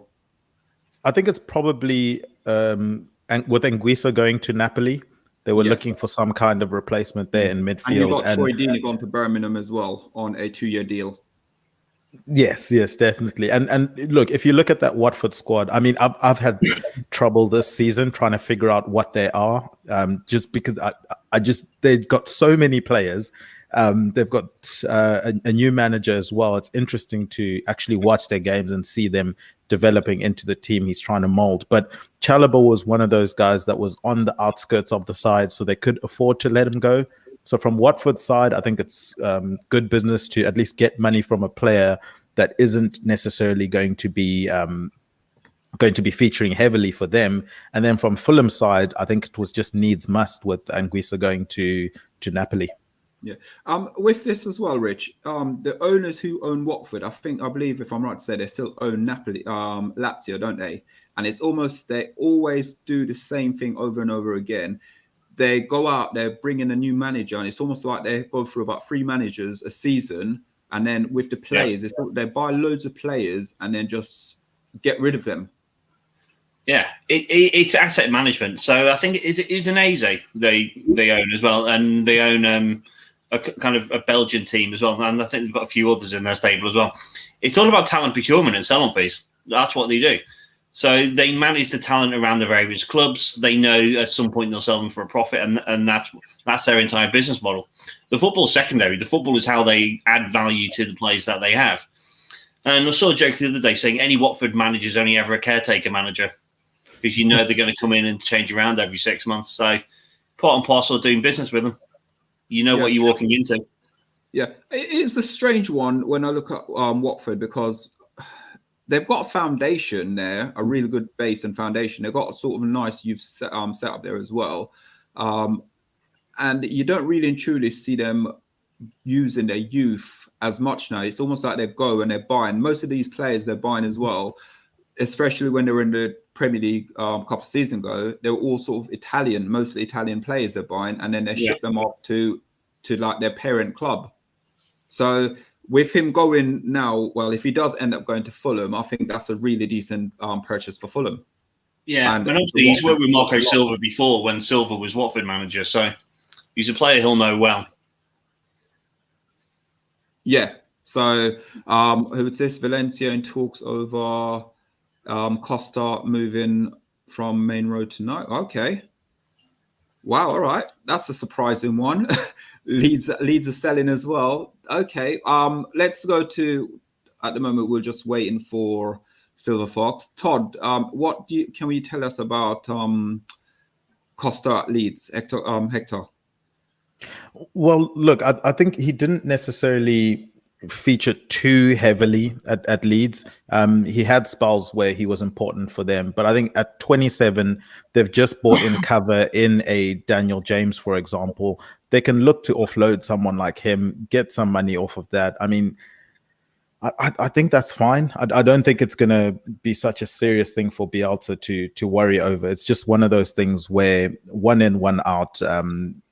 Daniel James has come in. He's probably going to cover not necessarily the direct position that Helder Costa would have played, because Daniel James is obviously going to be a bit wider than Costa was. But at least you can move bodies around in there, and they'll have enough, I think. And from Valencia's perspective, it's quite an open Spanish league this season with the financial issues that are happening there. So any deals that you can get for players at a decent price, I don't know if we know necessarily what that amount will end up being, but I'm assuming Valencia in there because it's going to be a favorable deal financially for them, or one they're capable of handling. So look, it's fine for both clubs. Yeah.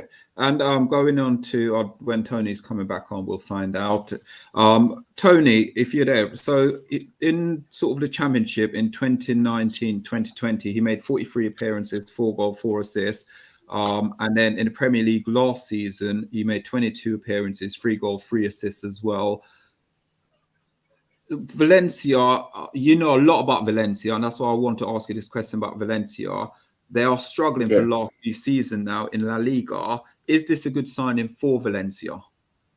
Yeah, it is. You know, like you just mentioned the numbers there. He has it in his locker. He's the kind of player that would flourish in La Liga, especially against the lower sides. Valencia are probably going to be floating around the bottom half of the table again because of the struggles that they've been facing for the last couple of years. So yeah, and don't forget as well, it's kind of a favour thing as well, because they obviously sold Rodrigo to Leeds United as well. So it makes sense. It makes sense.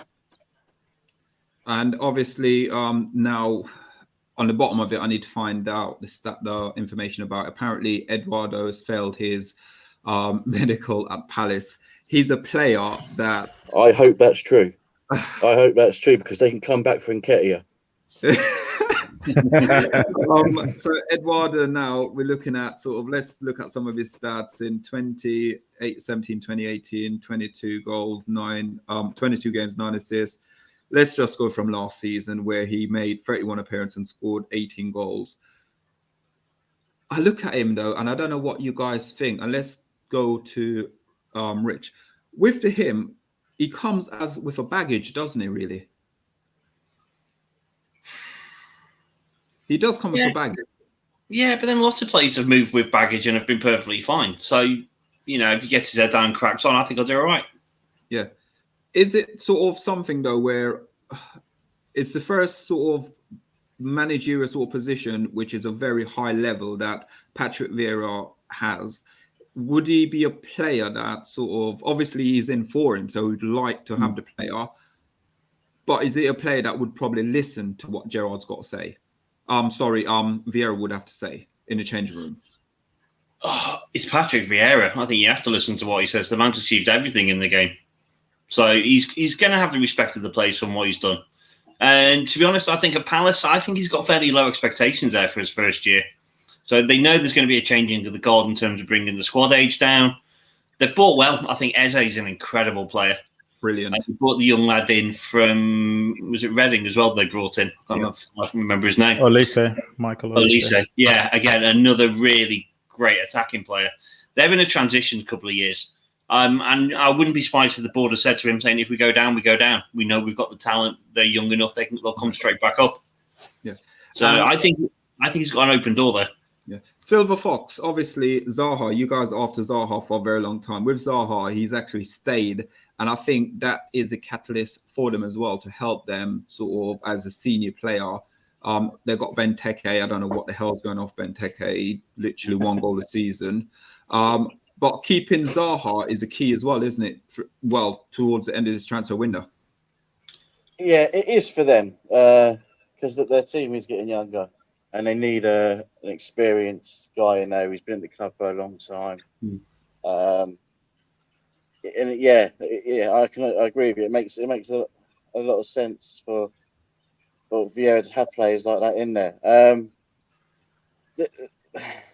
I'm being selfish here. I'm just hoping that now they've seen that this has happened, Vieira's now going to do Arsenal a favour and go, I'm going to sort them out. He could do a job for us, actually. Yeah, we're getting Nketiah in. So that's what I'm hoping for. So I'm hoping in a few hours' time we're going to see that Nketiah's moved over to Palace. Vieira's done us a favour. We've done him a favour, and I can be a little bit happier, because I'm not really happy about this window. Oh God, Alex, am I going to pronounce his? Anyone wants to Kyle? Well. Yeah, Carl. so basically, Carl. So again, West Ham loan deal long season. It seems like West Ham as well going to David Moyes, and what a fantastic job David Moyes have done at West Ham. He's basically almost what he did at Everton. He's doing now with West Ham, but in a better version with Antonio up front.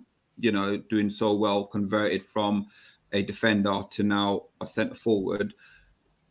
Can you guys, for me, I have to take my hats off to him and give him credit. But obviously, this youngster, I know nothing about him. I'm not going to sit here and say I know any stats about him or anything. Does anyone know anything about him? Silver Fox, Carl, anyone knows anything?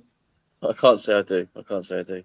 No, I can talk about Moyes to the cows come home. And you're right, he's following the same model at West Ham now that he did at Everton kind of 10, 15 years ago. So good value signings.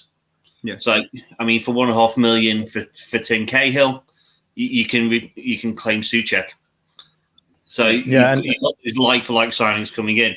So you got Zuma coming in. That's Joseph Yobo. Yeah. You got Vlasic coming in. That's Mikel Arteta. So he knows his system. He knows the players he wants to bring in, and he's gone back to his tried and trusted model. Yeah. So this young man, he is a 23-year-old. He's a defensive midfield player. Yeah. He plays for who does he play for? Spartak Moscow. Yeah, Spartak Moscow. And he has made last season, he played 29 games and scored 9 and assisted 5. Look, I think it's more to do maybe than a long-term signing in terms of bringing more cover defensively, in terms of defensive midfield, and maybe someone that then takes over from Declan Rice if he potentially leaves next year. I think I'm always in favor of bringing in players a year before someone's going to be leaving, just so they can settle in. So I think West Ham have done smart stuff, and I think this is another potentially smart deal. Yeah, it's interesting enough. West Ham have got Koufal there as well, and Souček, who are both Czech Republic. So probably a nice, simple conversation. Look, lads, any good young talent knocking around kind of the national squad, the under-21s, who do you recommend? Yeah. And I actually think West Ham have probably had one of the best transfer windows. I don't know about you guys. Yeah, but I agree. The players they're bringing in, like Vlasic and Zuma, they need that depth for obviously they're in Europe now. And I think the best one for them is keeping Declan Rice for another season. Because I'm actually quite surprised no one's really come in for him. Well, Declan Rice. I suppose, yeah. But the problem is West Ham, they've priced him out, haven't they? They priced him at something ridiculous, like 100 million, and he hasn't made a complaint regarding it, saying he think the valuation is too high. And what we have to remember, we have to remember as well with some of these guys, like a Declan Rice, let's say, for example, we know Man United is probably one of the clubs that would want a Declan Rice and probably chasing a Declan Rice. They will go in informally to see and test the waters. Is it worth making a bid? Like, I don't think West Ham are in a position to sell him this season with, as has been mentioned, European football. He's got a decent enough long contract that they don't have to sell him. And United probably are thinking, well, if we make a bid, it's just going to get rejected. And the price that they're actually asking for is way too much. It's not worth the time. Yeah. No, there's better value out there for that position. This is the thing as well, and see if anyone agrees with me. But if you was to sign Basuma from, say, Brighton, who I rate higher than Rice, you'll get him a lot cheaper. But because Declan Rice is English, he comes with that English valuation. Yeah, true. So for me, I'd love us to sign British players, hungry British-born players. But the thing is, for my club, Man United, I'd prefer us to go elsewhere, abroad, and bring someone in slightly cheaper. Because do you see Basuma as a DM though? Yeah, I do. I think he would fit in perfectly at Man United. He would fit in there perfectly. Yeah, I'm not so sure. Fernandez. Pardon? I'm not so sure because obviously Rice can cover in defence if need be. He's more defensive than Basuma for me. Basuma's more of he's defensively good. Don't get me wrong, but he strikes me more of an 8, if you like. Yeah, but the thing for me with Basuma is, if you look at Declan Rice and then you look at, say, for instance, Basuma, look at the style of football. Brighton play more of a free-flowing football than, say, for instance, West Ham. True. So because West Ham are very more defensive, they will sort of defend more. It's like when they say to you, at the end of the season, the sort of best goalkeeper, the goalkeepers normally have the most shot at them is the most defensive one, but because they have that block, they will make more save. So Basuma would sit in a lot better than Declan Rice and be a lot cheaper than Declan Rice. Yeah, that is true. So it's nearer time, guys. So if you're watching, please like, please share, please subscribe. This is FTB Sports, and this is your transfer marathon, and we'll be going until 12 p.m. tonight. So keep watching, keep liking, keep sharing, please subscribing. Mr. Silver Fox, Todd, and Rich, and myself is Solo. So let's talk to Todd, because we haven't spoke to you really and truly about Liverpool and why you guys ain't signing anyone. Obviously, we know you got Virgil back. Apparently Rolls Royce is back, which is brilliant for you guys. You're trying to get Henderson on another deal, or I don't know if you have got him on a deal yet.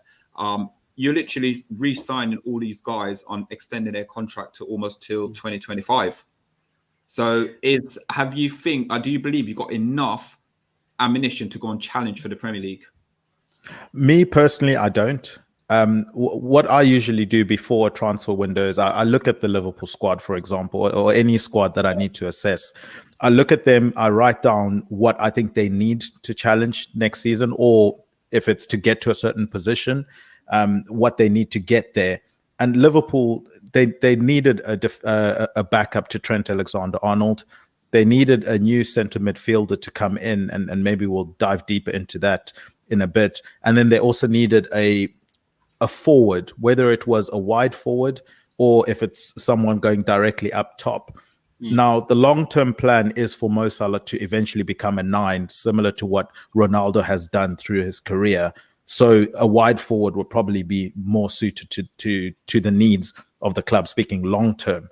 Now, if you're looking at what Liverpool have done this window, it's so far and removed from what Liverpool have done over the past 5 or 7 years, so to speak. They've been heavily influenced by Moneyball and analytics and looking at signings based on the numbers, not necessarily based on an emotional judgment.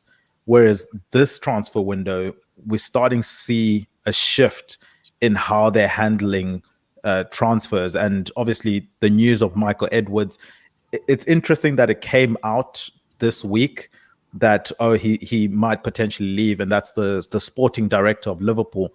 Now, he gave his notice last year to Liverpool, but the news is only coming out now, which I find very interesting, and we won't dive deep into why it's coming out now or etc. But they've already got a guy that's being his understudy in Julian Ward that is currently handling or being an understudy to figuring out how to do his job and hopefully take over from him if he does end up leaving.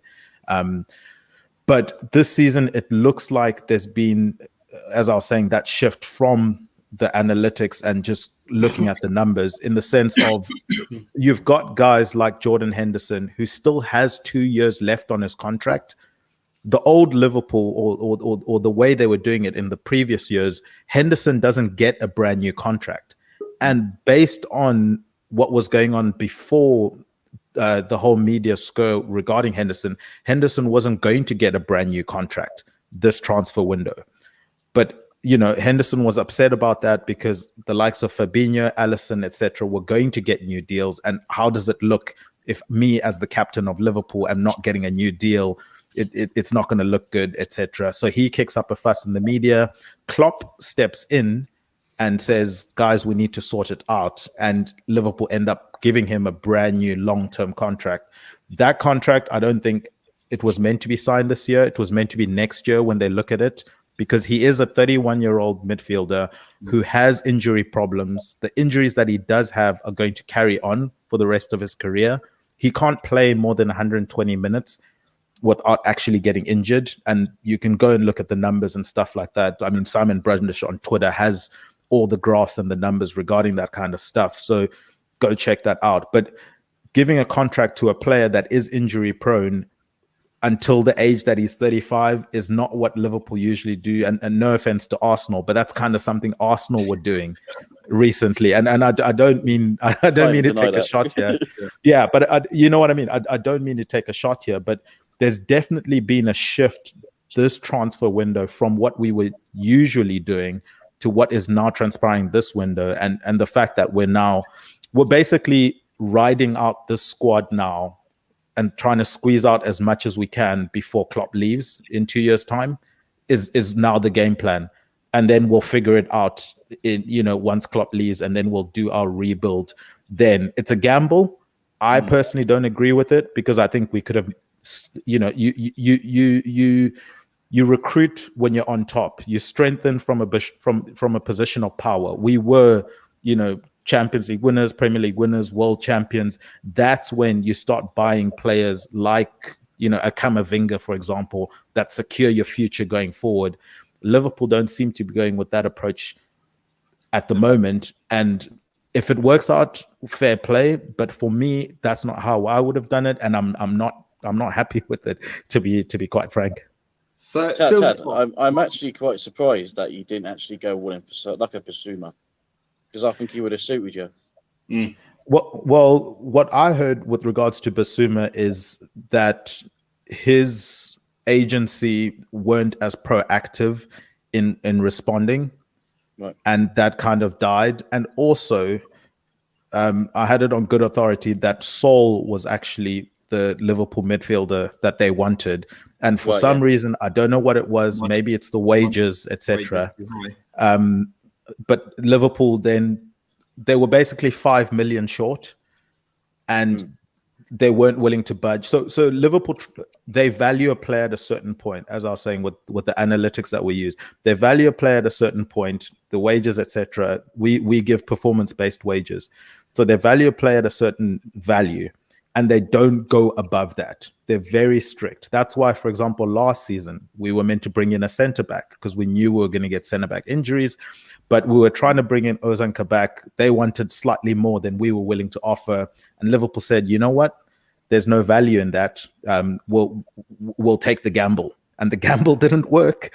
But the previous season, Liverpool didn't sign any senior players, and they ended up winning a Premier League title because they didn't get injuries. So they keep taking these gambles. Sometimes they work, sometimes they don't. I don't think it's necessary to take such gambles.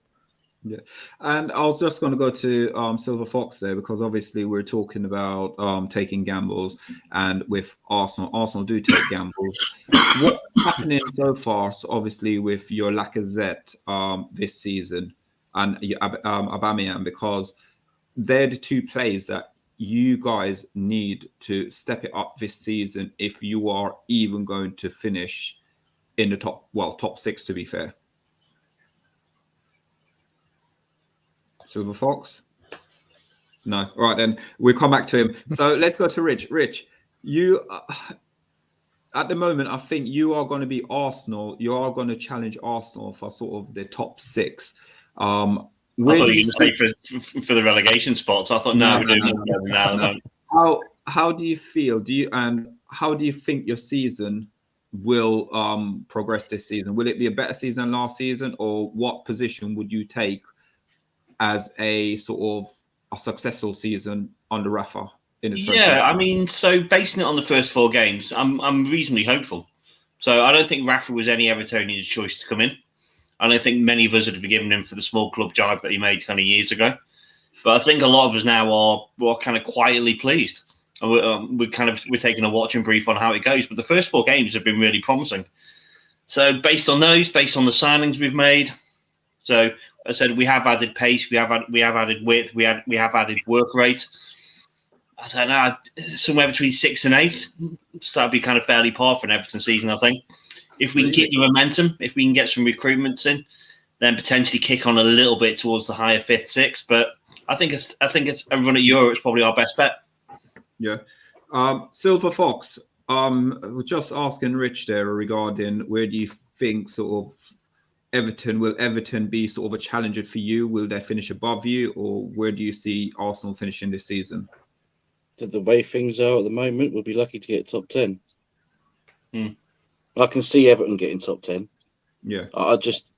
The state we're in, Do I believe Arteta's the man to turn things around?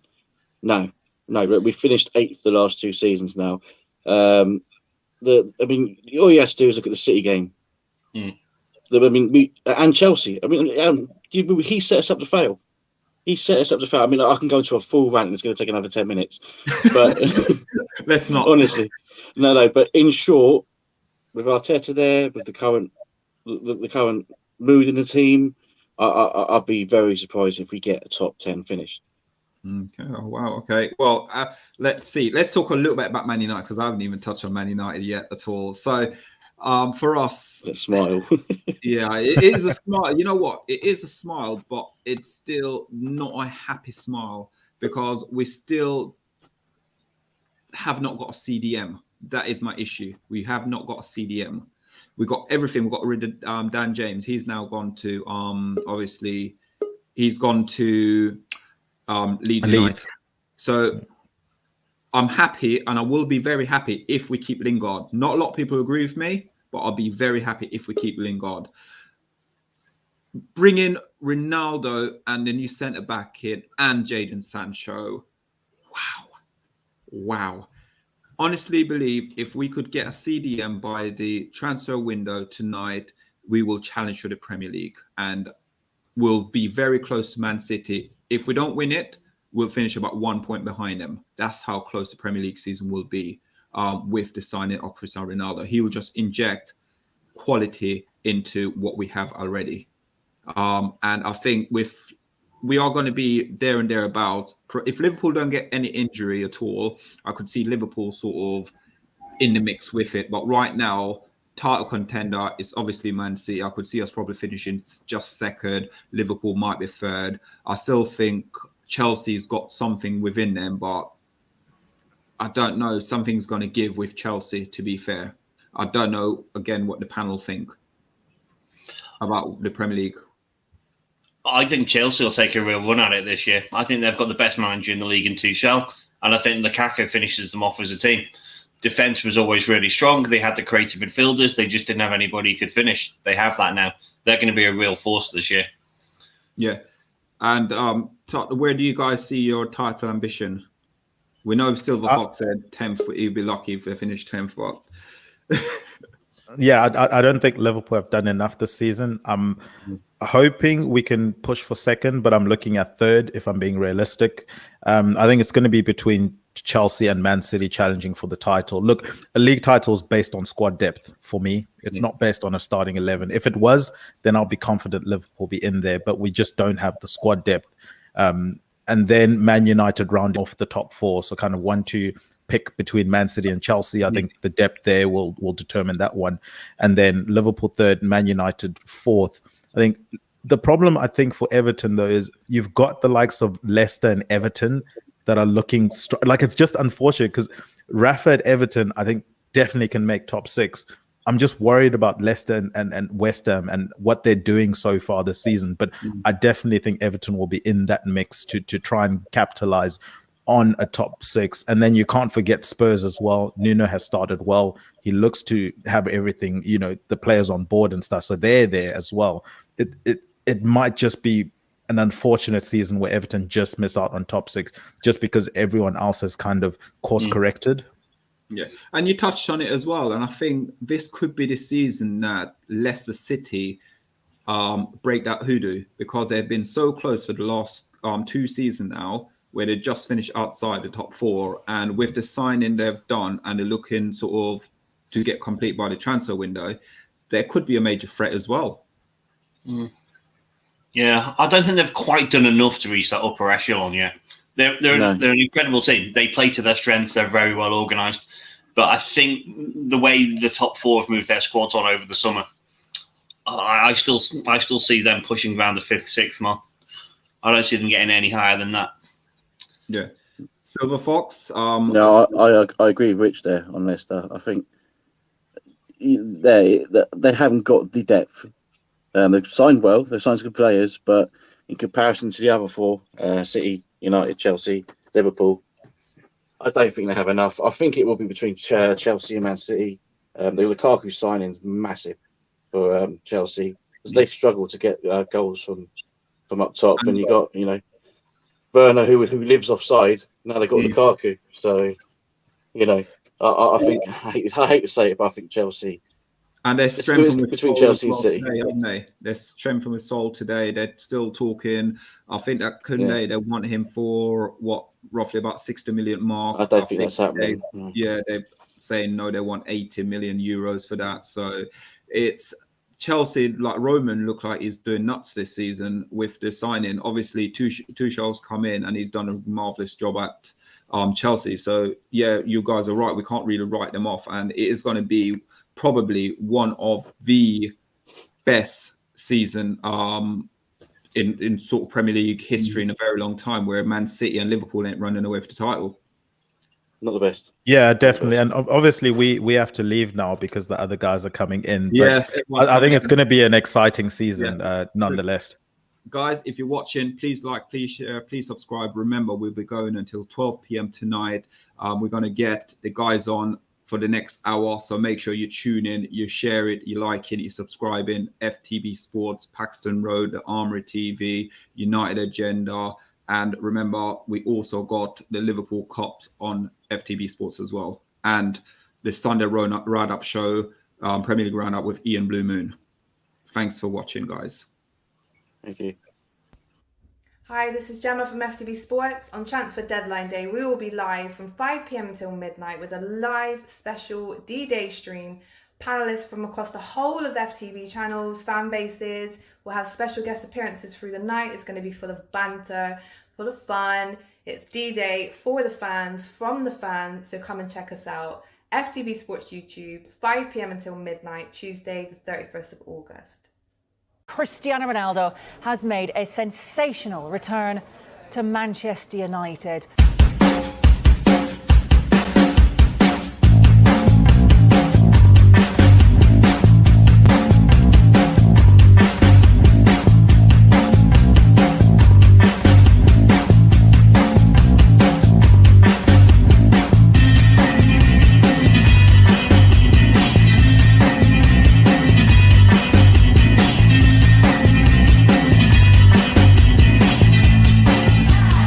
This is my club.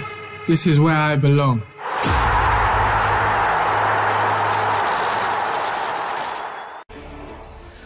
So we start with major breaking news from Arsenal. They have confirmed the signing of Brighton defender Ben White.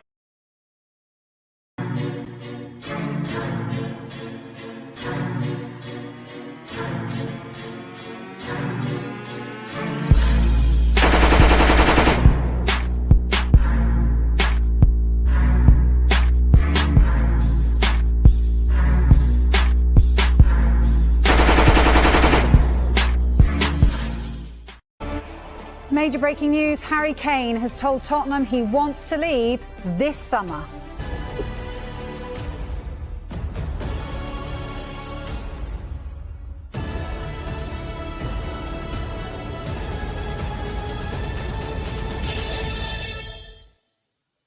Hey everyone, it's Jodie from PAXTON Road TV. Come and join us over on FTB Sports YouTube channel on August the 31st for all the transfer deadline day information. It'll be a fun-filled evening and we can't wait to see you there.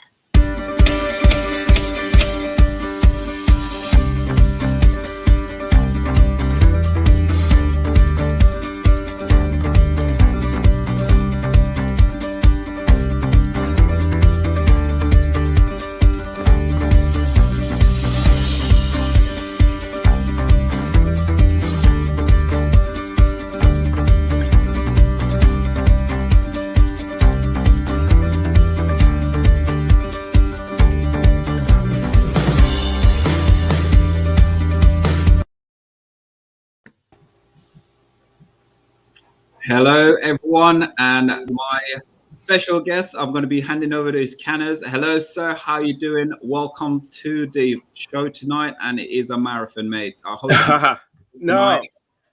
And listen, you see that flag in the back? Love it. Keep it real. Keep it real. So, listen, I'm handing over the baton to you now. Enjoy, and I'll be watching. Thank you very much, Solo. Thank you. Thank you, sir. Very good hour, last hour. Loved it. Thank you. Looking forward to it. Bless. Yes, so let me take this away. And wow, some of the headlines and everything that have been happening. Obviously, you know about United confirming Ronaldo, but you know, more bigger news is the guest I've got on today, and I'm going to need a drum roll or something for this. So first off, Rick from Fulham. Listen, welcome, sir. What's happening? We won at one time. Sorry, I've got the camera mirror. We Yeah. won at one time. The inner Toto. We won it one time. Excellent. A little bit of a London flavour this hour with a sprinkling of Northwest. So this sprinkling of Northwest is coming from on Monday from a United Agenda. Oh, you got Yabba as well. What's happening? Yeah, I got Yabba and Cookie here as well. We're in United Agenda. Welcome, guys. They look excited about Ronaldo, no doubt. Yeah, we all are. Big up, Excellent. Trevor. Big up, Rick. How you doing, guys? Love that. And also, listen, he's Who's a next? brother, man. I love this guy, right? He's a brother, but you know what? If he, you know, when someone's too good to be true, you know what I mean? They end up supporting Spurs. My man, Sam. Spurs for life. Yes. PAXTON Road. How you doing, sir? What's that? Yes. Very good. I like that entrance. I like that. Very good. Very good. Oh, well done. This could be a good show after all. I wasn't looking forward to it. Having a Monday and Canners on the same show. Richard. Sorry, Rick. Sorry for calling you Richard. Rick, welcome. These other two, they can get one. They can do one, should I say. Anyway. Listen, we can get You some see what more happens? in his Arsenal, mate. Flipping heck. We need some more. God, You see but the swell up they get from being top of the league. Look at the smile. Look at the smile of them. All teeth. That's right. Sponsored by Colgate. Top of the league on minimal effort. Yeah, that's right. Efficiency, Rick. That's what they call efficiency. Do you know what I mean? Sorry, Canners, off you go. God, but like, no, have your time. I'm having my time with my beer as well. Don't forget. Yeah, listen, and sponsored by Estrella, by the way. Listen, Sorry. Hey, Jody. Hi. 141. What's happening? Listen, I was going to bring you in a nice little intro there, but you know, you killed me. You killed me with that. But it's cool. It's cool. It's cool. How are you doing? It's good to have you on. Can you hear me? Can you hear me? I can hear you. Yes, Can you hear me? We can. We can hear you. Yep. Is there a delay at your end? I think Have I got two mics on? Oh dear. Come back in, Jody. That's right. As her name says, that is kind of Spursy. Is that? That's good. This is going to be a good show. So far. So I'll just get up. Listen, so obviously the headlines today, man. Obviously deadline D-Day. Listen, it's FTB Sports, and this whole last 4 hours has been immense. The guys that have come before us and obviously going to come after us. It's a mammoth day, really, for deadline D-Day. It's a little bit of a lull at the minute. Not new huge ones. But look, listen, the headlines and everything. Cristiano Ronaldo to United is all confirmed. He's got the pictures. He's doing all of this to the badge, this and that and everything. Chelsea getting sold from Atletico. Boy, I tell you what, Chelsea are going on another level. West Ham doing bits as well. They get Vlasic from CSK in Moscow and Alex Kraft from Spartak Moscow. So more work there. Leeds. I heard a little thing about Daniel James. Was that just for a number thing? So Cavani could take the 21. So Ronaldo can have the number 7. So I don't know about that. But for 30 mil, I tell you what, United have done well there. I'm not sure if he's a 30 mil player.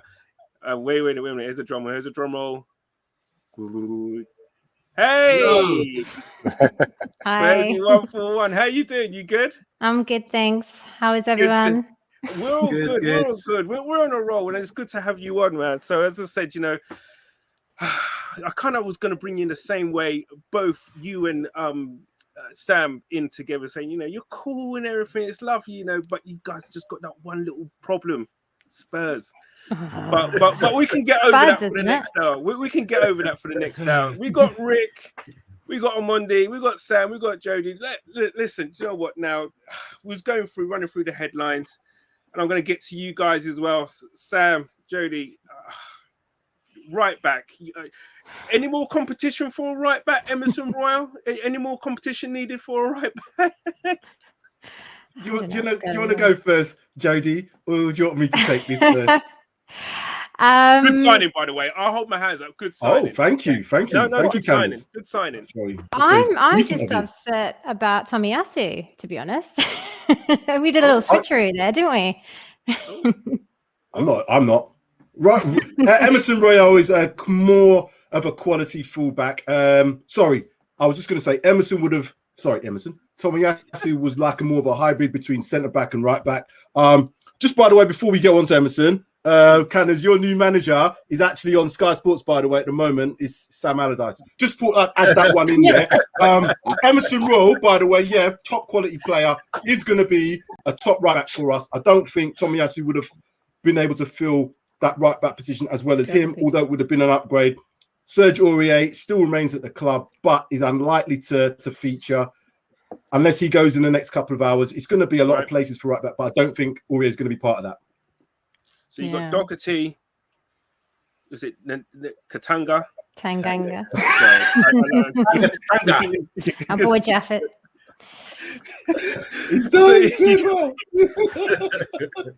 So you got so Oreo. Katanga's easy. Tanganga. You know what his name is. His name is Tanganga. Him, Doherty, and Emerson. And then Sanchez can sometimes play there, right? So you've got 5 players there for a right back berth. Will any of those players be out the door by the time 11 o'clock swings around? Let's hope Aurier is out the door. Wow. But he's good going forward. He just can't defend. Emerson, good going forward. Can he defend? I hope so. From what I've seen, he's a beast defensively. Yeah, I agree. I think he's got strength there. Yeah. Okay, 100%. Okay. Well, I mean, with a lot of the obviously we're trying to get rid of. You could add Bellerin. Could add him. But let's talk about teams like Monday bringing Leicester, getting Ademola Lookman. I think that's a good bit of business for them, really. I mean, because he did very decent when he was at Fulham. I see what I did there, Rick. Come on, I see what you did there. No, he was great. The Fulham team last year was just unfortunate that they couldn't make it work, because there's definitely some quality in that squad that just wasn't firing for whatever reason. I love Scotty Parker as a manager, but towards the end of the season, something had to have happened in the dressing room or otherwise for them to fall as flat as they did. So it's it's good for him. It adds a bit of depth for Leicester as well. So, and he's there for a song as well. How's it going? Come on. I was waiting. I know. You don't want me to sing. Okay. But on Monday, Ronaldo coming back. This has got to be his last club, right? United. So he's going to retire at United, right? I mean, are you happy with your window, your transfer window? Oh God, is the Pope Catholic? I mean, come on. we've just got like a world-class centre back in Varane. No argument there. He's really quality, and I watched him on Sunday at the weekend. He's not strolling around the pitch. He knows what he's doing. I love Jadon Sancho. I think that's one of the best signings, best young players out there. Can't argue with that, no matter about the price. We finally got our man. He didn't play that well at the weekend, but he needs some time maybe to settle in. And now we've got Ronaldo. I mean, I'm skinny teeth. I'm really, really happy about that. It was just out of the blue, like the RKO out of the blue. It just happened out of the blue. I had no idea that would happen. I heard that he's going to City. I wouldn't have been happy about that. But then suddenly, just like that, he's at Man United. And wow. Apparently today, it's all come through. He's signed up. He's there in front of the cameras. And we went from being sort of top 4, maybe title contenders, to now there's a big question mark as in what are we really going to do this season. One thing I just want to say, Lookman, I really like the boy. Even before he was at Everton, was he from? Where was he from? Charlton, Leipzig. No, come from, I think. Prior to Everton, he came from Charlton. Was it? No, Fulham. I think wasn't he at Fulham? No, he wasn't fully. He was a championship club. Oh. Anyway, but I've always watched him and always thought he's a good player. And what he did last year, he proved he's a threat. So Leicester have got a good boy there, because I was a bit bemused by Leicester getting rid of Gray, because I think there must be some sort of issue there, because Gray's Everton got a good deal there. Gray's proven to be a good player. So for Leicester to get rid of Gray and send him off to Leverkusen for Albrighton, I was a bit bemused by that. So Lookman, I think it to be dangerous. And Leicester, again, they're making good moves, as are Tottenham. Big up with Emerson. That's a great signing, by the way. That seamlessly moves me on to Jody. I mean, you happy with your transfer business this year? I mean, I'm not that upset with it. I think you're upset, but no, not I'm not. I'm not too upset. I know there's a lot. I think there's a lot more offloading that we probably would have wanted to have done. Like I said, I think probably we wanted to have seen Aurier potentially go this season. And then I think if Ndombele doesn't, get sold at the last minute, I'm hoping that we can make the most out of him this season. I think we're still lacking creatively. I think we still do need a backup striker. And like we said, coming into the stream, I think you said that, we've got a lot of right backs. We've got a lot of defense going on there. So, yeah, I mean, I'm not unhappy with what we've done. I think there's a lot of potential there for the future. So yeah, it's maybe a 6 for me, 6 out of 10. Okay, something like that. Okay, you lot have started well. I have a question for it. What do you make of Sir Harry? This going Which forward Harry? from here. Which one? The one and only. That's Kane, not Maguire, guy. By the way. Well, the thing is, I mean, it was obviously documented. He said that he wanted to leave, but look, Daniel Levy has pulled that proverbial rabbit out of the hat. I don't know what he's done, how he said it. Yeah, Sam, you got to be happy with. Obviously, what did you actually touch on? Griezmann, the breaking news that Griezmann's back at Atletico Madrid as well. I know it's obviously nothing to do with the Premiership, but that's obviously got to do reverberations with Barcelona and their financial issues there. Yeah.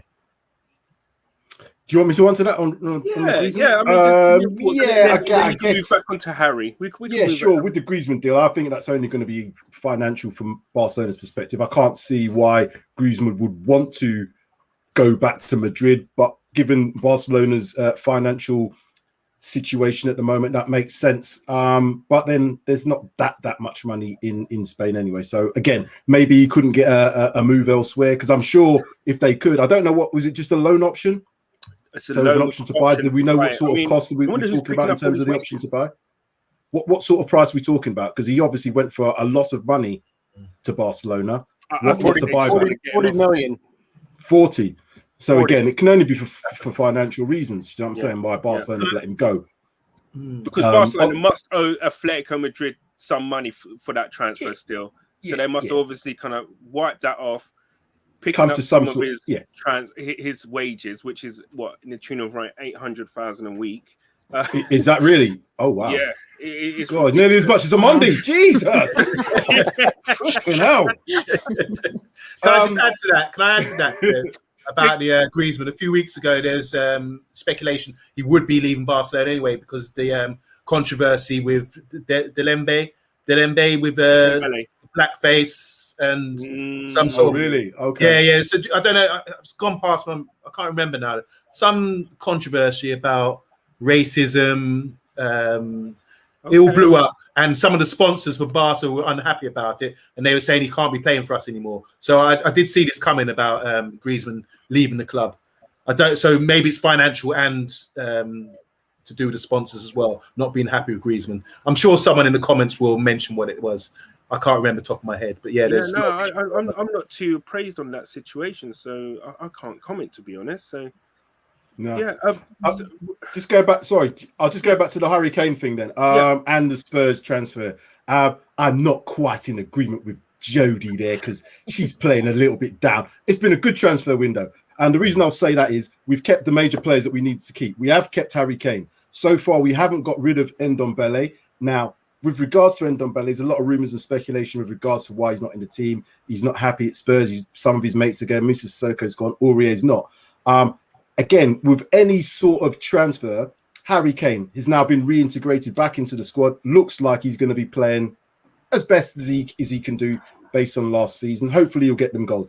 If Nuno can do the similar type thing with Ndombele, potentially with Aurier, that's 2 additional signings that we'd have there. Both, in my opinion, could potentially be world-class. Aurier lacks that defensive ability, but going forward, he's definitely an option. So if we've got people pushing for places and we've got Emerson Royal, who may be the #1 starter, you've got Doherty pushing him, you've got Aurier pushing him, you've got Tanganga pushing him, we've even got a backup in Piscotti as a youngster there. Yeah. That's what you want. One of them may have to be moved on, but I want competition for places. So again, Ndombele, if he can be reintegrated, it's like a new signing for us. And the business we've done with Hill, we've done with Romario, we've done with Galini, we've done with Pape Sarr, looking towards next season as well. That's great business. So Spurs, in terms of this so far, for me, is definitely a 7.5. A 7.5. Okay, that's a strong 7. Okay, but because we haven't lost Harry Kane, there's all this talk about him going for 150 Extra million pounds. there. Do you know what I'm saying? If you sell him, we would have been having a 2 out of 10. You know, even a 1 out of 10. But the fact we've kept him, regardless of the situation, he's a Spurs player and he's not going to down tools. He has to play for the team. And there's no club in world football that could do without a Harry Kane playing for them. I don't care which team you are. Do you know what? I actually think you've made some solid signings. I mean, Emerson, Brian Gill, and Pape Sarr for next season. Pretty decent with your... You like that, don't you, Callers? You do like that, don't you? I know you do. Look at that smile. Can we talk on Canners? I know you're asking the questions. Can we ask you the same about Arsenal? You can ask me. Man. Just summarize how you feeling. Glad you said that on Monday. I mean, we've got two Spurs fans on here smiling, being top of the league. Top of the league. Getting an average of 7.5 for their transfer dealings. Here we go. You're smiling, but it's like tears of a clown. You're bottom of the league, and give me a score about your transfer dealing so far. Talk to me, Trev. All right. It's a I was going to say it's a solid 6. It's a 6 in my opinion. Hold on a minute. Come on now. Let's rewind. Come on. Start again. A solid 6. I'm not even saying solid. I'm saying that's on shaky ground. Not solid. Come on now. I was gonna say 7. I was gonna say 7, but I thought no, because I'm not. 7 would mean I'm happy and content. But listen, we haven't done the business that we're supposed to have done. We've addressed a couple of positions, yes, but we haven't sold the players we're supposed to sell. We haven't recruited. The guy who we've got from Bologna, Tomiyasu. Yeah.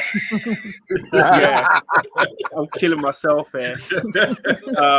I had to go on YouTube him earlier. You're not doing yourself any favors with this solid 6. But the not thing is, at all. YouTube makes anyone look great. Listen, he looks solid enough, but the problem I have is that we need a player that's dynamic down the right who can defend.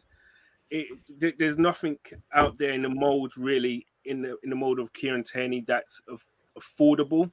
For us to buy. The closest thing to him, I guess, not saying that Tierney's better than Hakimi, but that's the kind of like quality you really want. So basically, we can have a 2-pronged attack from either way. Teams target our right-hand side, and that's a problem. We need a central midfielder as well. Basuma would have been the one. Go ahead. My question to you: with all this solid 6 and the 150 million pounds worth of spending with a Tomiyasu deal, do you think you've catered for all the positions that you think you need? No. So do you think that's good business spending 150 million and you haven't filled the gaps? 150 million. It's work and it's work in progress. Okay, that's what I'm asking. My question has been asked. You tell me. You can continue.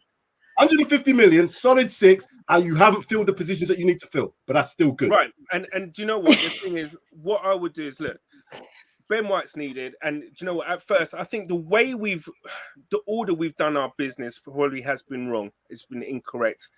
We should be having right now a right back and a CM should have been sorted first. That should have been before anything else. A central defender was obviously needed, and the fact is, once we get Gabriel back and White, I think we'll be in better shape defensively.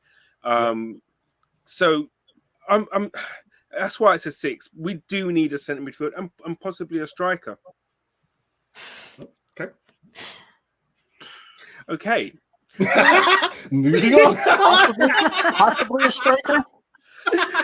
So, Rick, oh my gosh, see, I'm all flustered with that one. Flipping it, I feel like I was on the hot seat there. That's right. Rick, I'm going to come back to you and just quickly with some of your transfers that Fulham have done. I mean, Harry Wilson and Rodrigo Muniz. Are you happy? I mean, I've not seen Muniz come, but it's quite a bit of money you spent for those two players on the tune of around 19 mil. Well, yeah, it was 12 million for Wilson, which is a lot for the championship. But yeah, at least this time the team isn't spunking as much money as they have in the past when these things have happened. So they've been a bit more selective. In the grand scheme of things, with the parachute payments and everything, just shy of 20 million isn't a lot to have spent to rebuild the team. About half the team from last year is left. I was just going through a list. We've got the reserve keeper from Spurs in, who's doing a decent job so far. Couple of clean sheets. Wilson and Muniz. I mean, that could be the signing of the season in the championship. That's weird. Someone from Flamengo going to the championship. That's unheard of. What's that? Someone from Flamengo in South America going straight to. That's unheard of. I mean, Watford signed. They got a Brazilian striker who's been in the championship the last couple of years. João Pedro. He's going to blow up, I think, as well. Oh, I know the guy you're on about. He's been there a couple of seasons, right? Yeah, he's been there a couple of years now, so there's been a lot of dealings like that. Sorry to interrupt. Sorry. No. But I mean, I think we've got Muniz for something around the 8 million, give or take, 7-8 million.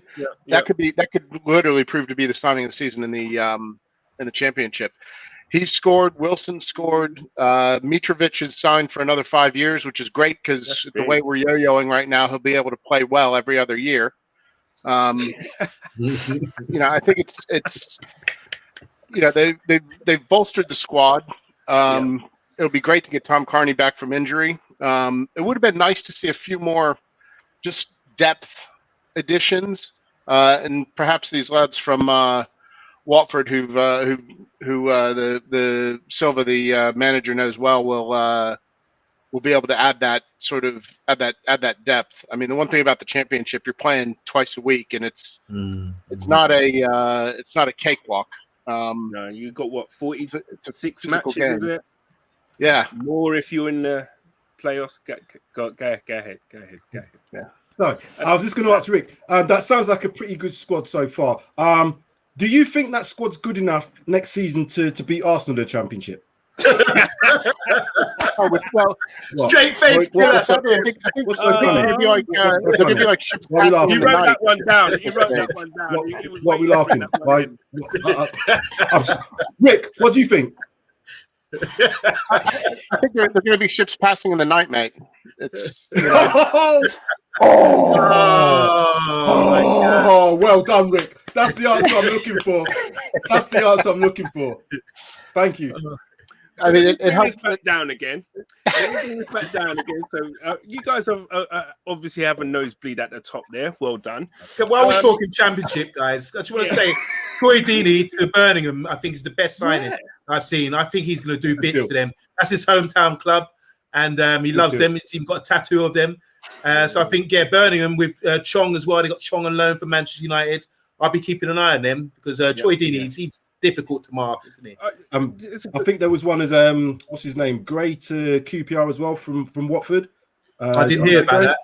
Andre Gray. Andre QPR. Gray, big strong guy, big strong forward. Yeah. That's a good signing. QPR doing well this season so far. Wow, that is good. Wow, he'd be good in the championship for sure. So I'm not even going to include us in this little mix. So obviously we've got like your top 6 teams, right? So Spursy, I'm going to enjoy calling you Spursy. Judge Jody for you. No, I'm kidding. So who do you see your main challenges for?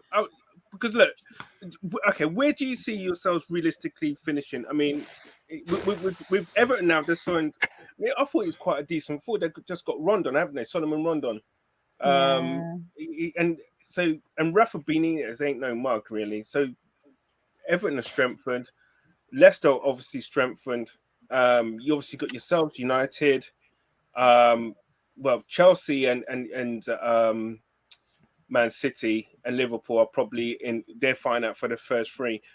Where with the signings that you guys have, where do you see yourselves? I mean, I think okay, as long as we do better than what does your heart say and what does your head say?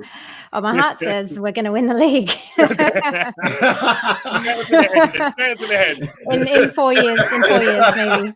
My head says I think as long as we do better than we did last season. We've got to remember we've got a brand new manager in place. We've got a brand new director of football. I for one wasn't expecting too much from this transfer, to be honest with you. I mean, I think from what we've done and what we've achieved, I am happy. Maybe I need to bump my 6 up to a 7.5. But I think 5, 6 maybe. I'm hoping for. I mean, I don't think I'd love to think we could make top 4, but I think, like you say, Chelsea are on fire, aren't they? Liverpool are on fire. We got City, who are just, always there, and then Man United, who are clearly doing bits there. So. I was just about to say, with United, with the signing of, I see all the pictures there, I can see them with Ronaldo in his kit. Anything less than a title challenge has got to be a failure, right? Yeah. And if that's the case, anything less than that, right, on Monday, does questions need to be asked about Ole Gunnar Solskjaer? Yeah, I mean, it's a Showtime club. Questions will be asked regardless. I think last season we had a few issues. I thought we were in a title race last year in January. We were top. I think we had the squad last year to do it. Moving on to this season, we've made some, like, as I said earlier, the additions we've made are all world-class players or potentially world-class. So I still think we can do it. Even before we got Ronaldo, I thought we were all set for a challenge. But it's not all or nothing for us. I think success for us.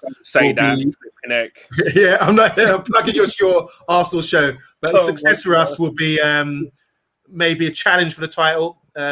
Ideally, not be like 16 points behind, and to have a good run in the Champions League. 2 things we didn't do last season. We got knocked out in the group stages, remember? And this season, I hope to proceed better than that. And this at least minimum. Look, with Ronaldo in the side, I think someone was saying earlier, we can beat any side. We've probably got more chance to win the Champions League over one-off games than over the marathon of the league. Already we've seen we don't have like an identity, a brand of football like the other 4 clubs, like even Spurs now. I can see how they've got some sort of identity already by their manager. But with Ole, that might be my issue really. What's his ID? We're struggling to break teams down. I mean, we're just playing long balls. The game against Southampton, we had to force the goal to go in. The other day against Wolves, we were on the back foot. If you look at the highlights, 2-minute highlights, looks like they're all over us, So it's going to take some time. That's why I think maybe the Champions League... Has he got time, though, with Ronaldo coming in? I think, Trev, with Ronaldo coming in, he raises the bar and he's got standards to set. So I think it's going to lift the whole club in that respect, that everybody's going to be saying, right, I'm on it. Even the training staff, the staff out there, the coaching staff, I think everyone, even the tea ladies, are going to be on their best behavior. Here's my daughter, that sort of thing. I'm on this. Can I ask you a quick question? Don't you? Okay, so Ollie's not... I wouldn't say he's in the top 5, top 10 of managers in world football. How is he going to deal with these potential egos? You've got Cavani, you've got Ronaldo, you've got Pogba, you've got Sancho, you've got, I guess, you look at Harry Maguire if you want to put him in that sort of category as well. You've got Varane, you've got De Gea, you've got, what's the other keeper's name? Henderson.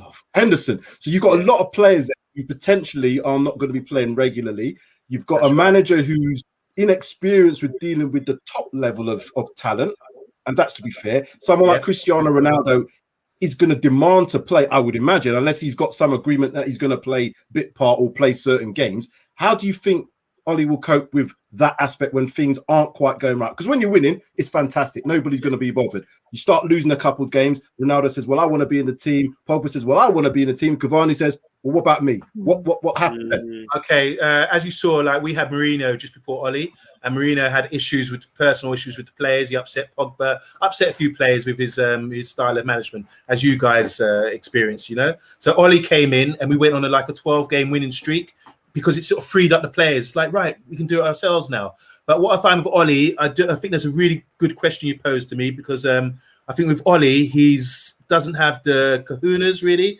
He's sort of like cutting people's toenails and stroking them, their egos, that kind of thing. So I'll give you an example. Look at Donny van der Beek.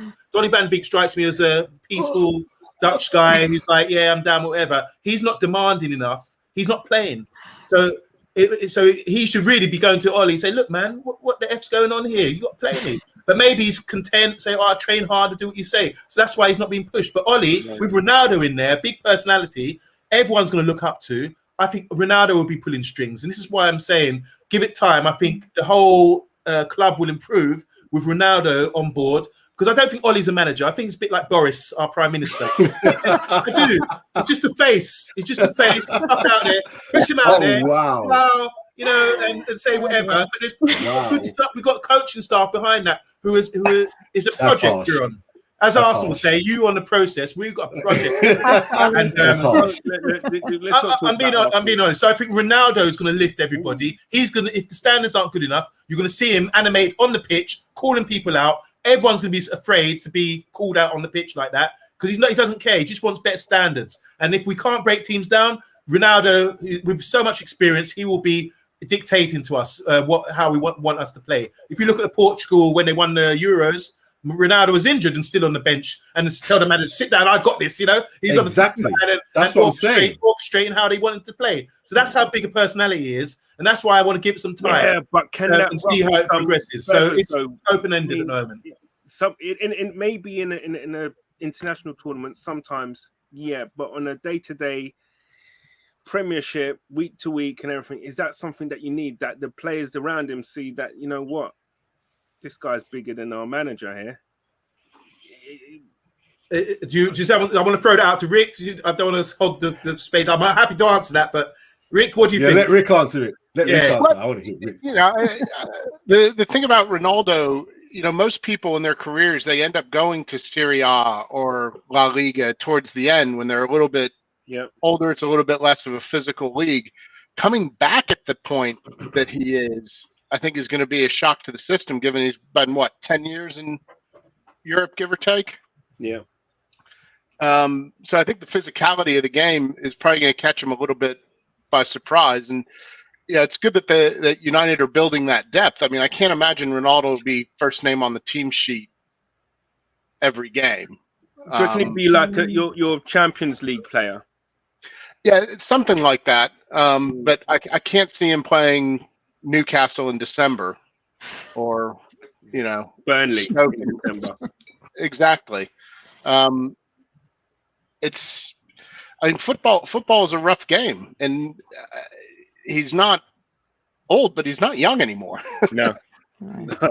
True. I think he's there to be. Look, he's a number 9 now. I think he's there to be spoon-fed goals, and he's a great finisher in the 6-yard box, heading, volleys, placing goals. He can do it all, and I think that's where he's going to be, in that sort of area there. So, as Shane knows, as a coach, in that area, you don't have to do much. Little dummy run, little ghost of man in the box, and get fed. So he's going to be demanding that he gets that his stats up to date by the players providing for him. Yeah. So I don't think, and if you look at, he's a physical specimen as well. I mean, he's not your normal 36-year-old player. You know, it ain't like just a couple of at 36, for example. Sorry to cut you there, man. Just a couple of breaking news. Edouard has gone to Crystal Palace from Celtic. Wow. I tell you what, good signing. Missed the trick here. Arsenal missed the trick here. He is decent. That must be the Vieira pull there, with him being French, etc., etc. But a 5-year deal with Palace. Listen, I'm excited to see this guy play. Yeah. Well done, Palace. The only thing I'm peed off about is that means that they won't be getting Nketiah. Damn you, Palace. And it's, oh god, blimey. They've done. I don't know how they've done that, but they've got this guy out, Runnison. Now this guy is a proper, the proverbial rabbit in headlights kind of thing. That was him. That was him. Poor guy. I mean, that's another one of Edu and Arteta got wrong. But look, he's gone. He's out on loan, and we've got two good solid keepers now, vying for that number 1 spot. And on the ticker, Maitland-Niles to stay at Arsenal, as you're aware. Listen, I even think that he could have done a job for us at right back, to be fair. Yes, and Alex Kroll to West Ham United. We mentioned that at the top, and I think that's going to, listen, West Ham, David Moyes, I just want to put it out to you guys. David Moyes, he got so much criticism when he had his time at Man U, and then when he first went off to West Ham and stuff. How have you seen a more amazing turnaround than what David Moyes has done? I'll come to you first, Jody. I mean, Moyes is, West Ham are a decent team, and that's another team you can put in the mix with it to be pushing for that top 6 spot. I mean, I'm scared of West Ham. Yeah, I've got a lot of them on my fantasy team just for that reason. I mean, yeah, I think I agree. They are scary, and last season they really went above and beyond what a lot of people expected of them to do. So yeah, I'm scared of them as well. I think as a Spurs fan, you can never be too comfortable, confident. But yeah, I can't wait for Harry Kane's November, where he doesn't like to play in November, does he? He always gets injured around then, doesn't he? So Yeah. that's his winter off. Ole Kunle 007, Arteta won't get sacked. There is talk about an investigation ongoing within the club regarding this summer transfer dealings, and things are pointing at Edu. Do you know what? There have been, I'd say, strange transfers to a degree, but there have been a few which kind of raised your eyebrows in the past. Willian is one. But fair play to him. He ripped up his contract and he saved us 20 mil, and he could have dug his heels in. Potsy Talks Football. How bad do you want to get out of a club if you rip up 20 mil or whatever it is? How bad do you want to get out? If you're going to say, I don't even want my money, I just want out this. That's bad. Come on now. That's not good. It's not a good situation. So don't make it out that it's good, because it's not. No, listen, you've got to put the silver lining by it. Come I on, know man. that's the silver lining, but it's not a good thing. It's not good. Potsy Talks Footy. Are you surprised by how much stronger you look defensively already under Nuno for the Spurs guys? I mean, and do you know what? I will say, as an Arsenal supporter, yeah, the first game you lot against City, I was really surprised. I actually thought you would have been, back to the wall, last ditch tackles, and there wasn't that much of it really. Spurs guys. I mean, I'm very happy with what I'm seeing with Nuno, and just I think the teamwork and the togetherness and the kind of communication that seems to be happening with him in place is just, it's really impressed me so far. Sam, what have you seen that's been a difference to what you saw last season defensively, and what's made you that bit more sterner? I guess your hope is, okay, we're getting a few 1-0 wins. Once we properly click, the goals will start flying in, right? So I think the basis of all of this has got to be the transfer window closing. Nuno will then know which players he's got, which players are not going to be at the club. Yeah. It's down to him then to reintegrate the players that maybe were looking to go or maybe not quite on his first team, is to see how much competition we can get for places. So the likes of Harry Winks, you've got him still at the club. You've talked about the right backs that we've already talked about, but there's a number of other players that we potentially may have moved on. I think Nuno has the ability to have the togetherness, and that's the biggest thing that we didn't see last season when Jose was there. It was very much a divide. There was divisions all over the place. What I think Nuno's brought is the togetherness, given players an opportunity. We've got the likes of Sessegnon, Skip coming back off loan, who are now being integrated back into the first team. You know, we've got some new signings, and again, all been given opportunities to play. So the likes of Sanchez and Dyer, who last season I was one of the ones who didn't even call them by their name, was just calling them by their number because that's how much I wanted them out. They have actually turned things around to show that there has to be something. Because if you can keep a clean sheet, I don't care what team you are, if you can keep a clean sheet for first 3 Premier League games, that's saying something. And we've got 9 points. So, yeah, I think he's doing a good job. There's going to be more to come because I think now we're going to have a settled squad. I think he can definitely improve us. One, to guys add to that, not a Spurs fan, obviously, but I think having Skip and Holberg in there, I've seen for the last few games you've been playing the two of them, and I thought Skip was like a defensive midfielder. I keep asking the question. I want to know more about him. I know he played at Norwich last season, but these two players are really a good base there, and it's protecting the defense, it seems. So I'm really impressed by Spurs, and I give them a 9 actually in the transfer market. I'm not just boasting them up for no reason, but honestly, I think they've done a really good job, and buying that young guy and a young midfielder, Sarr, as well. Yeah. That's just, and getting Dele Alli back in. Once that guy's got some confidence, you're going to start. That's what I'm saying. So, Amondi, you've made a good point. Everybody thinks we need to have new players in to have a successful transfer season. Some players that have come back off loan are now in the first team. Some players that have come back off loan are now playing better than they were last season. We've improved players that are already at the club. So to be successful as a team doesn't just mean going and buying players. It means improving the players that are already there, making them better, having a way of playing. We now got opportunities to play in different ways. As you mentioned about the Højbjerg Skip thing, we can play a 4-2-3-1. We can play a 4-3-3. We have different ways to approach the game. We can even play 3 at the back. Now that you've got Emerson, we've got lots of opportunities to do different things, which that's the tactical side of things that I want to see that Jose didn't really do last season.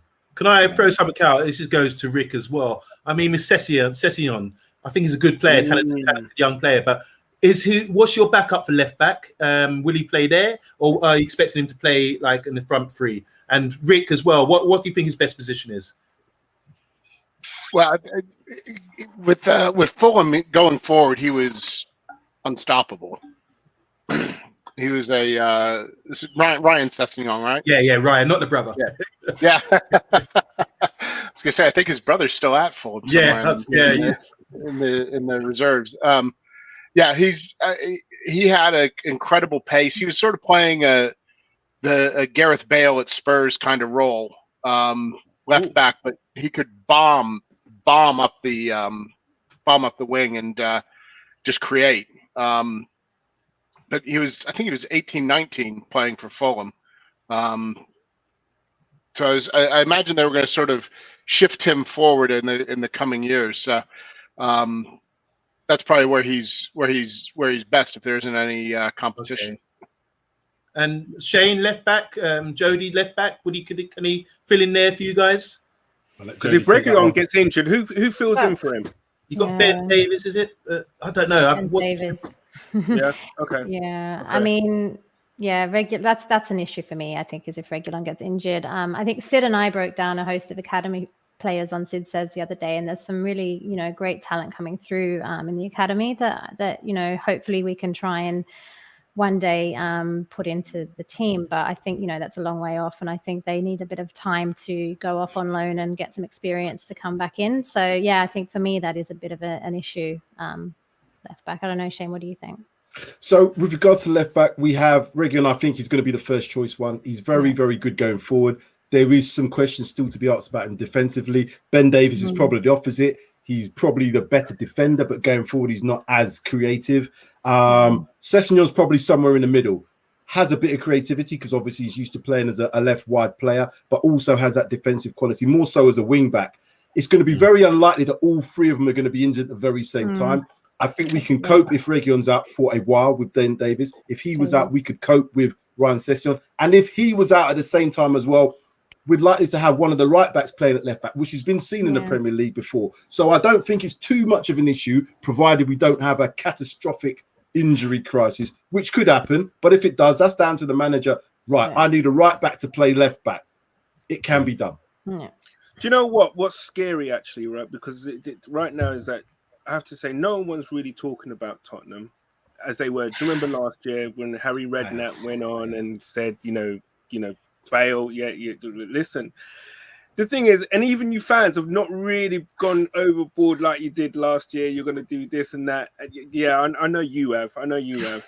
And so I'm just kind of a little bit. Oh my god! I want you lot to talk up your team. Because that means because it always happens year after year. You talk up your team and then boom, you fall flat in your face. So, I'm just waiting. Come on, guys, stop being so humble. Come on, tell us that Spurs are the best ever, and you're gonna do this and that. Come on, be Spursy again. Come on. Jody, don't rise to it. Jody, don't rise to it. You can go. You go first. Just don't rise to it, though. I'm gonna go back to what I said before, that we're going through a rebuild, and I think at the moment I'm happy with what we're doing. We've got a new manager, like I said. We've got a new director of football. We've won the first 3 matches. We've got clean sheets coming out of our eyes. I know it's not going to last forever, so I'm just going to ride this high for as long as I can, really. But it's true. It's true. I'm happy. Last year's transfer window was a 10, wasn't it? According to you, lot? Okay, can I say my little bit on the Spurs thing, just with regards to that? Right, I'm going to be a little bit controversial because not all Spurs fans agree. I am, and this is the God's honest truth. I'm not bothered, and it could be any religion, by the way. It doesn't have to be God. I am got no problem in us not getting top 4 this season, provided that we win a trophy, even if it's this UECL, League Cup, FA Cup, whatever it is. I want us to win a trophy. The reason being, that's going to breed more of a winning mentality than a top 4. Again, this whole top 4 thing, which your ex-manager, by the way, Can, has invented, top 4 trophy. I don't agree with it anymore, because it's just about preparing for next season. You get top 4, you don't win anything, but you're preparing for next season's Champions League. We haven't got an opportunity, we haven't got a real opportunity to win the Champions League in the next few years. We have to build. So win a trophy now, get this team confident in it being able to get over the line is going to breed more opportunities further down the line with the players that we're bringing in now. I hear that, but what the Champions League does, though, listen, you say you're a big club, and what that does, Who does? What that does, if you're a big club and you're in the Champions League, you have that pulling power, correct? You have that pulling power. If you ask, listen, it'd have to be someone crazy big who's in the Europa League for them to go to Europa League team rather than the Champions League team. Listen, getting in the Champions League allows you to build on something and continue attracting the top players. That's my opinion, and I think the more you're in it, the more players and the better players you're going to attract. Listen, we're a big how has that worked out for Arsenal over the last 15 years? So Rick, well done, Rick. I'll answer that quickly, right? I'll answer that, right? Because of our historic past glories and quite recent FA Cups, I might hasten to add, we still are a big draw for players wanting to come to us.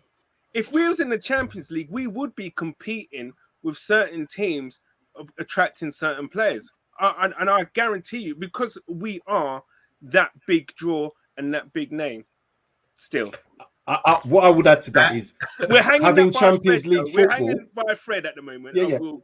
Having Champions League football doesn't guarantee success for the next season. No. There's only one team going to win the Champions League. There's only one team going to win the Premier League. You have to spend a lot. The correlation with spending and wages is all to be seen. Nobody wins the Premier League unless they spend money, outlier being Leicester. So that's a correlation. So unless you're going to match wages, unless you're going to match transfers, I don't care if you get top 4. If you're 4th in that top 4 and you don't match what the other 3 have done and the other teams in Europe have done, you ain't winning the Champions League. So what benefit is that? You're building. The point I'm trying to make is we can continue building, but we haven't won nothing. The point of football for me as a player, as a coach, as a manager is to win.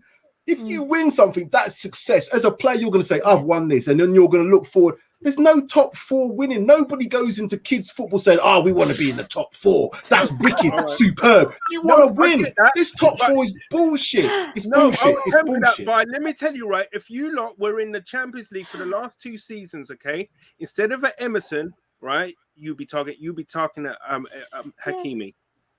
Right. Can I add? Does- Can I just add what- to that? Hold on. Go on. I think playing in this conference league as well. Hopefully, you'll be playing a lot of youngsters and bringing them through and giving them the experience they acquire. So next season you can build on that. It's a bit like Arsenal. Their foundations have been good because they had a good youth system. Same with United, you know. So I think I'd like to see Tottenham bring through their youth and play them in his conference league, whatever it's called. So next season they'll be more established. And maybe look at Skip, for example, players like that coming through. It's a good example of how Tottenham have got a good academy. And good experience on loan in the Championship last season. Just to add to your point, Amonde, PSG, Manchester City, Manchester United have all spent oodles and oodles of money and probably got some of the best players in world football, ain't won the Champions League. So to me, you can spend all this money. It doesn't really say and guarantee you anything. Premiership for Manchester City is almost guaranteed because of the amount of money they spend. You have to keep up with that. Chelsea are now doing that. They are probably the closest. Liverpool probably after that. And just look at what they're doing. The wages corresponds with all of that.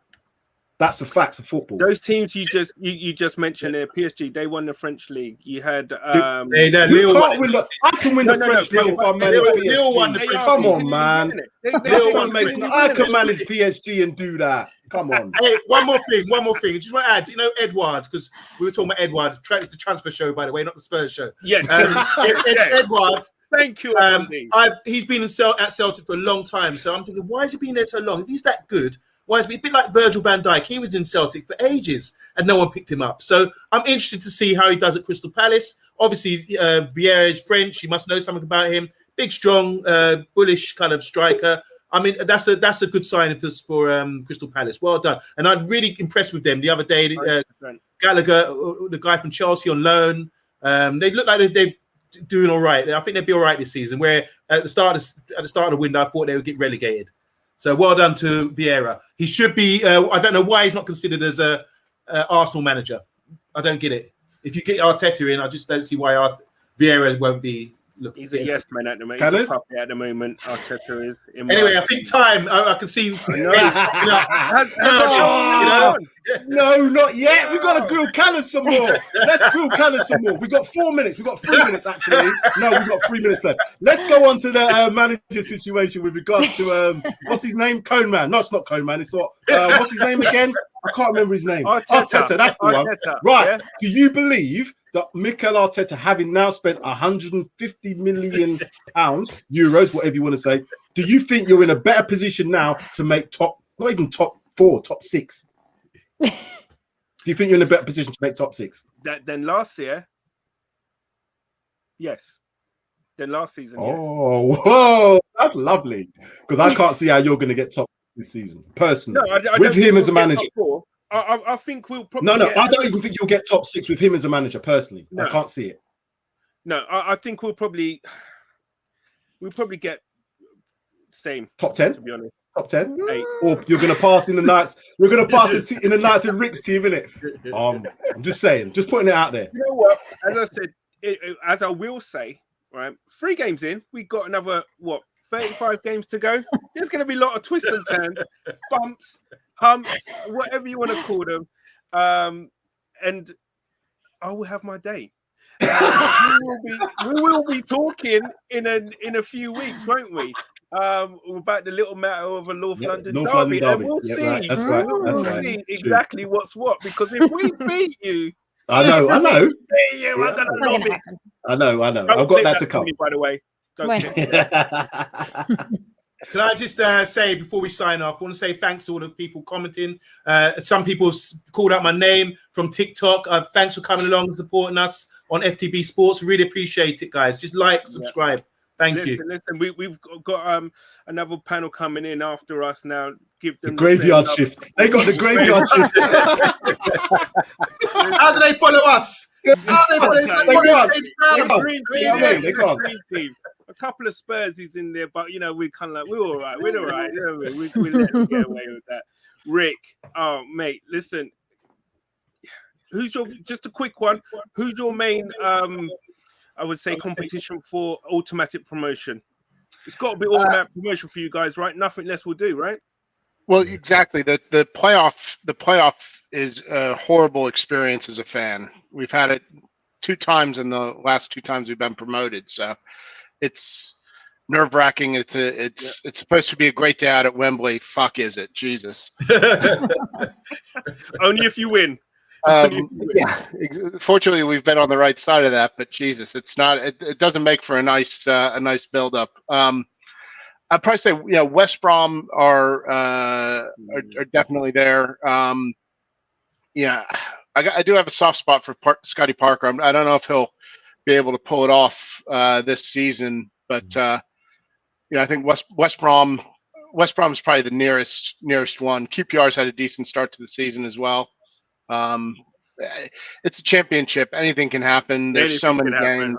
There's, I'm just happy that we're getting points early and scoring a lot of goals, because there's nothing worse than having the situation we did a couple of years ago where we went on a string of, I think we won something on the order of or had results out of 20 straight games or 25 straight games, and then lost on the last day to Birmingham City for automatic promotion. It's like, you don't want to have that situation where you have to go and perform to that level. So get the points in while we can, and hopefully we'll be home and hosed by the end of December. Good luck, Fulham. No, good luck, Fulham. I do like Fulham as a club. Hate Spurs, hate United. Thank you very much, guys. Listen, that's it, man. The hour goes. It flies, isn't it? Time flies when you're having fun. But yeah, as I said, we've got the time flies when you had a good transfer window as well. That's what happens. Spursy 141, Rick. Sam, Spurs for life on Monday. Listen, it's been a pleasure. Loved it. Thank you very much. Thanks, Trev. Thanks, Canners. Cheers, guys. Good job, man. Well done, guys. Cheers. Hi, this is Gemma from FTB Sports. On Transfer Deadline Day, we will be live from 5 p.m. until midnight with a live special D-Day stream. Panelists from across the whole of FTB channels, fan bases. We'll have special guest appearances through the night. It's going to be full of banter, full of fun. It's D-Day for the fans, from the fans. So come and check us out. FTB Sports YouTube, 5 p.m. until midnight, Tuesday, the 31st of August.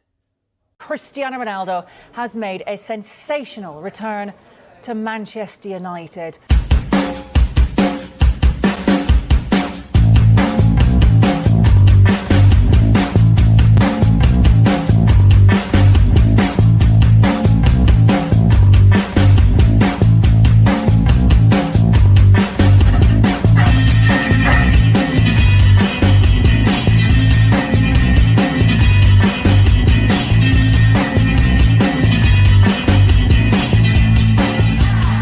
This is my club. This is where I belong.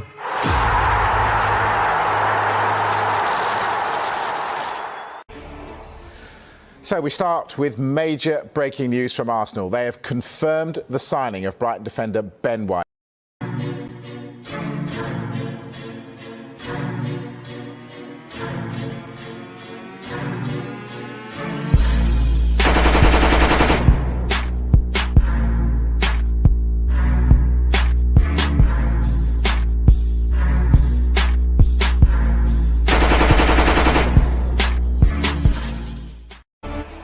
Major breaking news, Harry Kane has told Tottenham he wants to leave this summer.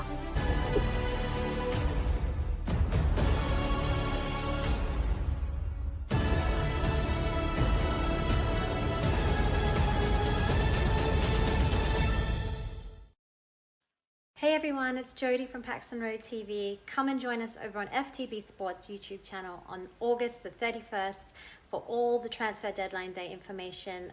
It'll be a fun-filled evening and we can't wait to see you there.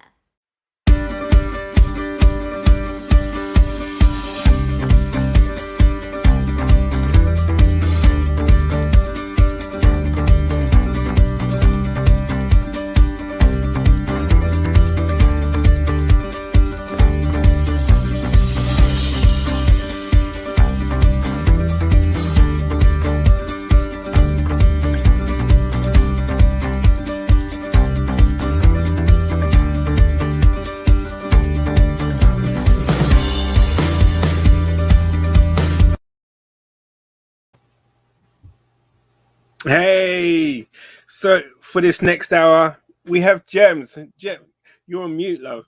Oh.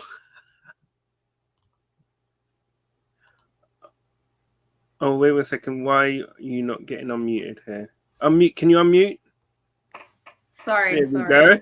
It's been a long day. It's been a long day behind scenes. It's live, everybody. I blame my assistant over here. Yeah, Oh, this is the golden hour now, guys. Everyone needs to is share it? this, get involved, put your feet up. This is the best hour now. Well, I hope you can follow us. Anyway, listen, Definitely. we've got the lovely Gems taking you guys through right to the end. Let's just hope Arsenal do something. I don't think it's going to happen, but There's listen, reports that your window's shut now. yeah, goes from bad to worse, isn't it? But look, Well, guys, I'm gonna go. Gems, over Yeah. to yourself, and Thank you. have a good one. I will. Evening, everyone. So with me tonight, I'm going to bring in, we have from Armoury TV, we have Gumza. Evening. How are you doing? You all right? I'm doing great. It's been a fun Good, evening. I've really enjoyed it. I've enjoyed watching. Yeah, you like that hour, innit? Do you know what? I felt bad for Canners. I was gonna jump in and help him, but I know I'm You're on. glad you weren't on that hour. Yeah, I know Mondy's looking for me anyway, so I thought I'd best just keep quiet and wait till my 10 p.m. slot. So Well, I'm here you now. Get ready because Yeah, the comments are going to be we're gonna- firing, so I'm ready for them. Next, we're going to bring in James TTM Sports, the Spurs version. Are we doing all right? I'm doing good. This is How you the doing, other Gumza? half of TTM bro? You all right? Sports. James, Yeah, all good, all good. fellow Kop Talk panelist. Evening, How are we James. doing, guys? Are we ready to rock and roll? I know I am. I know I am. Finally, we have Ollie. What's up, guys? Evening, How you Ollie. doing?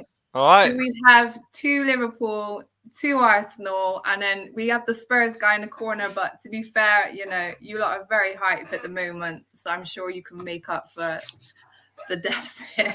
I got plenty. Don't you worry. I know you have. I don't doubt that. I Here. don't doubt that for a second.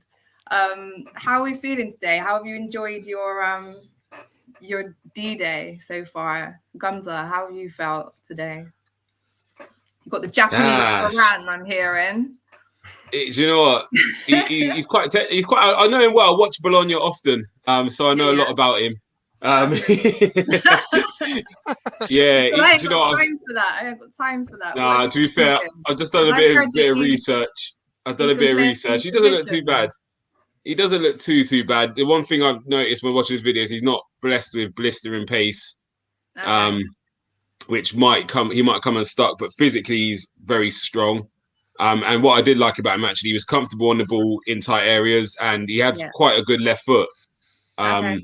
So they're the kind of main things I picked up from some of his videos. But apart from that, I couldn't really tell you what he's like over 90 minutes because again, I've never seen him. So it's just more of the same. I think our whole window's been signing squad players.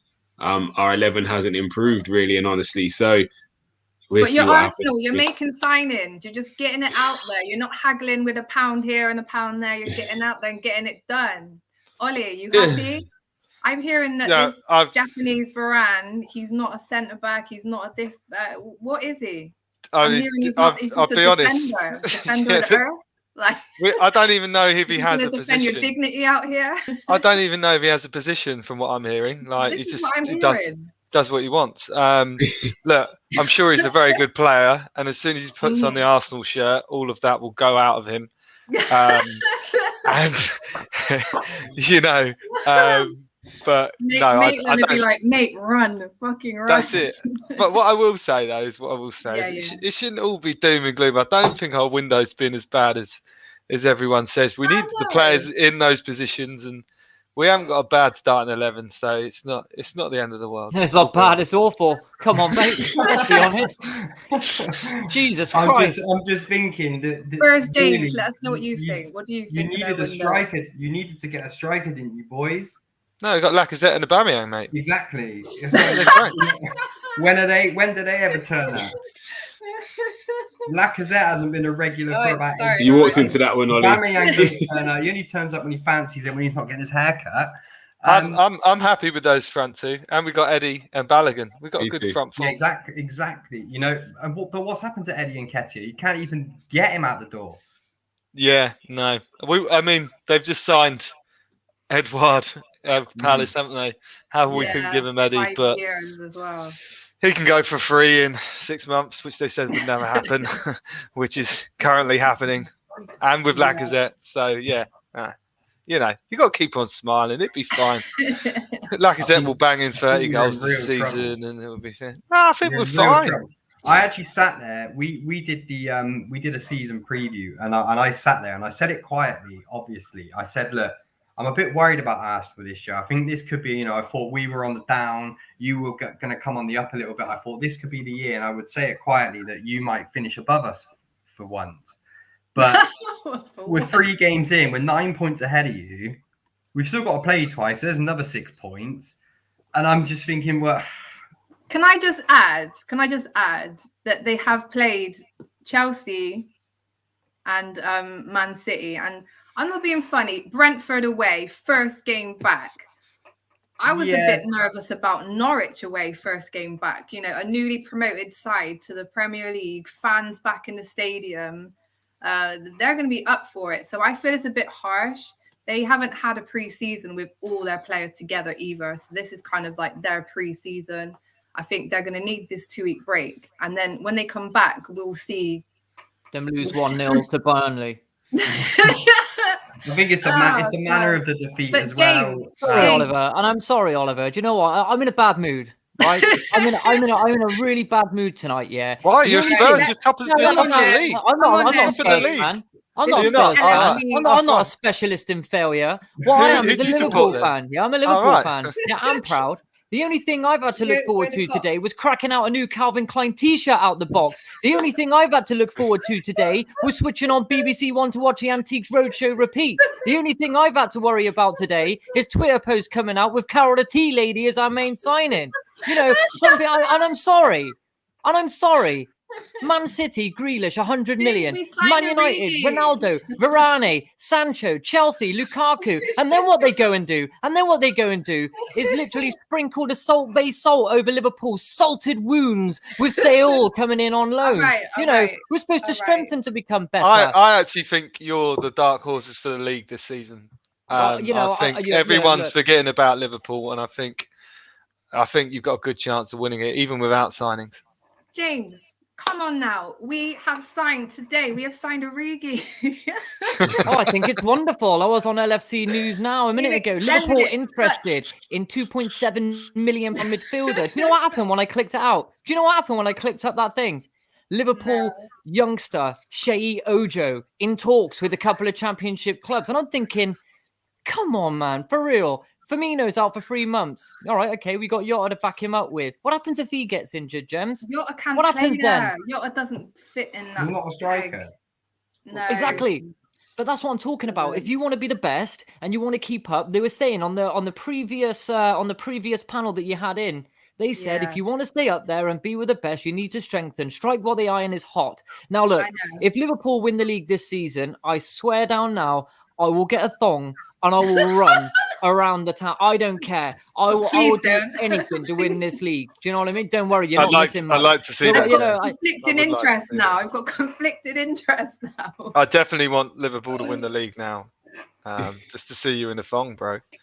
So what I will say though, James, let's take it back a bit here. The team we have now, from last season, we had a lot of people out and on loan. This team that we have now, this season, they won the fucking Premier League.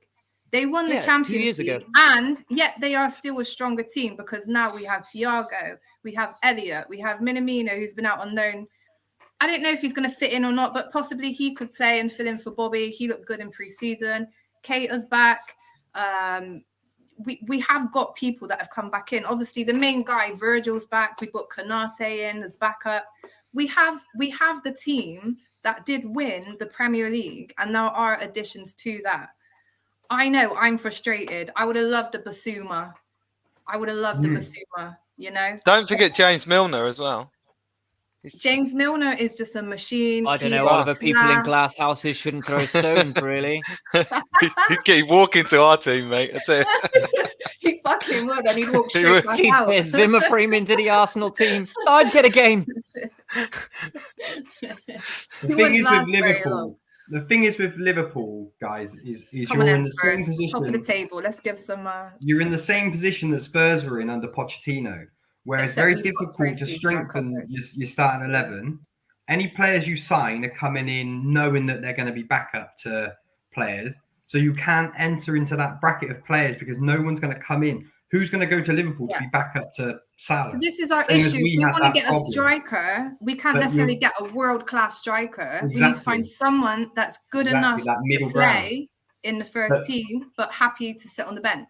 But the issue with that is then your team goes stale, which is what happened to Tottenham. And now you're now where we were 3 years ago. Yeah, we were giving our players new contract. Your thing's just falling down. I'm sorry. Flag's just falling down. I ain't having that. Team. How You know, hold on a appropriate. minute. You're saying that we're comparative to a Tottenham far team from of 2 stale. years ago. Okay, then, mate. So we're comparative to a Tottenham team of 2 years ago, right? I didn't say that. Okay. James said that. That wasn't me. James says that. But let's have it right that we literally spanked you in the Champions League final without conceding a goal. Okay. The difference is this team is at a higher level than what Tottenham were when you were at your level.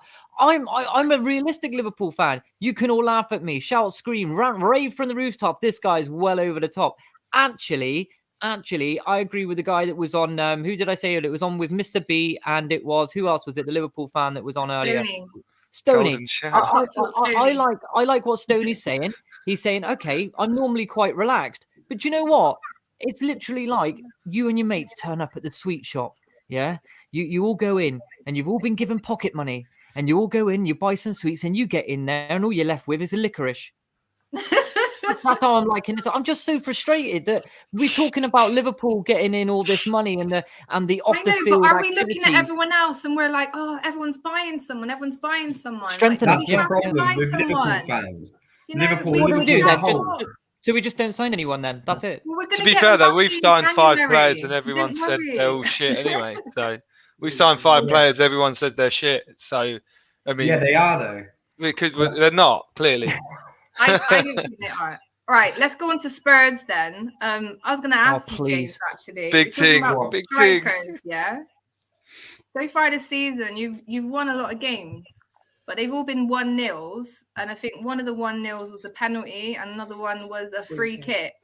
Shouldn't have been a free kick either. Yeah. No, so, but, I mean, at the you end can of the- give it the big one. We're at the top of the league. No, not Like, at the end who- of the day. It shouldn't have who been a you free played? kick. Well, we played Man City, who nobody else has started beaten, the coming back. and they've They won were their coming other 2 back. games. Well 5 done, games. Gangster did very well. I'll give you that. So, but the thing is with Spurs is, which if you know me, you know I'm a very realistic Spurs fan. Look, we've played 3, we've won 3. I would have taken 6 points from those 3 games. Yeah, he puts on a WhatsApp group, top of the league. Well, we are top of the league. I'm not lying. I'm not lying, am I? We are top of the league. Blame him. Let's not We blame are him. top of what the you were league. Do it while But, you're there. You know, They did this last Christmas. No, let them do it. as far as I'm concerned, and what I will say as well is, you know, everyone, I had to listen to it for about 3 months. Harry Kane, Harry Kane, Harry Kane. Look, and I said all along, Harry Kane's going to stay at Tottenham. James, back me up. Against his He will. did, yeah, he did. It was against his will. Obviously, the chains, the hurting around his wrists at the moment, they might break like his ankles. But no, I think, look, at the end of the day, I'm getting text through now. Here we go. I can just read this out live on air, James, really quickly, and I hand it back to you. Yeah. It says, Klopp is leaving in 2024. Salah will be 32, Mane 32, Firmino 33, Henderson 34, Thiago 33. I won't even spout the rest. You know, when will people wake up? What's coming as the collapse will be catastrophic with the lack of funding for this football club. And do you know what makes it worse? It's from a Man United fan. We can all see what's going on here. Where's the money from this investment that's come in over the past couple of years of our off-the-field activities, a brand new Nike deal, biggest shirt deal in the Premier League, a deal with Dunkin' Donuts? You know, fantastic. Where's the investment? Big deal. Where's the investment? Well, we were promised, you know, with the Nike sponsorship that there'd be money Yes, James. coming in, and you know, there was this whole talk. Nike's coming in, they're going to pay Mbappe's wages. Klopp talks to his dad, he's going to come over. You know, it was all this hype built up. I feel let down. Brilliant. I mean, we have invested. I think we've bought about 4 16, 17-year-olds. We've got at least 10 youth players that look fantastic. You don't necessarily have to buy a player. We can coach them and into the way we want them to play. It's not always about, you know, going out and buying them. Do you know what's funny? It's just like therapy. Let me just go With to your this Liverpool comment bat, a you want minute. to improve. But when you look at your team, a lot of those guys you've got aren't big name signings. So I look at Robertson, who's arguably the best Even left back in Salah. world football at the moment, and he cost pennies. Mo Salah's another one who, when he came in, I was laughing. Mane from Southampton. So you guys have done well on not signing the biggest players. So I don't know why you want the big change. And the big players you did bring in, like a Thiago, didn't really hit the ground running. He's one of my favourite players to watch, and I don't think he's made you better. I'll tell you why, bro. Because when we were searching for an elusive goal against a 10-man backline of Chelsea, we had to bring on Kostas Tsimikas instead of a striker that could actually get us something. My favourite player. I get why you want players. I get why you want players, but I think I don't know. If talk to Liverpool fans I know want the big names, and actually sometimes Should be in that conversation. We're the biggest club in this country. Okay, so if you could get a striker, James, history. James, if you could get a striker, James, who would it be? If you could pick, it's Doku. It's Doku. It's someone that's relatively cheap, and it's someone like you're saying about the Arsenal fan there, and rightly so. It's someone cheap that we can bring in that can play sporadically, who we can coach and develop. So we get the best of both worlds. We get a cheap striker, but Origi, the embers of his Liverpool career are now burning out. He will forever be a god. He did win you a Champions League, though, man. Yeah, he did. According to the Tottenham fan earlier, James, he said he didn't, but he did. But what we're going to say is now, but what's he done since? No, he's useless. I mean, He's a cult hero. He's not like legend. He's like a cult hero, but he's well known for being very lazy. He's like Sissoko was at Spurs. He's known for being lazy in training, and it's frustrating because my father's always told me, you hear Graham Souness saying it for all the stick he gets on Sky Sports, when you win the league and you're champions and you're strongest, you need to strengthen. Sir Alex Ferguson did it. Jose Mourinho did it. You know, but we got Thiago. I think his hands are tied. Wenger never did it. We did get Thiago after we Wenger won. didn't see it. No, that's it. I think was Thiago enough though? Well, I think if last season, if Virgil hadn't been out all season and Elliot had come back off loan and not been as good as he was, Keita, Minamino, I think if all of these players had kind of not improved, I think we would have bought somebody. But I think they're looking at it as we got Virgil back. You got Chamberlain though. Still got Chamberlain. Virgil and all these other people. We got Oxlade-Chamberlain, so he's been training as a false 9 to fill in for Bobby. There you go. False 9, Ox. It'd be awesome. Yeah. Because he's kind of what did he win at Arsenal? A couple of FA Cups, granted.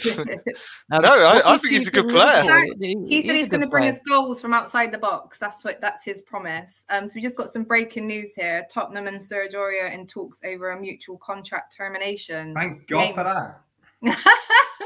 He's the problem is, there you go. That just shows everything. You can't even get anybody to buy it. Surely he's going somewhere though. There was talk of him going to Bologna because obviously you've sold the guy, you've bought the guy from him. Go on, say his name, Oliver. So an issue. TT? I know him as Tommy. Tommy, yeah, that's what we're calling him. Didn't you want him though, James? Didn't you want him? That's where we are as clubs at the moment. You sign the players that we don't want. That's where Aurier was rumoured to be going. I think there's a Premier League club out there that might take a punt on him. I think his mate Moose has gone down the road. He might turn up at Watford. True. There's a player in there, and we saw him under Mourinho for a bit. And when we actually used him as, we used him as a wing back, really, and he used to stay real high, real wide, and we used to use him as an outlet all the time. And he actually had a bit about him, and his end product's not bad. But he's very unreliable. He makes a lot of mistakes. I don't think he's as bad as people. He's so rash. He's very rash. Perfect example. You go away to the Bernabeu. You get yourself 1-0 up. You go 10 men behind the ball. Right on half-time, Aurier brings a man down. Ronaldo penalty goal. We draw 1-1. Like that's Serge Aurier for you. He's hot and cold. He's Jekyll and Hyde. But I think you're happy that that's breaking down, basically. That he's leaving. Yeah, I think he probably should have gone last summer. Mourinho tried with him, but I'm not going to miss him. He did all right at times, but he won't be missed, especially now this Emerson Royale's come in, who I'm hoping is going to be a decent player. Is he good? Yeah. Is he good? I've never seen him play. Well, hopefully he's as good as Burger King Royale. You know, if he's anything like Reguilon, the last fullback we got from one of the Spanish giants, then you know you're halfway there, aren't you? I saw Reguilon struggle a bit though against Watford the other day. No, he's not. He's never struggled. Reguilon's one of the best left backs in the league, according to Tottenham fans. Absolutely fantastic. Sergio Reguilon's everything Arsenal fans thought Nacho Monreal was. So I'm happy. Doesn't he play on the left? No, Reguilon. Yeah, Monreal played on the left, didn't he? No, but I'm saying I'm just thinking of who we've got on the left, and we've got a better left back. So Tierney. That's the one position I'm confident in. That's the only one position. Tierney's better than Reguilon. The problem is, though, boys, when your best player is your left back, it doesn't look good. We're all right. We're all right. We've got some good players. Gumza, we've got a question from Amundi here. With no European footy, will Arsenal rotate their 4 centre-backs in the Prem, and who will be your best pairing? We shouldn't rotate our 4 centre-backs if they've only got 1 game a week. But it's Arsenal, and it looks like Arteta doesn't know his best 11 still. So I'm not confident we're going to see a stable 2. For me, should be Gabriel and Ben White. But he seems to like Chambers, so wouldn't be surprised that you see him sometimes. I hope we don't see Mari again for a little bit. I think Drogba's giving him nightmares still. So not Drogba, sorry. What's his name? Lukaku. I'm thinking of the old times of Drogba and Senderos. Drogba looming. Yeah, I'm saying he's still giving me nightmares. He still lives in my head, Drogba. So, but yeah, so I would say Gabriel and White is what we should be going with. But again, they've never played together. We haven't seen them pre-season, so it might be a catastrophe putting them together. You never know. Do you think he might go back 3? Do you think he might go back 3? I thought we should. But we lose what little bit of creativity we have going forward. That's the only problem. That would allow you to play Smith Rowe and Odegaard. Yeah. But then, then what you do with Saka and Pepe. But I think he'll stick with the 4. He'll stick with the 4 because he's too many. He needs to do it. He needs to stick with the 4. So, Ollie, who would you have as your 2 centre backs? Yes, it's got to be Gabriel and White. Mary's had a bit of a mare.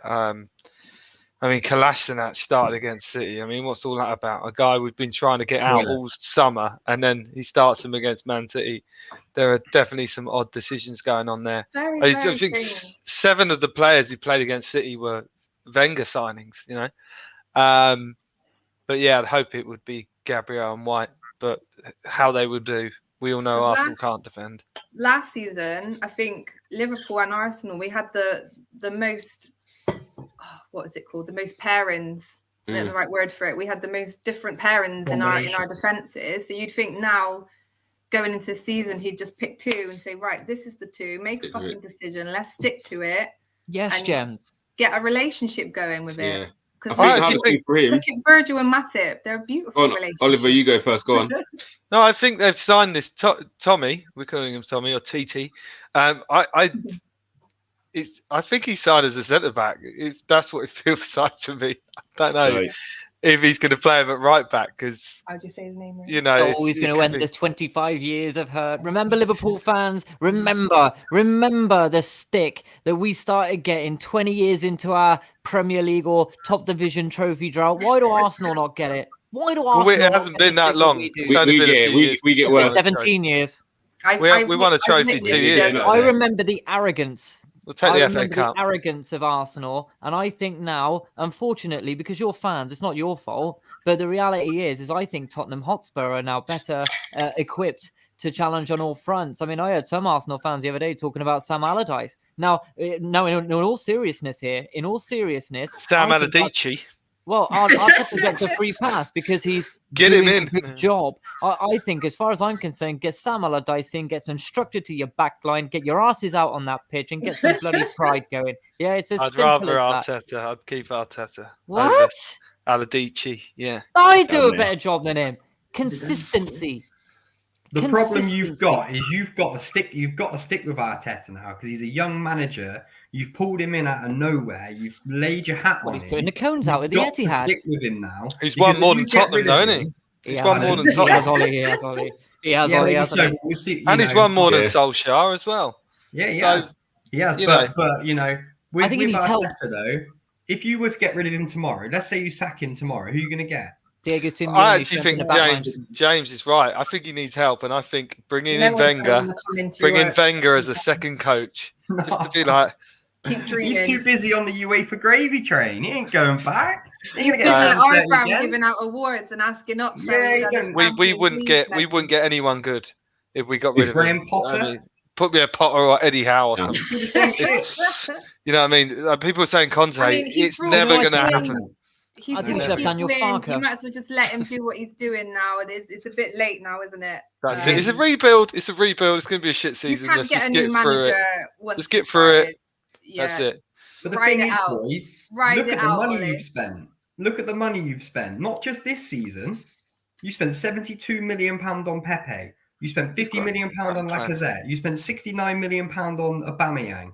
You've spent money up there with the biggest spending clubs in the league, and you're still like you just said, 7 Wenger signings in the lineup on Saturday. James, the club win a trophy. The club is not in a good place at the moment, but you can always turn it around. You can always turn it around. Some comments a minute, boys. I think, but go on. No, go Sorry, on, James, go on. No, I was gonna say, if you look at the changes between the backroom staff and the managers, there's been no consistency. So that's why we end up spending 71 player. Then that chairman goes, there's a new philosophy comes in. So we're a mess. If you look, we've got like 3 different managers who have brought players, and we probably got 4 different like backroom teams who have brought players. So you had your Gazidis, then you had your Mislintat, then you've got Edu. So it's loads of different, it's so many different kind of cooks, do you know what I mean, in the kitchen. And it's now, at least with Arteta, we're saying, right, getting rid of these lot. I don't feel Arteta's the right man at the moment, but I think our team's probably in a better place when he goes than when he started, because when he was first come in, it was a mess, you know what I mean? Willian, David Luiz, like big contracts, these old players. Yeah, Mustafi, like there was a lot of those players around. So at least you look at the squad, they've brought in a lot of young players with hopefully some sell-on value. So we want to go down the Liverpool route of whatever we make, we reinvest it. We need to start somewhere. So actually Arteta's got the hard job of getting it in the right area. And then in 2-3 years' time, you might sell Lokonga and make 20 mil. Or if you do sell Saka or Smith or Martinelli, the same with Liverpool, they sold Coutinho. And that was the difference in getting Van Dijk and Alisson, and that won you the Champions League and the league. So that's what we're aiming to get to. We've done it in a real bad way. You just got to look at us, look at Man United when Fergie went. it took them ages to kind of find a long time. Even now, they're not there. They're not there. We're trying. We are trying. Yeah, it's to about be a good building club. up the brand again. I think. I think I might cry in a minute, Ollie. Do you know what I mean? Where were you lot looking after us 20 years ago? Let's liven it up. We're going to get some transfer news popping up in a minute. I'm going to do a few comments. So this is Big Phil. What makes you confident that Kate Elliott will push you to title contenders? Virgil injury, how confident are you that it'll be the same player 3 years ago? Mate, it was 9 months ago, and if you watched him pocket Lukaku, you would know for yourself he was pure fucking class. There's nothing wrong with the guy. He was good, Virgil. Yeah. Pure class. He's not messed up. He's played 3 games now. He's not messed up once. And Joel Matip, very underrated. He's world class as well. The two of them together made Lukaku look like a little schoolboy. You talk about these Man United fans that are coming on, James, just really quickly, talking about the Man United fans that come on. I tell you what, you've signed Ronaldo. Okay, who do you want next? Mbappe? If you don't get him, you're going to storm the pitch. You're talking about the owners, and you're not happy about the owners. Happy now. Ronaldo, they're happy now. Sancho. They don't want absolute joke. As far as I'm want the ground painted anymore. I honestly, the taunts that they always give us, do you know what I mean? And then they storm the pitch and physically try to attack Graham Souness. Absolute disgrace. But there's nothing wrong with that. There's nothing wrong with attacking Souness. Yeah, shouldn't attack anybody. Yeah, I agree with that. I hate that. I tell you what. I'd attack him on the street. He deserves it. I don't think you would. Have you seen this challenges, Ollie? I wouldn't fancy my chances. He's a horrible man. He's a horrible man. So as far as, but the point I'm making is Man United fans we're not happy with the owners. It's an absolute disgrace. What did they repay them with? Ronaldo, Sancho, Varane. Liverpool fans, we're not happy with SSG. What did they replace us with? Nothing. 2.7 million loan out. That's what I'm angry about. They give us nothing. Are you angry, James? I didn't know that, mate. I'm usually quite calm. They've done these signings, but guess who hasn't signed? Pogba. they haven't even sorted out their in-house business. Like we've extended about 10 contracts within our club, which means no one of value is going to go for free. If they do want to go, we're going to get some fucking good money for them. They need to sort out their in-house business. They haven't even bought what they really needed. They needed midfielder to kind of fill in that role. They got Fred, you know. They haven't done that. Ollie's good old Fred. You know? They have got a good side though. Well, on paper, they are looking pretty good on paper. We've got Ollie. Is Ollie gonna have a clue where to play them and how to play them? Like that's where they're gonna fall short. They're gonna fall short on the manager. Here, poor thing. I'm hoping that I see you get signed in the next hour because he deserves to. But they're showing intent. Big news, guys. Real Betis have signed Hector Bellerin on loan. Yeah, he's gone. Yeah, I'm not happy that makes me. Poor old Hector. Where did it all go wrong for him? Surely you would rather. He's horrible. No, he's all right. He's a good lad. You know, he's saving the trees and everything. He's good. He's got a good heart. He's got a good heart. Shows instead of training. What a wonderful guy. I think that's why I quite liked him. He's a bit of a voyeur, you know what I mean? But he's gone now. He's gone now. Bye. He doesn't care what people think, you know. He stands out. I'm happy. That was the two things I wanted this season. One's come through, the other was Xhaka going, and he ain't gone. That's killed my whole season. I'll be honest. He's banned for 3 games though. So hallelujah! Let's drink to that. Yeah, he did it on purpose, didn't he? But just back to Liverpool. One thing I will say. Yeah. Again, I don't mind Liverpool players. Some of the fans I don't really get on with, but Liverpool as a team, I've got a bit of respect for them. And where you lot went wrong last year, the centre back problem, weren't it? The injuries, then putting Fabinho in the back line. So as much as you haven't spent much, you ain't brought much. Actually, you've addressed the big issue, which was another centre back. So you should now have enough. What I'll say is this, okay, the rumours were that Michael Edwards went up to FSG in January and said, we need a centre-back. You know, Jens will back me up. We needed one. We got Kabak in on loan. Good business. I think that was Edwards out thinking outside the box. I rate him. FSG gave him £2 million. Now, is that the backing that a title challenge I've been there. Unacceptable. Where's our money going is my question. Where's the money? We've been there for years. I remember the years where we needed a striker. We brought in Petr Cech and things like that. So Klopp is it wasn't even a striker. They're using him though. They're using Jurgen Klopp's fantastic managerial acumen, okay, to squeeze money out the club. That's how I feel about it. Yeah, we got a new Stein coming. I'm very thankful for that. But James, Potsy's Talks Football is saying that you're going to sign Haaland next summer. Well, if we do, I'll take it all back. I'll take everything back. So I fully believe that we're not going to do much business this summer because next summer is going to be we've got 23 minutes left, James. I don't think. Yeah, no. It's going to happen. I know we're not done. That's why we saved some of our player extension contract announcements for today. It wound up a lot of people. You know, FSG out is trending. Really? Yeah, it's been trending for a while now. The fan base is split. But at the start of the season, there was talks that this summer we're not signing anybody because next summer there's going to be a big money signing. And obviously everybody knows whose contract's up next summer. And that's kind of where all these rumors have started, Mbappe and stuff. So we've all been keeping a little eye on that thing. I'm not saying it will happen. I don't want to say that. It's just this little thing that has been rumored amongst Liverpool fans for a couple of years now. So it's kind of like, you know, rumors start from somewhere. I'm not going to fly with it because, do you know what I mean? If it happens, it happens. But yeah, Potsy's saying apparently James Pearce tweeted that we were sorting contracts now to go get Haaland next summer, but since deleted the tweet. But there were rumours next summer. Kune, Potsy, I heard that also. So there's a few people that have also heard that. It's going round. Do you not think you're in a good position for the next 3-4 years? Because with an Arsenal fan, I can see what we're trying to do. It's not working, but I can see what we're trying to do. You guys, I'm looking at your squad. It's aging badly. So all of them players are going to kind of... Go watch you're looking like that. Go watch Mane's, all those guys are aging. No, the team's fine now. I'm saying in 3 to 4 years' time, when them players start hitting 36, there's no sell-on. So we know your model is you want to sell players at a high price to get the money in to buy, like you did with Coutinho.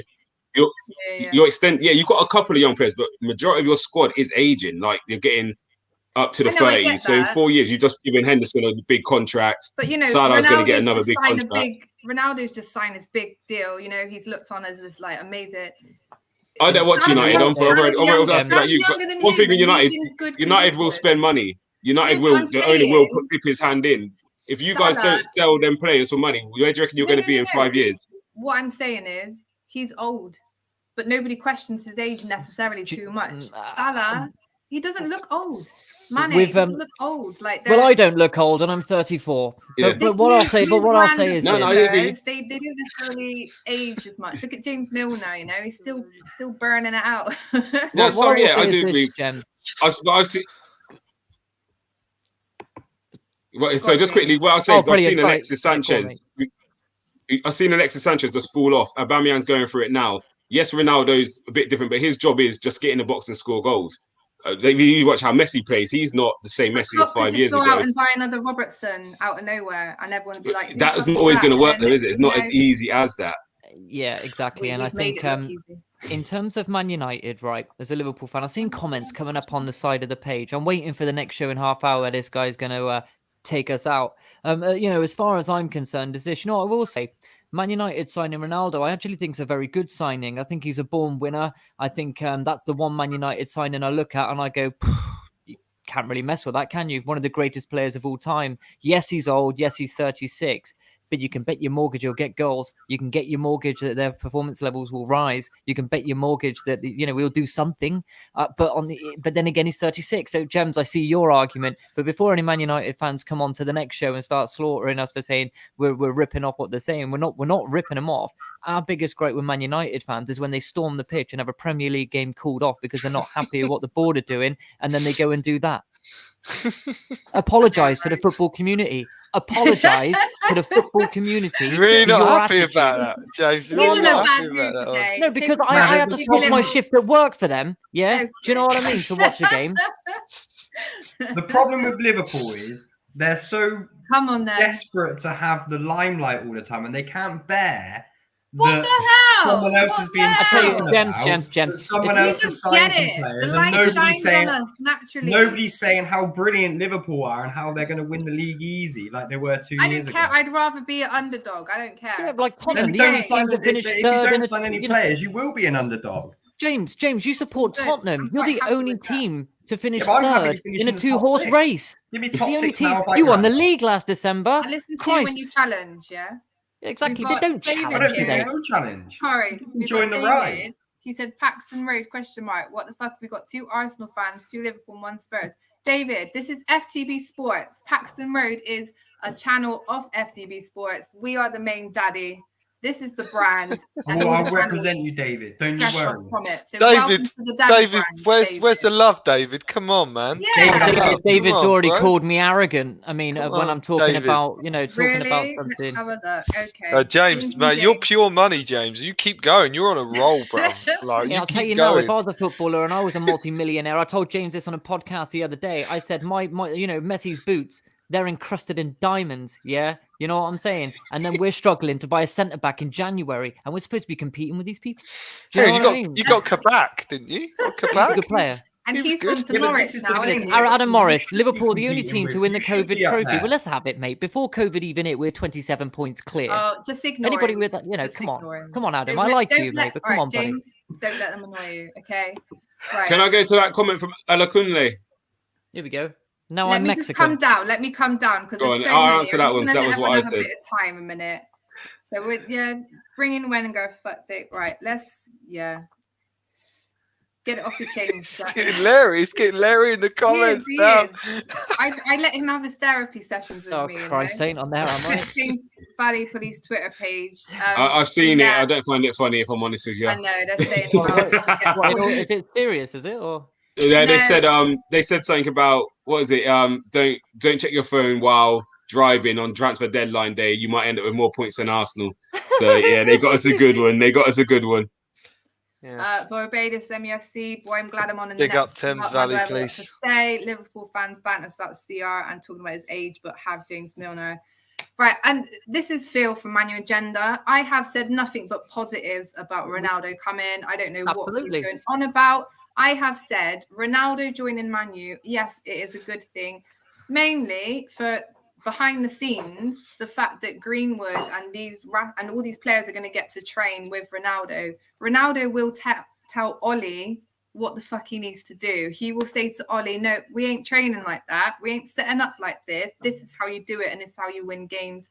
I think on the pitch, he's going to make everybody's standards raise up just because he is there. So I believe that is a good sign. You've got to disagree with that comment there, because James Milner is far better than Ronaldo. I'm sorry. James Milner, hands down. I missed that bit on the end. Like, do not disrespect James Milner. He could play in any position and smash it. So. I'm going to say this. We'll get to December. United will be languishing at around 3rd, 4th, 5th place. And we'll listen to Gary Neville and we'll listen to the Sky Sports panel saying, I think we need another 130, 40 million to start challenging again. With Solskjaer under pressure. We're not allowed to say that. We're not allowed to say that. No one's allowed to criticise Man United. And when they're unhappy, they storm the pitch and commit criminal damage and break the law. But that's okay.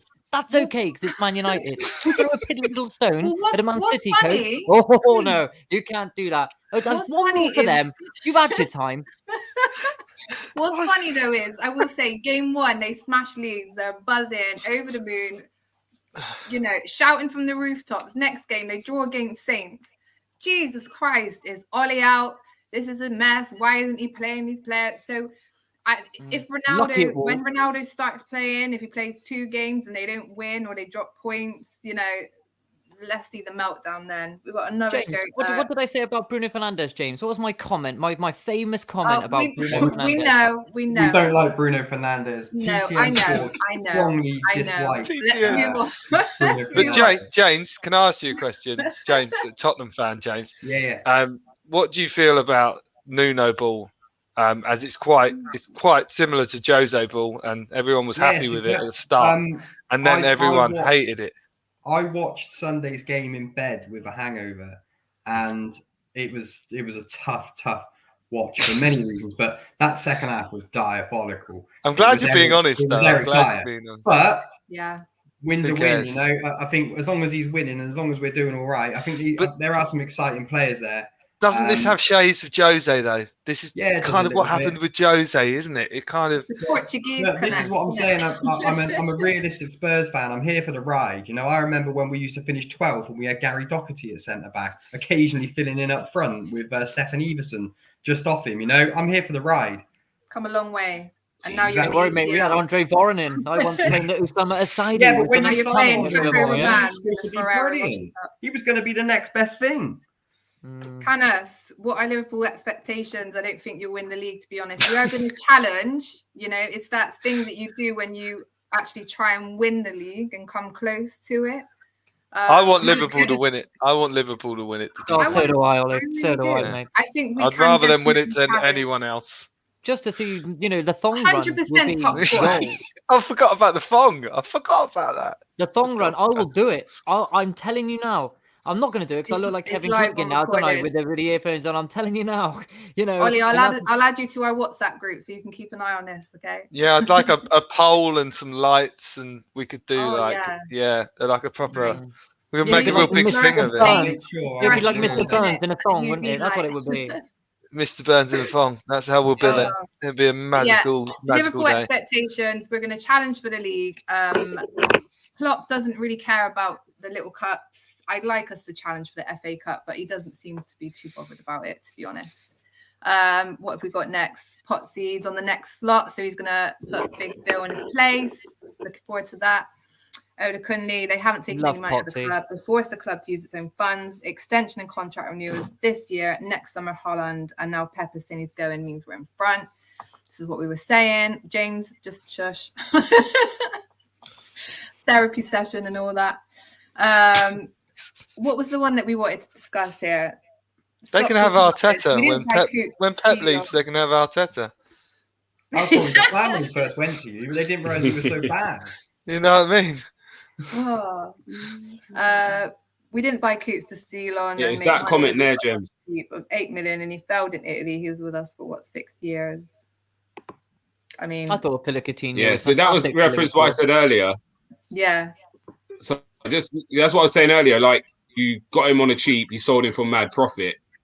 this is where I was saying your philosophy of you wanting to bring players on cheap, sell them on to make money, but you've extended all those guys who are going into their 30s. So that's what my question is. When them guys hit, them guys are going to be good for you, but you're not going to make money on them. So when you need to reinvest, we ain't the selling club no more. We ain't in that. No, but that's your philosophy, because you lot can't really go and get in Haaland or anything until you send. You need to sell to get them players, don't you?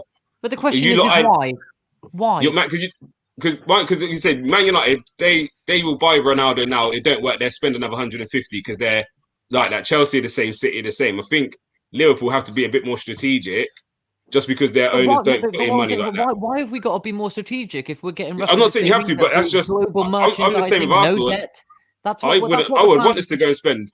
We've got a billionaire owner, but we don't spend like that. So again, it's just being realistic. Like, you guys have never been the team for the recent years to go and spend 150 million for the next 2-3 windows. So that's the fans' gripe, yeah, because we're not in debt anymore. FSG cleared it. But the reality is this: we're getting so much income, and to be honest with you, on a global appeal, Man United are the biggest in the league, no doubt. Okay, and you have to admit that. And we did this on our podcast the other day, which we'll link at the end. But what we're saying is this: with the income that we're getting in for all these deals, we shouldn't be bringing in players and selling them on. We should be competing with the likes of Chelsea, Dunkin' Donuts, and Man United. But that's what 100% agree with it. And that's 100% agree with it. That's what the frustration is. I get it, but I'm saying on a basic level, from what I can see from the outside, I'm not in turn. I don't look at your club the same way as I look at Arsenal. With from what I can see on the outside, you guys don't really sign the biggest names at the moment. If you look at the biggest transfers, Liverpool aren't really involved in it. So what I can see from the outside is you guys, whatever money you make or within reason, you then reinvest it. So we had this if you that's the model you got to go for, we had this conversation earlier, and it's a case. I'm saying, are you not worried though for 5 years' time when them players hit an age, you can't make money? So we were building up. Obviously, Klopp came in, and we were a mess. Fantastic manager, He rebuilt the whole thing. It took us a few years. We've had patience and let him do that. We haven't just have a little patience. Patience. Sorry, I was just singing. We had Klopp the flop. We had all of that. We rode it out, and then look, we won the Champions League, we won the Premier League, and everyone just shut up and was like, "Oh shit, you can't do it that way." But now we've nothing to complain about. We're not going to then look on, like, now we're at a point, we're not back in the days when we had Suarez and Torres, those players that, we weren't the final product for them. They were going to come to us and move on. I think now we're at a certain point where people will want to stay. On that note, my little assistant. Yeah, and I'm not disputing that. Just quickly, sorry, James, just quickly, I'm not disputing it. Yeah. So your players are staying because they're signing contracts, but as I said, they're all hitting the same peak at the same time. So in 4 years' time, is Mane still going to be the level? We got foundations. Yeah. Okay. That's what I'm asking is. Okay, I like to see it. One window, and last season was a. I like you lot. I think you lot are in a great place. I think some of the criticisms have been very harsh. Like, you lot have done different. Had a little relationship anyway. It's always been Manu and. Yeah, I don't mind you lot. I'm with Ollie. To be fair, if anyone, I'd rather that you lot go ahead and go than them guys next to me in the blue. Sorry Chelsea. to interrupt. Just two things. 1 sec. Sorry. James, my son's been my little assistant all night, and he just wants to come on for a minute and tell everybody he's a Man U fan. He's wearing an Ajax shirt. And he just wants to come on and tell everyone his views on Man U season. Go on then, baby. You take it away. Good lad. We'll give him his time. That's a great shirt, man. Great shirt. No. This is your time, man. You go for it. Get into the comments. Are Man United going to win the league? Yeah. Are Man United going to win the league? Yeah. Is Ronaldo going to be top goal scorer? No. Do you think Bruno Fernandes spends more time in the air than a deck chair in a hurricane? On the floor. There you go. And do you think as a young man and being a Manchester United fan, looking at them as your role models and idols, do you think Bruno Fernandes' behaviour towards referees is acceptable? No.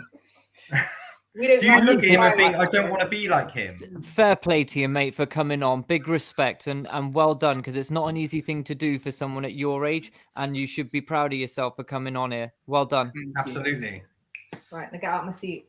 Especially since we've been ripping Man Just United. one quick thing for Olakunde007. I'm looking at the comments on the side. What on earth are you saying? We don't spend money. Well, come on. Anybody who knows anything about football knows that Liverpool only brought in Van Dijk and brought in Alisson off of the back of the Coutinho deal. That's quite simple. Surely everybody knows that. How much you spend on Jota? 35 million paid over 5 Unproven, million never a played, season. only played 1 or 2 seasons in the Premier League, never played in the Champions League, not many international caps. You went and spent big money on him. Yeah, that's not. But when I say money, I'm talking in terms of what United spend or City. Like you haven't seen Liverpool do a Grealish off the back of nothing. And this is why Liverpool fans have got a right to be upset, because you had an opportunity 2 years ago. Yeah, but do you have to go and spend 100 million on Grealish to say you had a why successful weren't season? Liverpool? Like, I thought that was absolutely ridiculous. Grealish was available for 100 million. He had a buyout clause. Why didn't Liverpool go in for him then? You're the biggest club in the country. Go and get the best player. I don't want to spend 100 million on Grealish. I'd rather spend 15 on Basuma personally. Yeah. Okay then. Yes. But that's what the problem is we're not buying people like Basuma.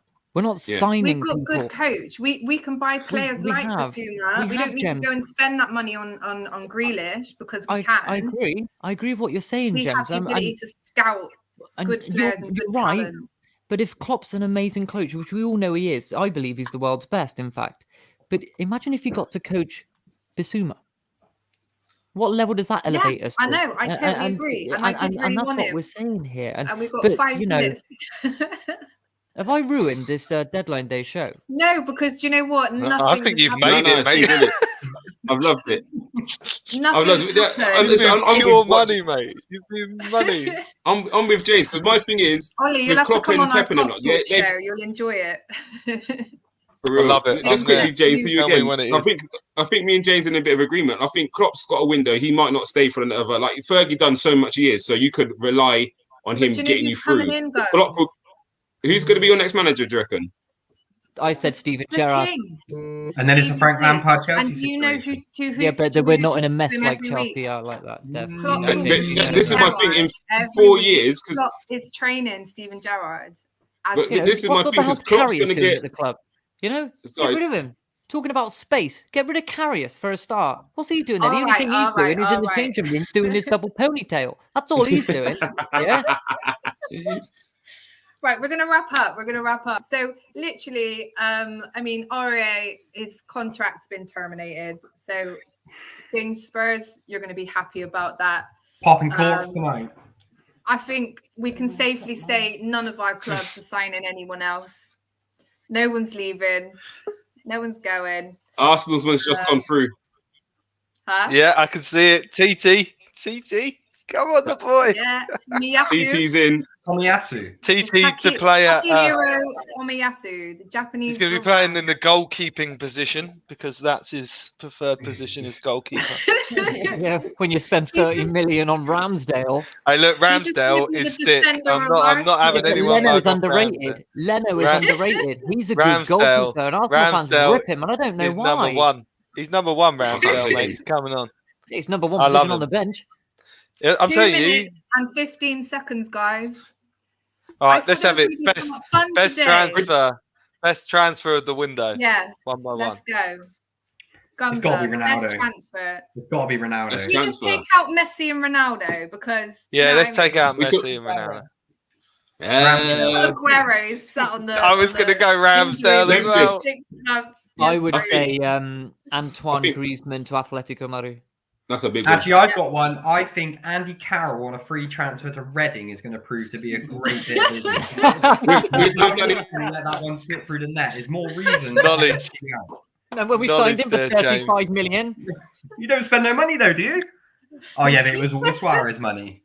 Comes up. He best loved the goal. Ronaldo and Messi. Loved the goal against us. He loved the goal against us. I'd say Memphis Depay. I think he's going to have a good career at Barca. I think he's going to turn up at Barca. Yeah. Well, I wonder if Barcelona's fans will storm the pitch if they don't give the credible investment that they want.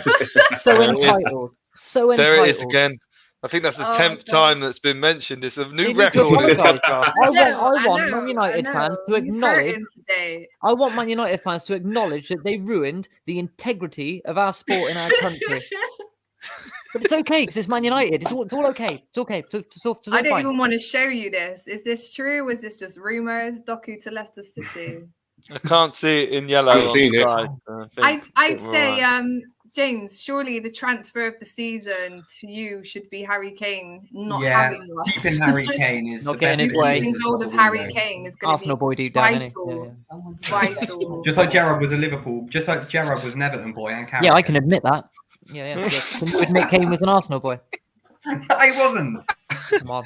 He got invited to a parade. I tell you what's He got happening. given How many a goals shirt, is and Kane? he He's got walked back hairspray. out of that He was changing 4 room years going, old. oh, brilliant. Here you go, Thanks, Harry. Monday. You can leave if you like. 12 How months many later, goals is Kane going to score? 77 missed calls, Harry How many Kane. goals You know what I mean? Kane He wanted to gonna get go. this season? You know it. Harry I Kane know will it. get 50. The gardener knows it.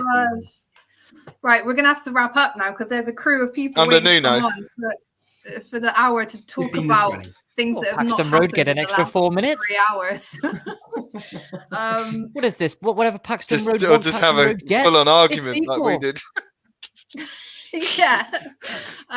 So yeah, we've got a Monday saying great slot guys, lip flapping City. No, I yeah. love a Monday. Great This was guy. this is always gonna be fun. I told them, they were saying it's gonna be the dead hour, even Canna's brilliant show.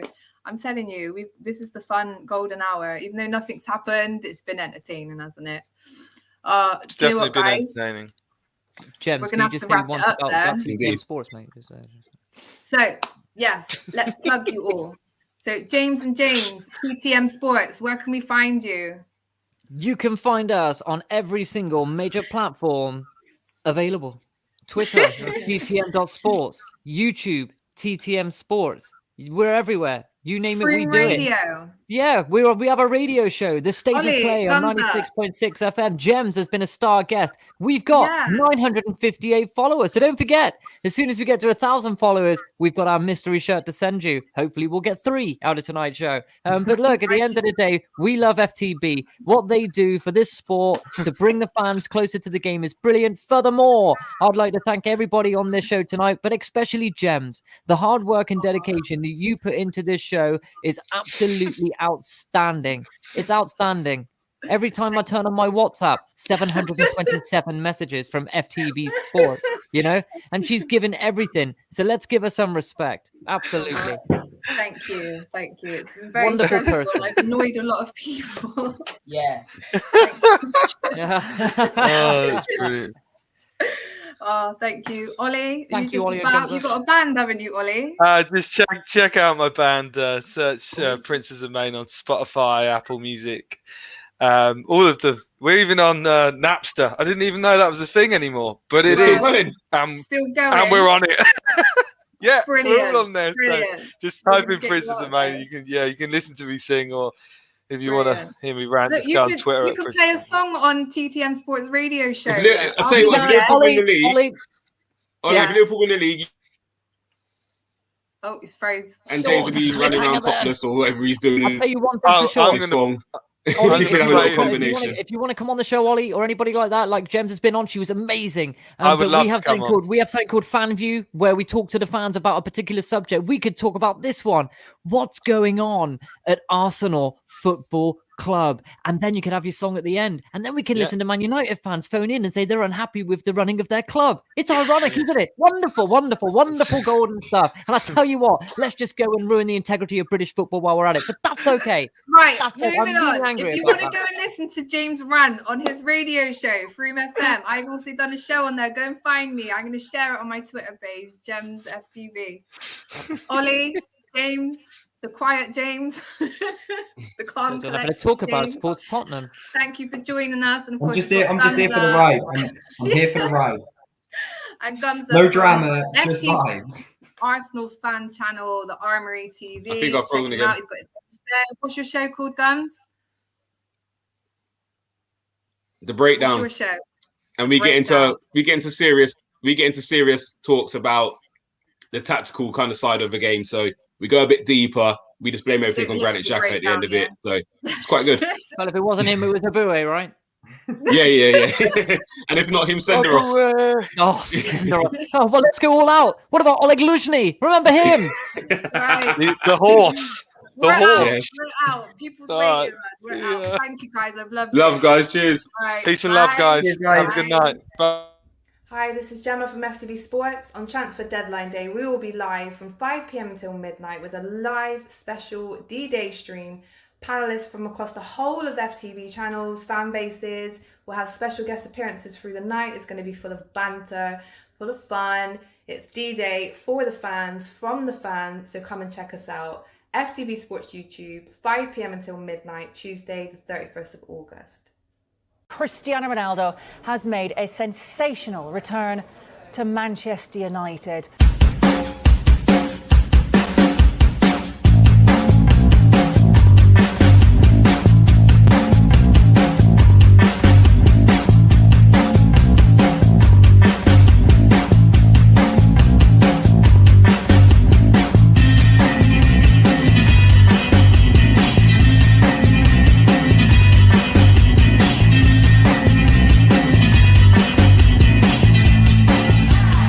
This is my club. This is where I belong.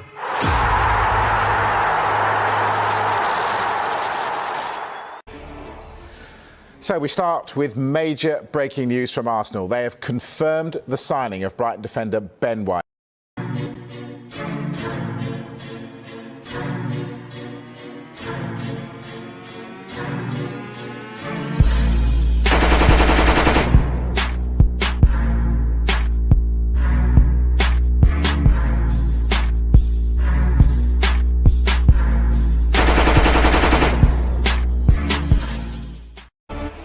Major breaking news, Harry Kane has told Tottenham he wants to leave this summer.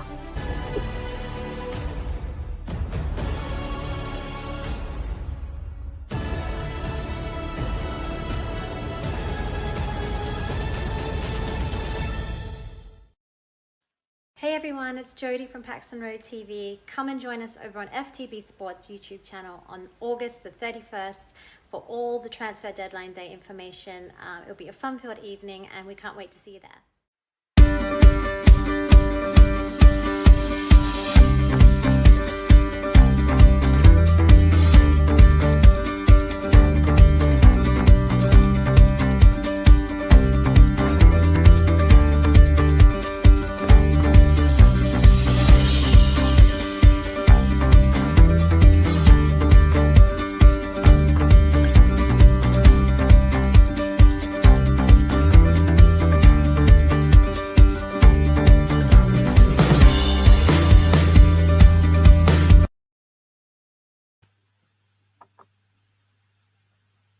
Evening, Satan Beard.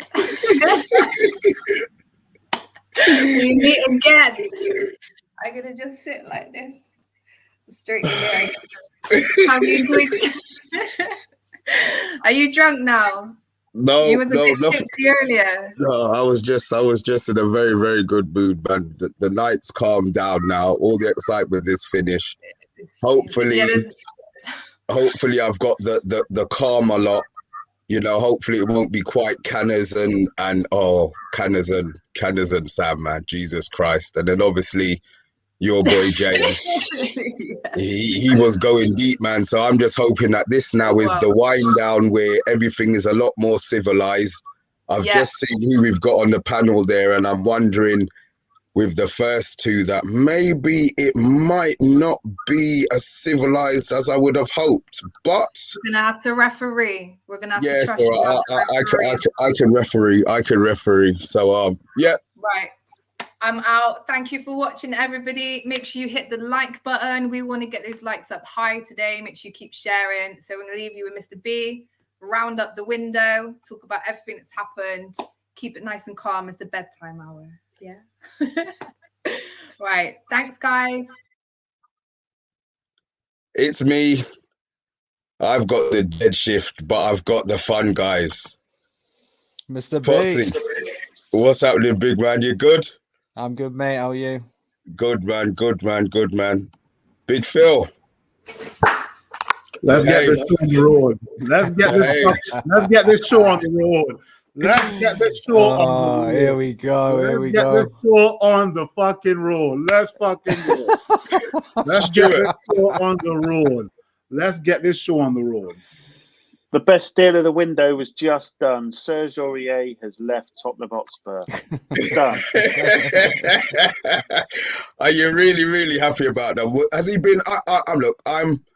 I'm not a Tottenham fan. I'll be honest. I just hear. I feel my mates really slate. Is he really that bad? Yeah, it's that bad that we had to terminate his contract to get him out. So that's what's just happened, and he's gone. So I wish we could do that. I wish we could do that with Phil Jones. Holy shit! As long as he's got that number 4 on his back, he's not going anywhere. Oh, don't. Man. Don't. Gentlemen. He's the GOAT. He's been there, what, 10 years now? I know, it's 10 ridiculous. years? And nobody will turn up for his testimonial. That's life, I can't innit? wait for that day. He won't have it. It'll be a sad day in United's history. It'd be a waste of money, all them police for no fans. What the fuck? Oh, God. It'd be like playing in COVID times. Okay, what we got here? What we got here? Potsy. Obviously, we've had a little sub rant from your partner in rhyme, James. Is your opinion the same as his? Is it? What's your feeling about your transfer window, man? Honestly, it's been poor. If we're honest, Kanate is a great signing. He fills a spot that we needed. But from what I hear on social media, and quite honestly from Gems as well tonight, and obviously discussing the options that we do currently have, it's like he's, the quote, he's like a new signing, should replace you and never walk alone, as our motto. Because we seem to say that every single summer. He's like a new signing, he's back, he's like it. No, we need fresh legs. We need to start planning ahead, because the reality is the only reason this process, this way that we work at the moment, the only way that we've been successful with it is because of Klopp. As soon as Klopp goes, this process won't work anymore. So we need to start planning ahead, and we need to start getting some people through the door. Now, from what I'm hearing, this summer was solely about getting the contracts sorted, so then next summer we can look to bring in the players that we need.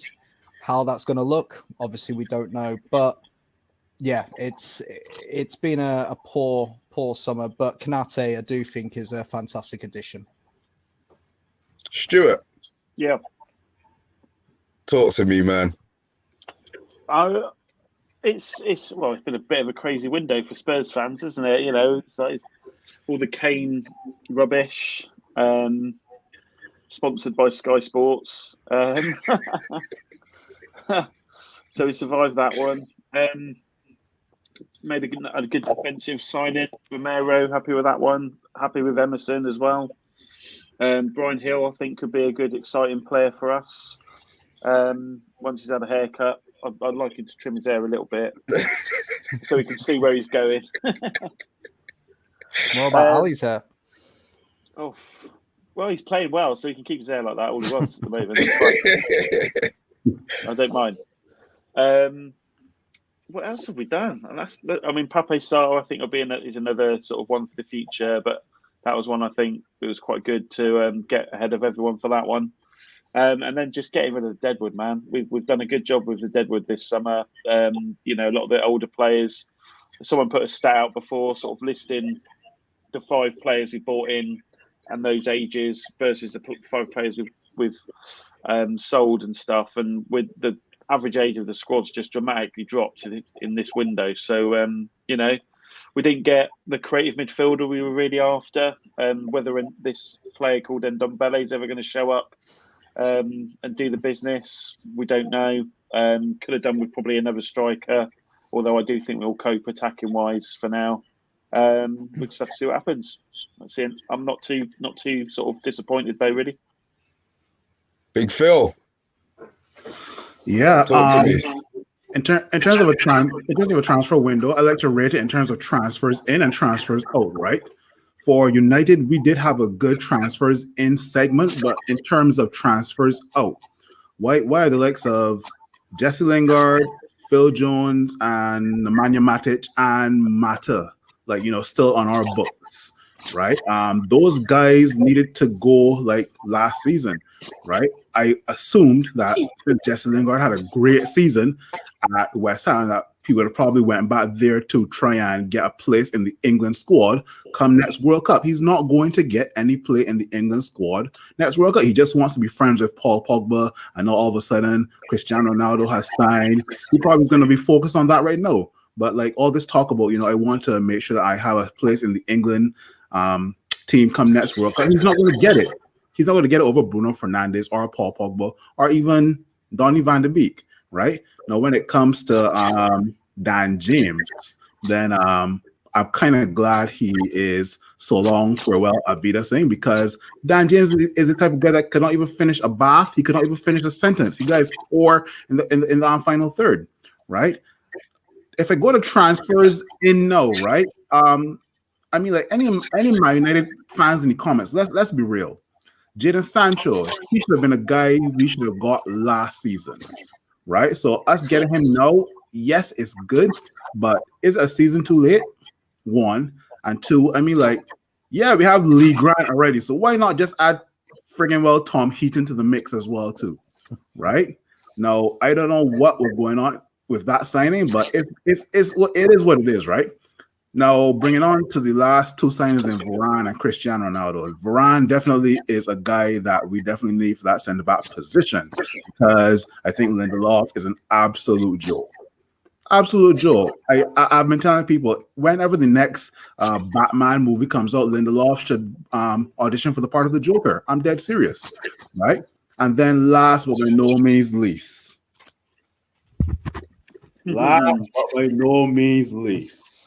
oh my gosh.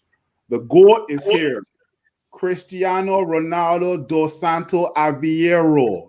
He is here. And I've seen certain fans like to put some stick into him, right? Because he's coming back and the Premier League isn't. Oh wow. Damn. Phil, sometimes you deserve to be cut off. So why? Give Mr. Motti his time. Evening, Jay. Thank you for Sorry, apologies, Phil. I didn't mean to come in there and try and interrupt you. But yeah, we've just finished our live and the guys asked me to come on, so I just thought I'd pop in and say hello. After now you've got it there, the graphic, the window was officially closed. So yeah, it's been a bit of a quiet one for United, hasn't it? This window, not really much happening. Bit disappointed, to be honest with you. You know what I mean? Like, bit of a damp squib. Yeah, I was hoping we get a midfielder there today, but I didn't think it was going to happen, to be honest with you. I don't know if you guys have been chatting about that. There was some rumours going around earlier on that we might be in for a midfielder. Also rumours going around that Cavani might be leaving. I saw something about that, but I even felt like the Ronaldo thing wasn't planned. It was more like, a last minute thing. Yeah, it was a knee-jerk reaction. Yeah, so I didn't think today we'd do any business, to be honest with you. And yeah, like I said, slightly disappointed we didn't get a midfielder in. I think we could have done with one, especially DM. But overall, if you'd have said to me at the beginning of the window, you're going to sign Varane, Sancho, and Ronaldo, I'd have bit your hand off, 100%. Can I just quickly ask, in terms of your point, Phil, around Sancho? You mentioned it may be too late when you should have signed him last year. He's only 21 though. How is it too late? I want to say it's too late. We should have signed him last season and we would have had a better chance of competing for the league, right? Because there were some teams that we could have broken down if we had Jadon Sancho in our side, right? In terms of signing him this season, looking forward to what he can do, but it's still kind of a late signing, but better late than never, right? That's how I see it. Do you think Ronaldo's going to sort of cause not issues in terms of his personality or anything like that, but just in terms of formation and which players are going to be utilised and all that kind of stuff? Does it throw a bit of a spanner in the works, trying to fit everyone in, or do you think it's you don't really care? You're all right with that problem? I'll be honest. I don't care. I don't care. Yeah, I'm going to assume. All jokes aside, I would like to. He's only going to play in one position. It's just how close the players are. Either is it going to be in the 3, or is he going to be up there on his own with the 3 joining him? He's not going to play anywhere else. They're not going to play him anywhere else. It's just whether or not he has. The problem with Man United to a certain extent is we give our forward. All right, in all fairness, Greenwood's been playing like a Dan at the moment. But when Martial plays up front, some people are we don't create enough chances. I hope that we create the chances for him to put away. There's no point in having, what we've got up front if the rest of the team isn't going to provide him. He's the icing on the cake, so he's the finishing point. I don't care if nobody else doesn't score for. Keep giving him in football. Just keep giving him the football. So transfer window wise, I think we've had a slamming transfer window, to be honest. I think our transfer window, all right, we're a position short. Everybody knows that, but you can't complain. There's no. I can't see. Yeah, we can't complain about the transfer window. I think we've had the best transfer window, bar, what's his name, PSG with their printed money. I think we've had a banging transfer window. The fact that PSG have turned down 190 million tonight as well for Mbappe as well, it's just mind blowing. Is that what they turned down? That's so confusing. That's so confusing because they still owe Monaco money. So why not just take that money and pay off Monaco? I mean, I don't like work in the financial sector, right? Yeah, sorry. I just think they're going all out for the. I think this is that they're sort of all out assault to win the Champions League. Yeah, that's what they did, just going balls out to try and win it. So it'll be interesting. I still don't think they will. I just think there's not enough of a collective there to end up winning something like the Champions League. Yeah, they might win the French league easily enough, but I still don't think they'll win the Champions League. That'd be funny if they don't. That'll be hilarious considering what they've done. But yeah, you're right. Manchester United. I mean, Mr. B, you must be one of the few Manchester United fans I've heard totally happy with the transfer window that Manchester United have had.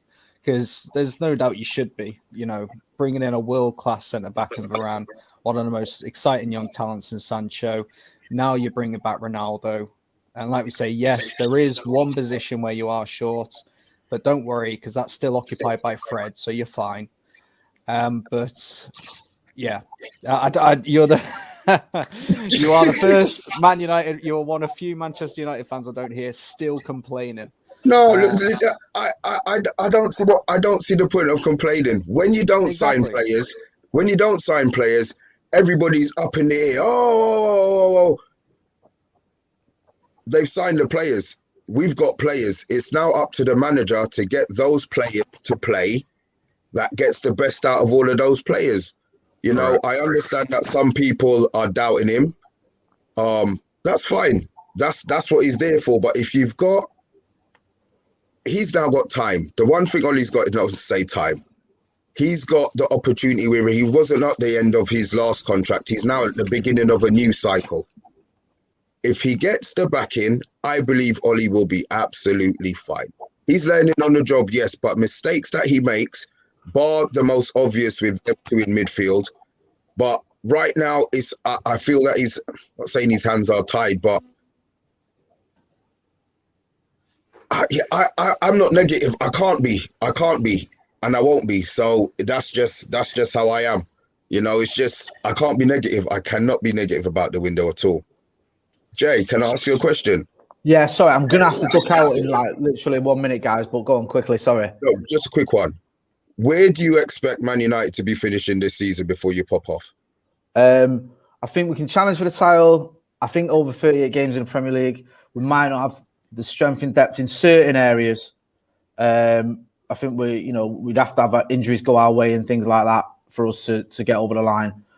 But in the Premier League, I think we can finish maybe second place again. I think we've got a better chance, and I know people think I'm crazy. I think we've got a better chance in the Champions League. I do. I think we've got players that can play in the Champions League. I think if our strongest 11, I think on our day, I know that's a big statement on our day. Anyone can beat anyone on our day, but I think on our day we can beat anyone. And I think if you look at historically, Chelsea finished third, won the Champions League. Liverpool finished 5th, won the Champions League. Chelsea finished 6th, won the Champions League. You know, you cannot be the best team in your league or not win the league and win the Champions League. And I think, you know, if you've got a good enough 11, which I think United have, got some real stars in there, got Champions League pedigree in Varane, Ronaldo especially, then I think we've got a good chance in the Champions League. I think winning the league is going to be difficult. So, yeah, I think maybe another second-place finish. But I'm hoping in the Champions League we can do bits this season. Guys, love what you've been doing. Sorry I've got to look after this. No problem. Thank you. See you later. Bye-bye. See ya. Where was I? Sorry, we interrupted you, Phil. Sorry. God. Oh, yeah, just mentioning the signing of Cristiano Ronaldo, right? The ability for him to mentor the likes of Mason Greenwood and Marcus Rashford. Mason Greenwood and Marcus Rashford are our two. Sorry? No, I'm talking to the message. I'm giving Romario a thank you. Oh yeah. No worries. Like I mentioned, and a lot of United fans agree that Mason Greenwood is probably our best finisher at Manchester United. Now, to be mentored by Cristiano Ronaldo, as in terms of movement and how to like finish, and you know, one thing I like about both Ronaldo and Mason Greenwood, they both can use their left and right foot, right?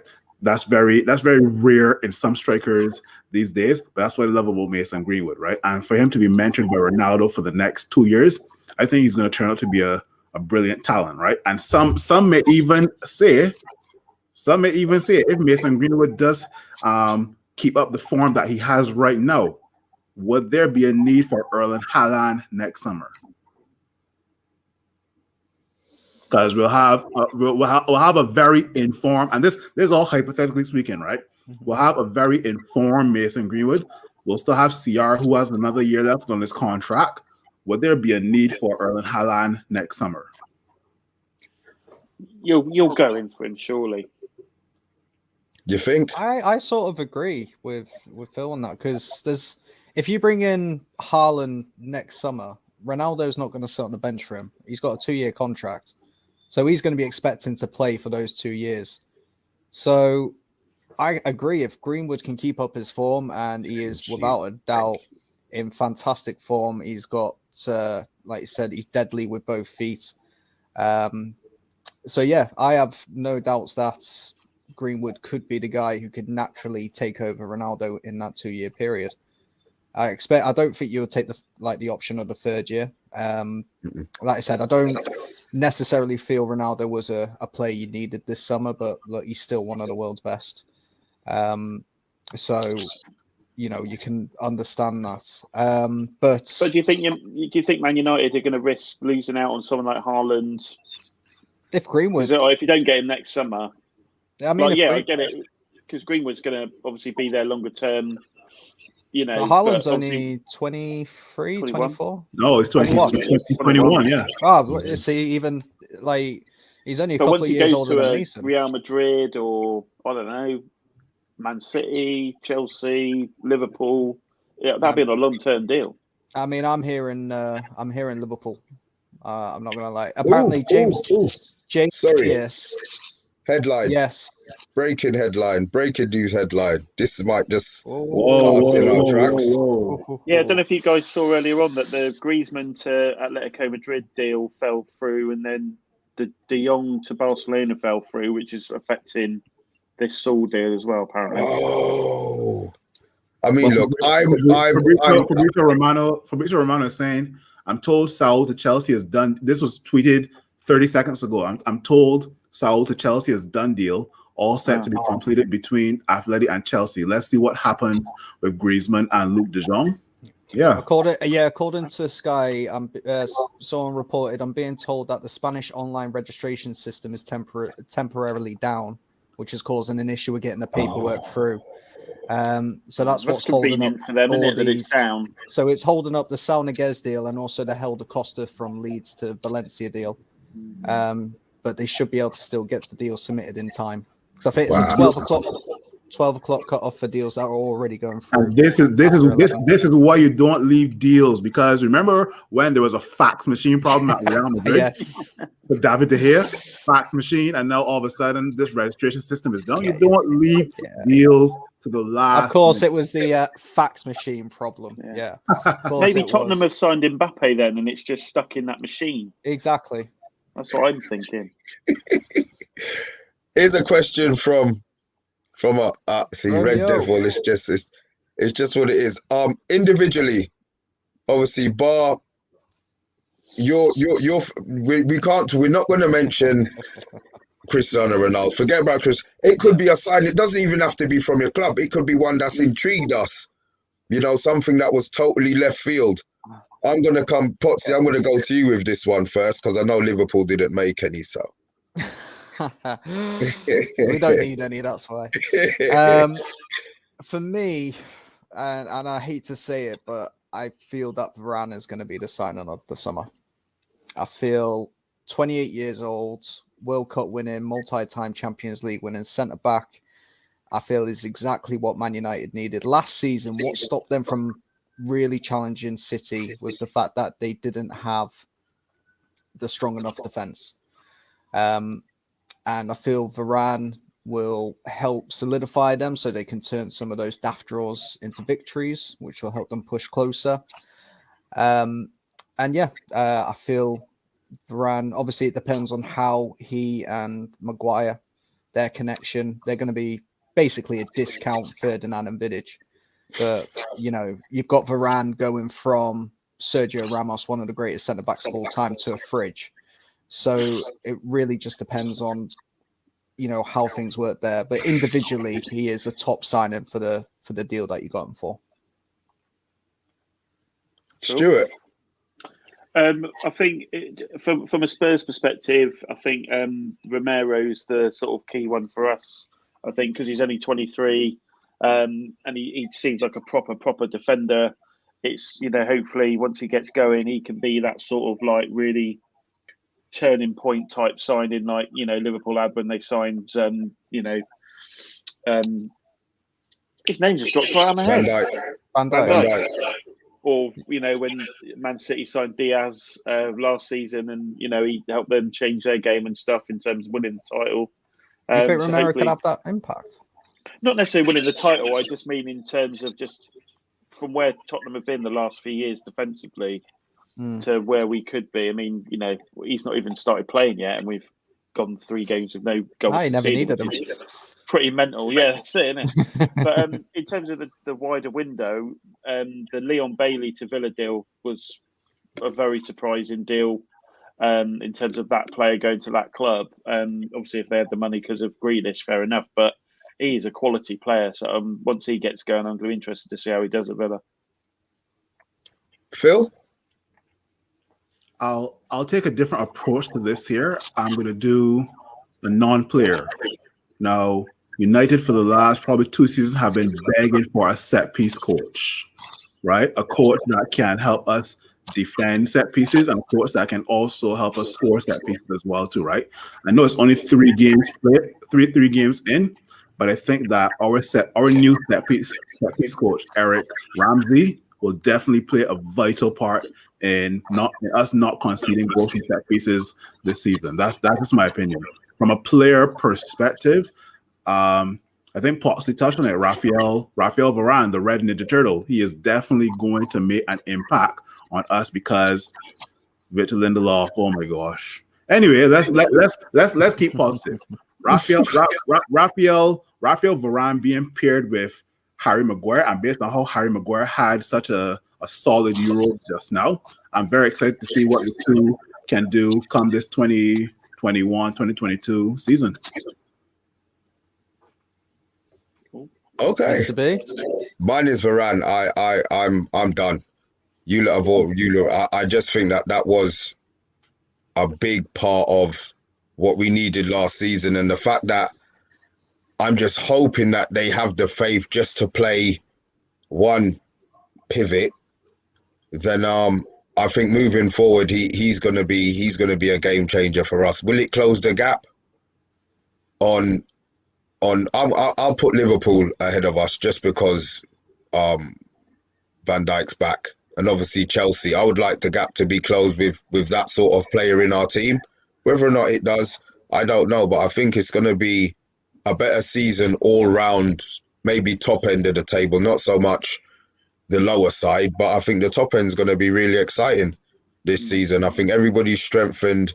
All right, I know Potsy banter's banter, but I think that to a certain extent, I know you said you needed to sign, and you always say new players or players coming back from injury are like new players. I understand that, but I think that losing Van Dijk had such a massive, it started as a little ripple, and then by the end of it, it was like because you just couldn't cope with him not being there. So I think him being back, Fabinho playing in his position, I just think that that's going to steady the ship a lot. And I know, obviously, everybody talks about, what's the one who's always gets injured? His partner. Joe Gomez. Joel Matip. Matip. Anyone in the centre back part. Naby Keita, Oxlade-Chamberlain. I'll give you the rest of them. Everyone.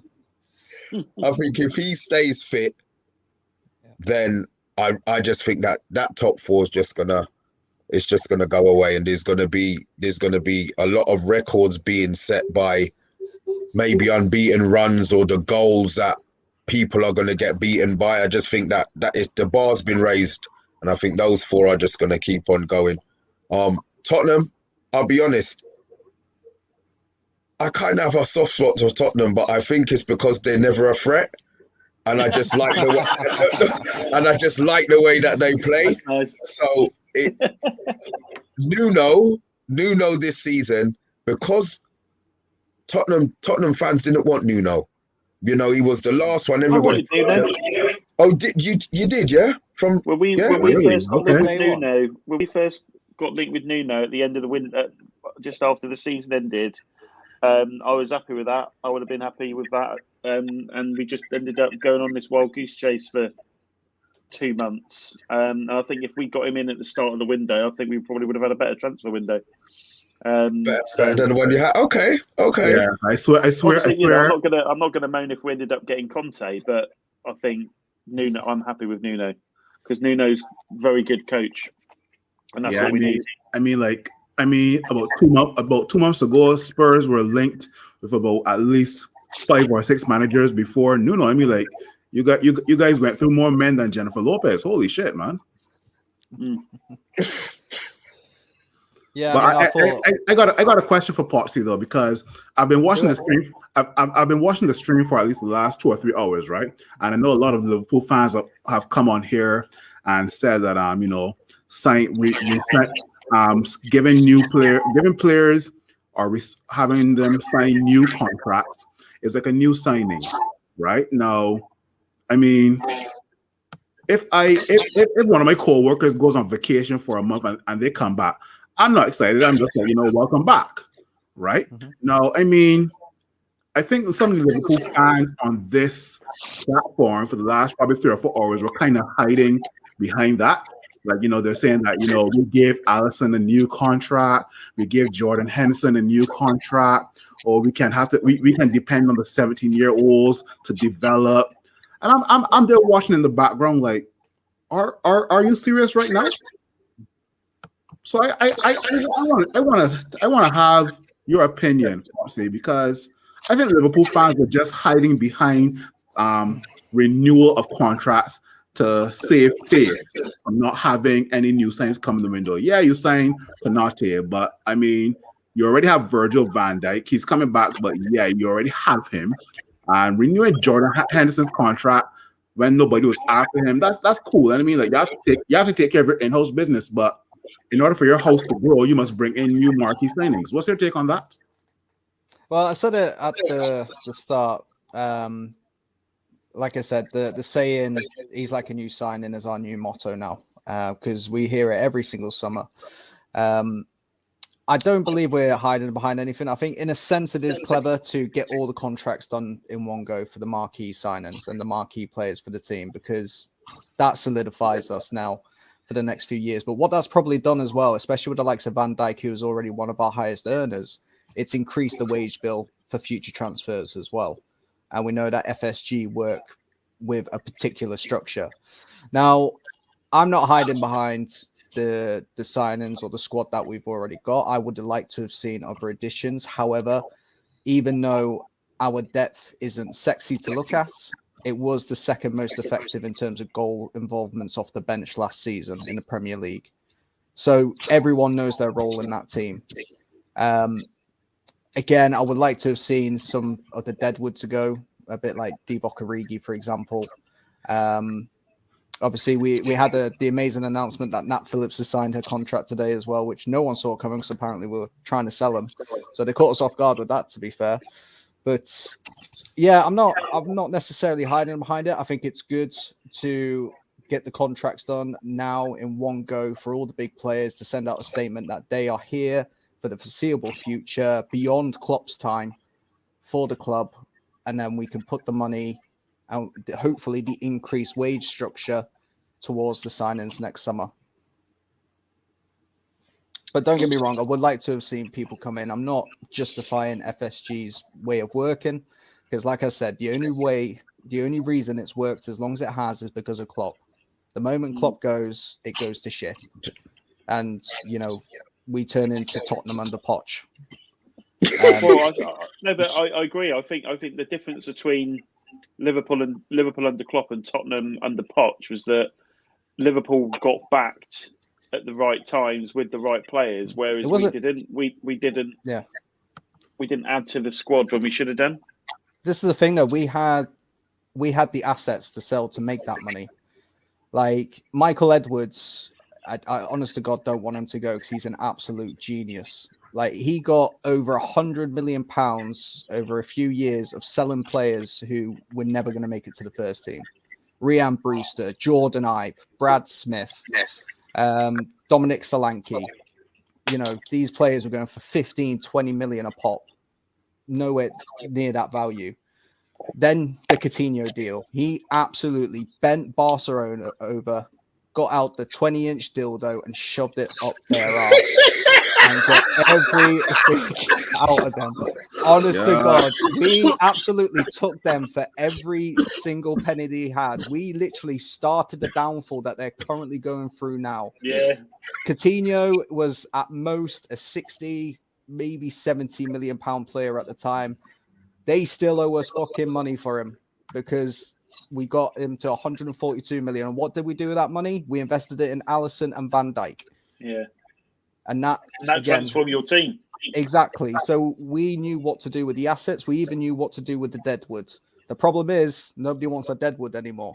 So if we're not getting rid of the deadwood, we're not bringing in the money to invest back into the team. So this is hopefully why, rather than focusing on that, they're focusing on keeping as much money back now, get the contract signed. We've got a fully fit squad because we know that it was just the injuries that cost us last season.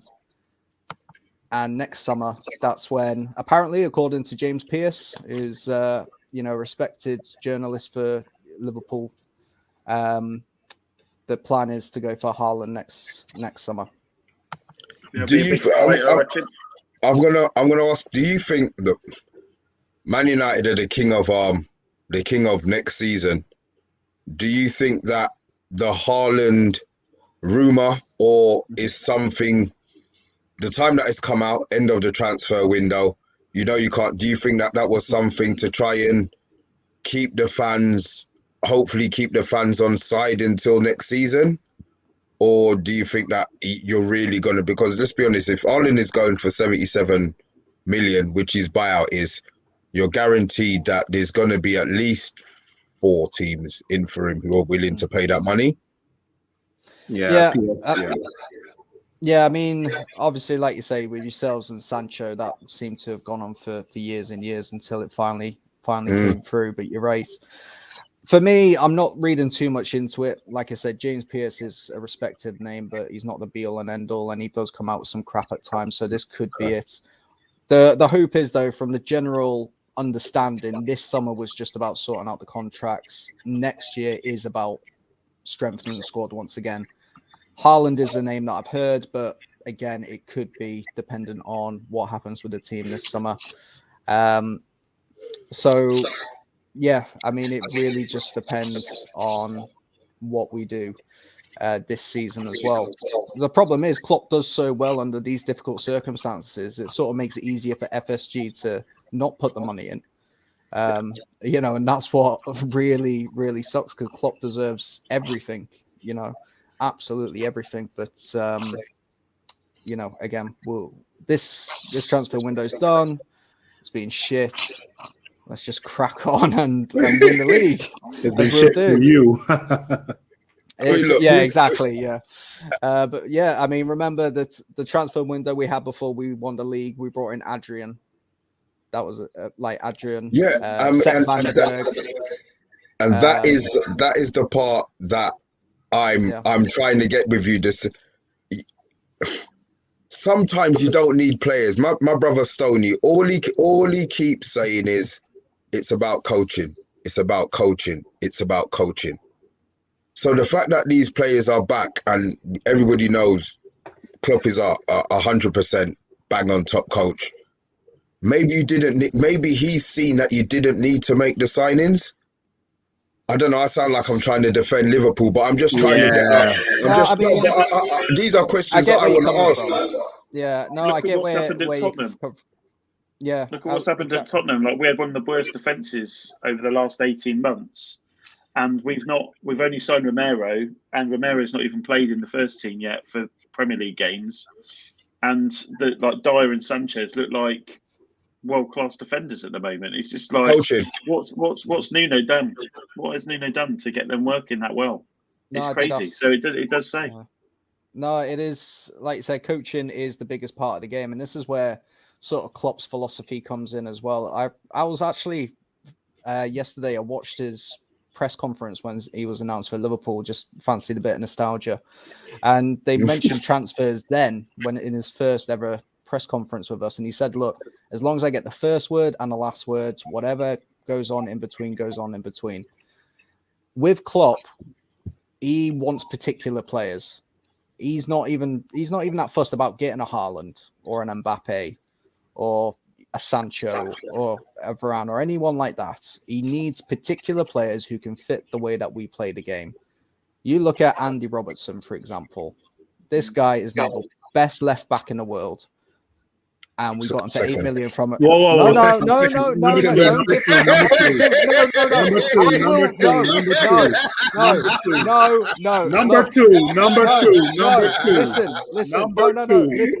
Listen. Look, Alex Tellers is a good left back. Okay? Number two. No, listen. It's not as good as Sergio Reguilon. The reason everyone was talking about Luke Shaw last season, which don't get me wrong, he was amazing, but it's because we never seen him at that level before. The level that he reached last season is the level that Andy Robertson has been at for the last 3 or 4 years. Consistency. He needs to sort that out. But until then, Robbo's number one.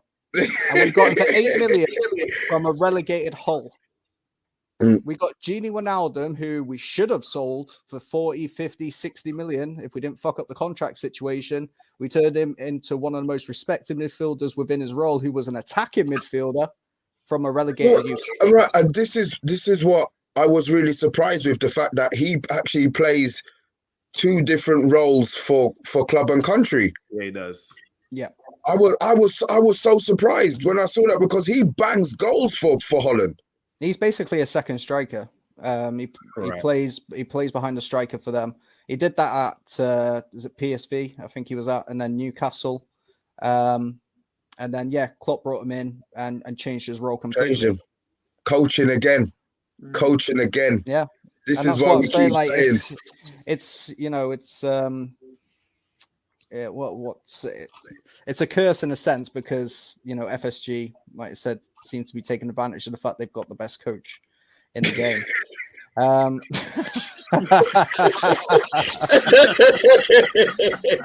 They can storm my house. I don't care. I'll be Andy Robertson. I'll get into Andy Robertson. I brought some of this for James. I brought some of this for him, man. Oh my god, that guy on the last podcast, he was getting a nosebleed. I kid you not, man. Oh god, man. Oh god, James, man. Jesus Christ. I was gonna. What was I gonna say? It's gone. It's killed. It's gone. It's gone. It's gone. So can we talk about Arsenal's business? Well, look. I mean, look. We've got 14 minutes. So we obviously don't have an Arsenal guy to try and defend their window. So let's all have a laugh at Arsenal. Well, they got our long sort of rumoured defender Tomiyasu that Spurs have been linked with literally the entire summer. Right. So which how? I thought was a bit weird. What? I mean, do you obviously you think that you've got the better deal out of the two? Yeah. Yeah. Well, yeah. I mean, I think what's happened with that is that we obviously got linked with Tomiyasu because that was a player that Paratici was looking at early doors. And I think once Nuno got into the squad and started working with the squad, I think he realised that we didn't need like a utility player, because Tomiyasu can play like left side centre back, he can play right back, he can play left back. I think we were ultimately looking for an out and out attacking right back, so sort of like a Reguilon or a Sessegnon that we can have on the right. And yeah, it looks like Emerson's the guy that they've ended up. I heard whisperings of it a few weeks ago, but I thought we've been linked with Tomiyasu, so didn't really think of it. But I've seen a few games of Emerson when he was at Real Betis before he signed for Barcelona, and I like him. He's a good attacking right back, can probably play wing back, so that might help if Nuno changes the system to a back three. I'm all right with that. But yeah, Tomiyasu, it'll be interesting to see what happens there now. The thing is, I was talking with an Arsenal friend of mine who lives in Washington, right? And he says that deal. He says the deal doesn't make any sense because a couple years ago you signed William Saliba.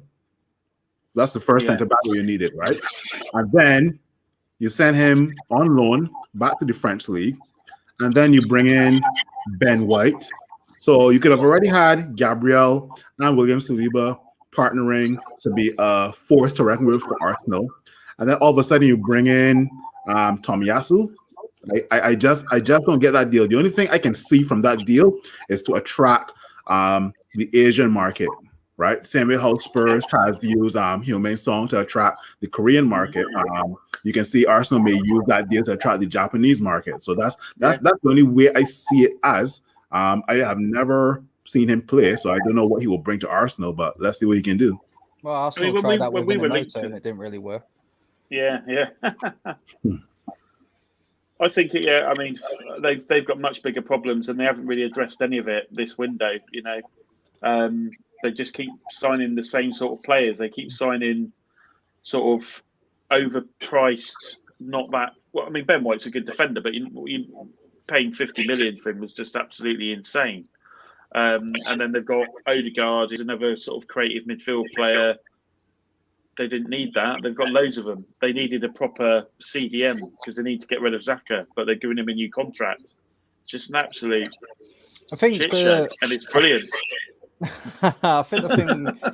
I mean, Arsenal is a mess from start to finish. From the Kroenkes, Edu must go down as one of the worst directors of football of all time. Yeah.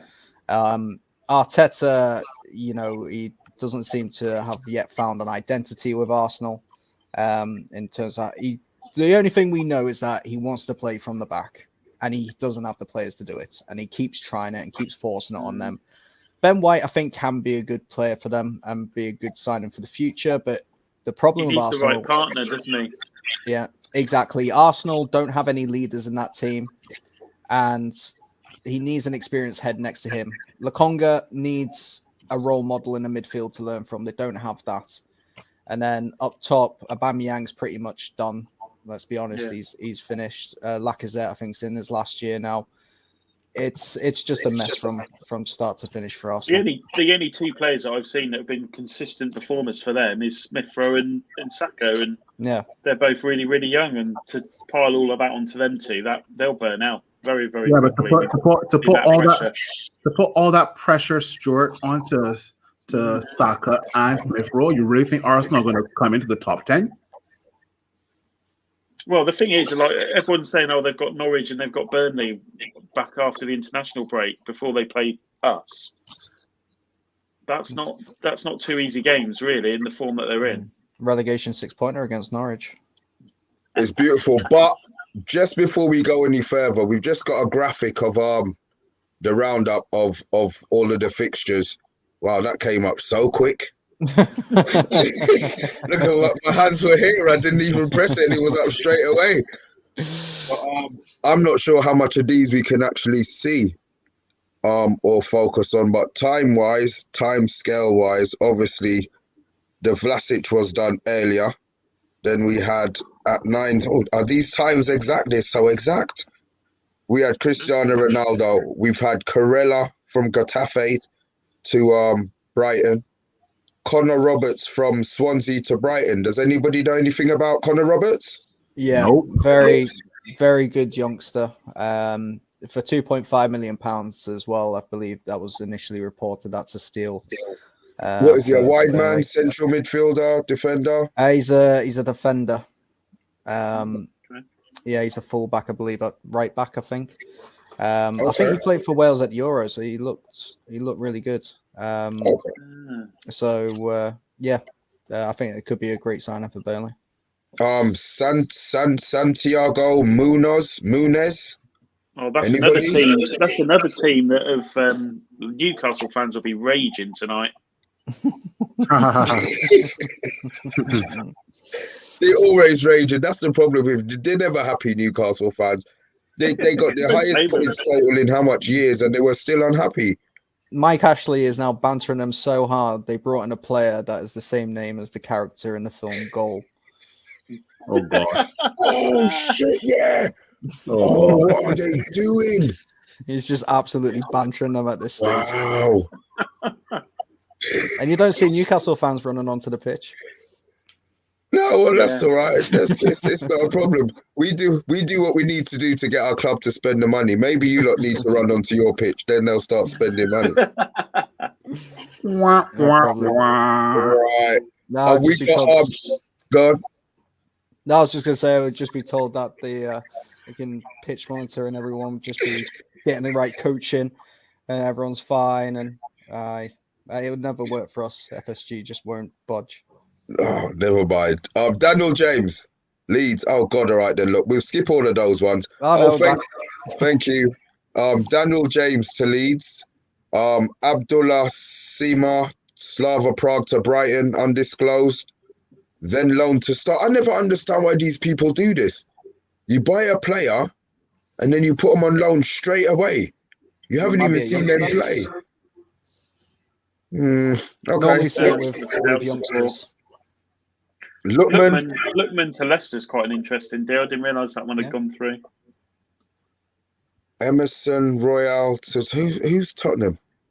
This guy's funny. We're the top team that's going to win the league. Oh, I know. We're only going to score 38 goals. I mean, the Conference League. Yeah, I'll be happy with that. At least it's a trophy. Oh God!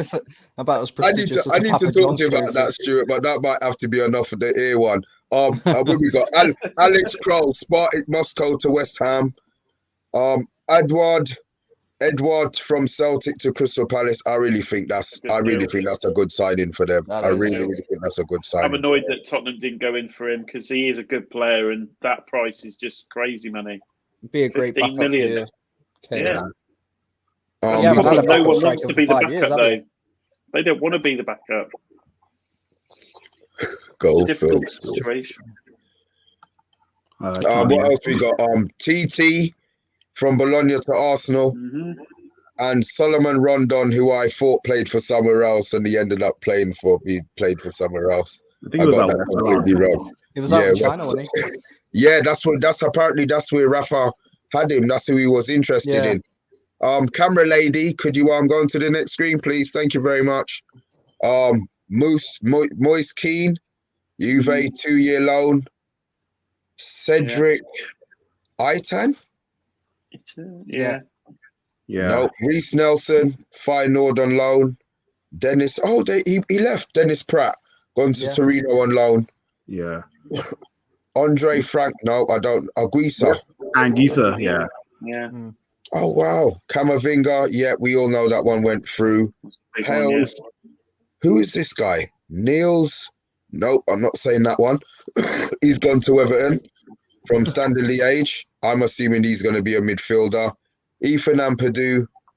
Chelsea. Wow, that's He what they plays for do. Chelsea, doesn't he? So Yes, normal. And then Jack Hendry from Why is Ostend of Club Rouge? We haven't got any Ostend or Club Rouge. Anyway, thank you, thank you, camera lady.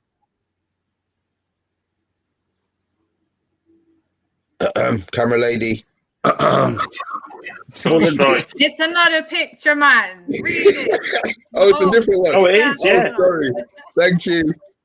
Thank you, camera lady. You're struggling now. No, I'm gonna. You want me to read? No, I'm gonna mute your mic. Ethan Ampadu, Chelsea. Jack Hendry, Ostend. We've got Frederick Gilbert, Aston Villa to Strasbourg. Tony Doyle, Man City to Hamburg. Mongo Bridge. What a weird name. Wow. Aston Villa to them. Nikola Katic, Rangers to Hydrick Split. Yangel Herrera, Man City to Espanyol loan. These guys are. I know that's not Jamie, but it's Alvarado. Watford to Racing. Alex Runnison, Arsenal to Leverkusen loan. And Hector Bellerin, Arsenal again on loan. Look, we bantered Arsenal a bit, and look, we've ended with them. Well, apparently that's not the last deal, because we've just put Cameron Carter-Vickers to Celtic on loan because their window closes now. Their window's shut now, so that was our last deal. No, Celtic have just announced it. Oh, what are they? Do they close at 12? Yeah, they close at midnight. Oh, okay. Right. I'm just going to quickly say a couple of things. Firstly, Mr. B, I think you've just failed your audition to do like the scores on Sky Sports. I think that's like the roundup. Yeah, that's just don't worry about that, mate. You're not getting a call. But before we get off, is there which club apart from your own do you think's had the best transfer window? Personally, for me, yeah. Well, any club if dependent. For me, in terms of the Premier League, it's Aston Villa. I think for preparing them to win, to do something in the league this year, Chelsea, unfortunately. I think they've just armoured themselves up big time. Yeah, I would. Yeah, I think Chelsea. I think they bought the missing piece.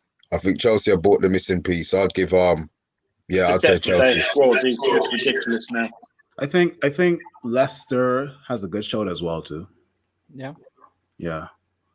I mean this transfer window, in my opinion, has been dominated by 5 stories, right? And you guys can add in if you think so, if you think there's more or less. Coming in at number 5 is, will Harry Kane stay at Spurs? Coming in at number 4, will Paul Pogba be staying at Manchester United? Coming in at number 3, Manchester City signs Jack Grealish for 100 million. And then the last 2, I guess, are obvious. We would have never seen a transfer window where Lionel Messi, who is Barcelona through and through, leave the Catalonia club and go to PSG. Right, so I don't think in a million years we would have saw that, but I mean, it is what it is due to financial situations at Barcelona. And then the world boss, the GOAT, Cristiano Ronaldo, returning to Old Trafford. Those five, in my opinion, dominated this entire transfer window. I don't know if there's any other stories you guys can think of that really stood out there for you. Well, I mean, no, I mean, for me, Nat Phillips' contract extension has to be up there. Because right at the start of the summer, it looked like, you know, he was getting sold, Nat Phillips, at the start of the summer, and now he's turned it round. Like, I can't think of a bigger story personally. Like, you know, such a twist. Yeah, so that's right up there for me.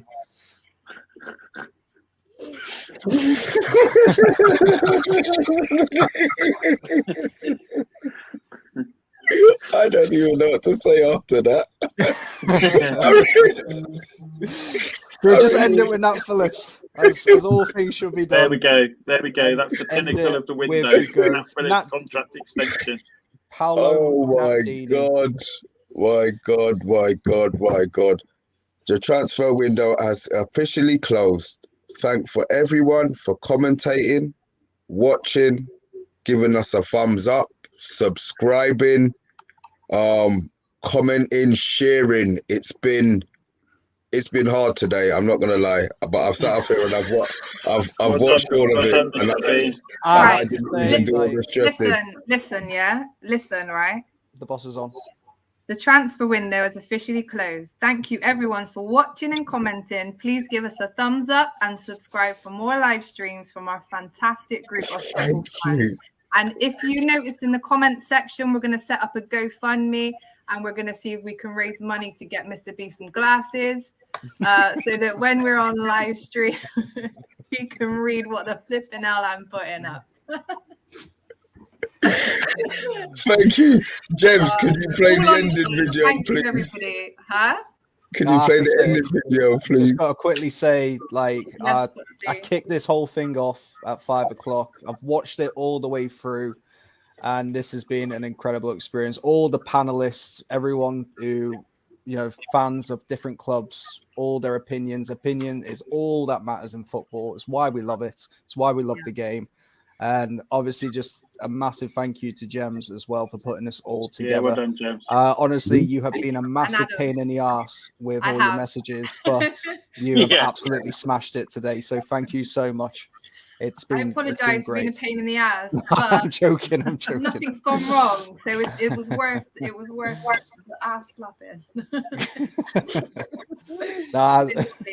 Honestly, thank you everybody. Thank you everyone that's been on the show as well. I think it's been amazing. I think we need to do more shows where we mix up the panels like this, get some good conversations going between the fan bases and not just individuals. I think it's been great fun. Every Sunday, 9 p.m, we do the Premier League roundup. Make sure you tune in for that with our host, Ian. And coming up tomorrow, we're going to do an England pre-match show and we'll be doing an after-match reaction. International break, so everyone can take a rest from the Premier League and enjoy the transfer window that's gone and passed. When we're going to start gossiping about January then? Tomorrow? Let's do it. I'm having a break tomorrow. Like I said, I'll leave my address in the comments. I like donuts and chocolate orange. So yeah, send them my way. A couple of bath bombs there. Honestly, we will be back in January. We're going to be back with some more shows throughout the week, England shows, some more mixed fan base shows just to discuss, how the season's gone so far and everything. But honestly, thank you everybody that's appeared. You were amazing. Everyone that's hosted, love it, brilliant. I think Mr. Thank you very much, guys. To run the outro now. Right. See ya. We are out. If I can find the video. Ronaldo's coming home. Yeah. He is not the GOAT. And it is so disrespectful. Coming home. Ronaldo is coming home. My final word, the GOAT is not Ronaldo, and it's disrespectful to Maradona and his presence and his name for you to even say that. Yeah. And Emil Heskey. Don't forget. Hi, this is Gemma from FTB SPORTS. On transfer deadline day, we will be live from 5 p.m. until midnight with a live special D-Day stream.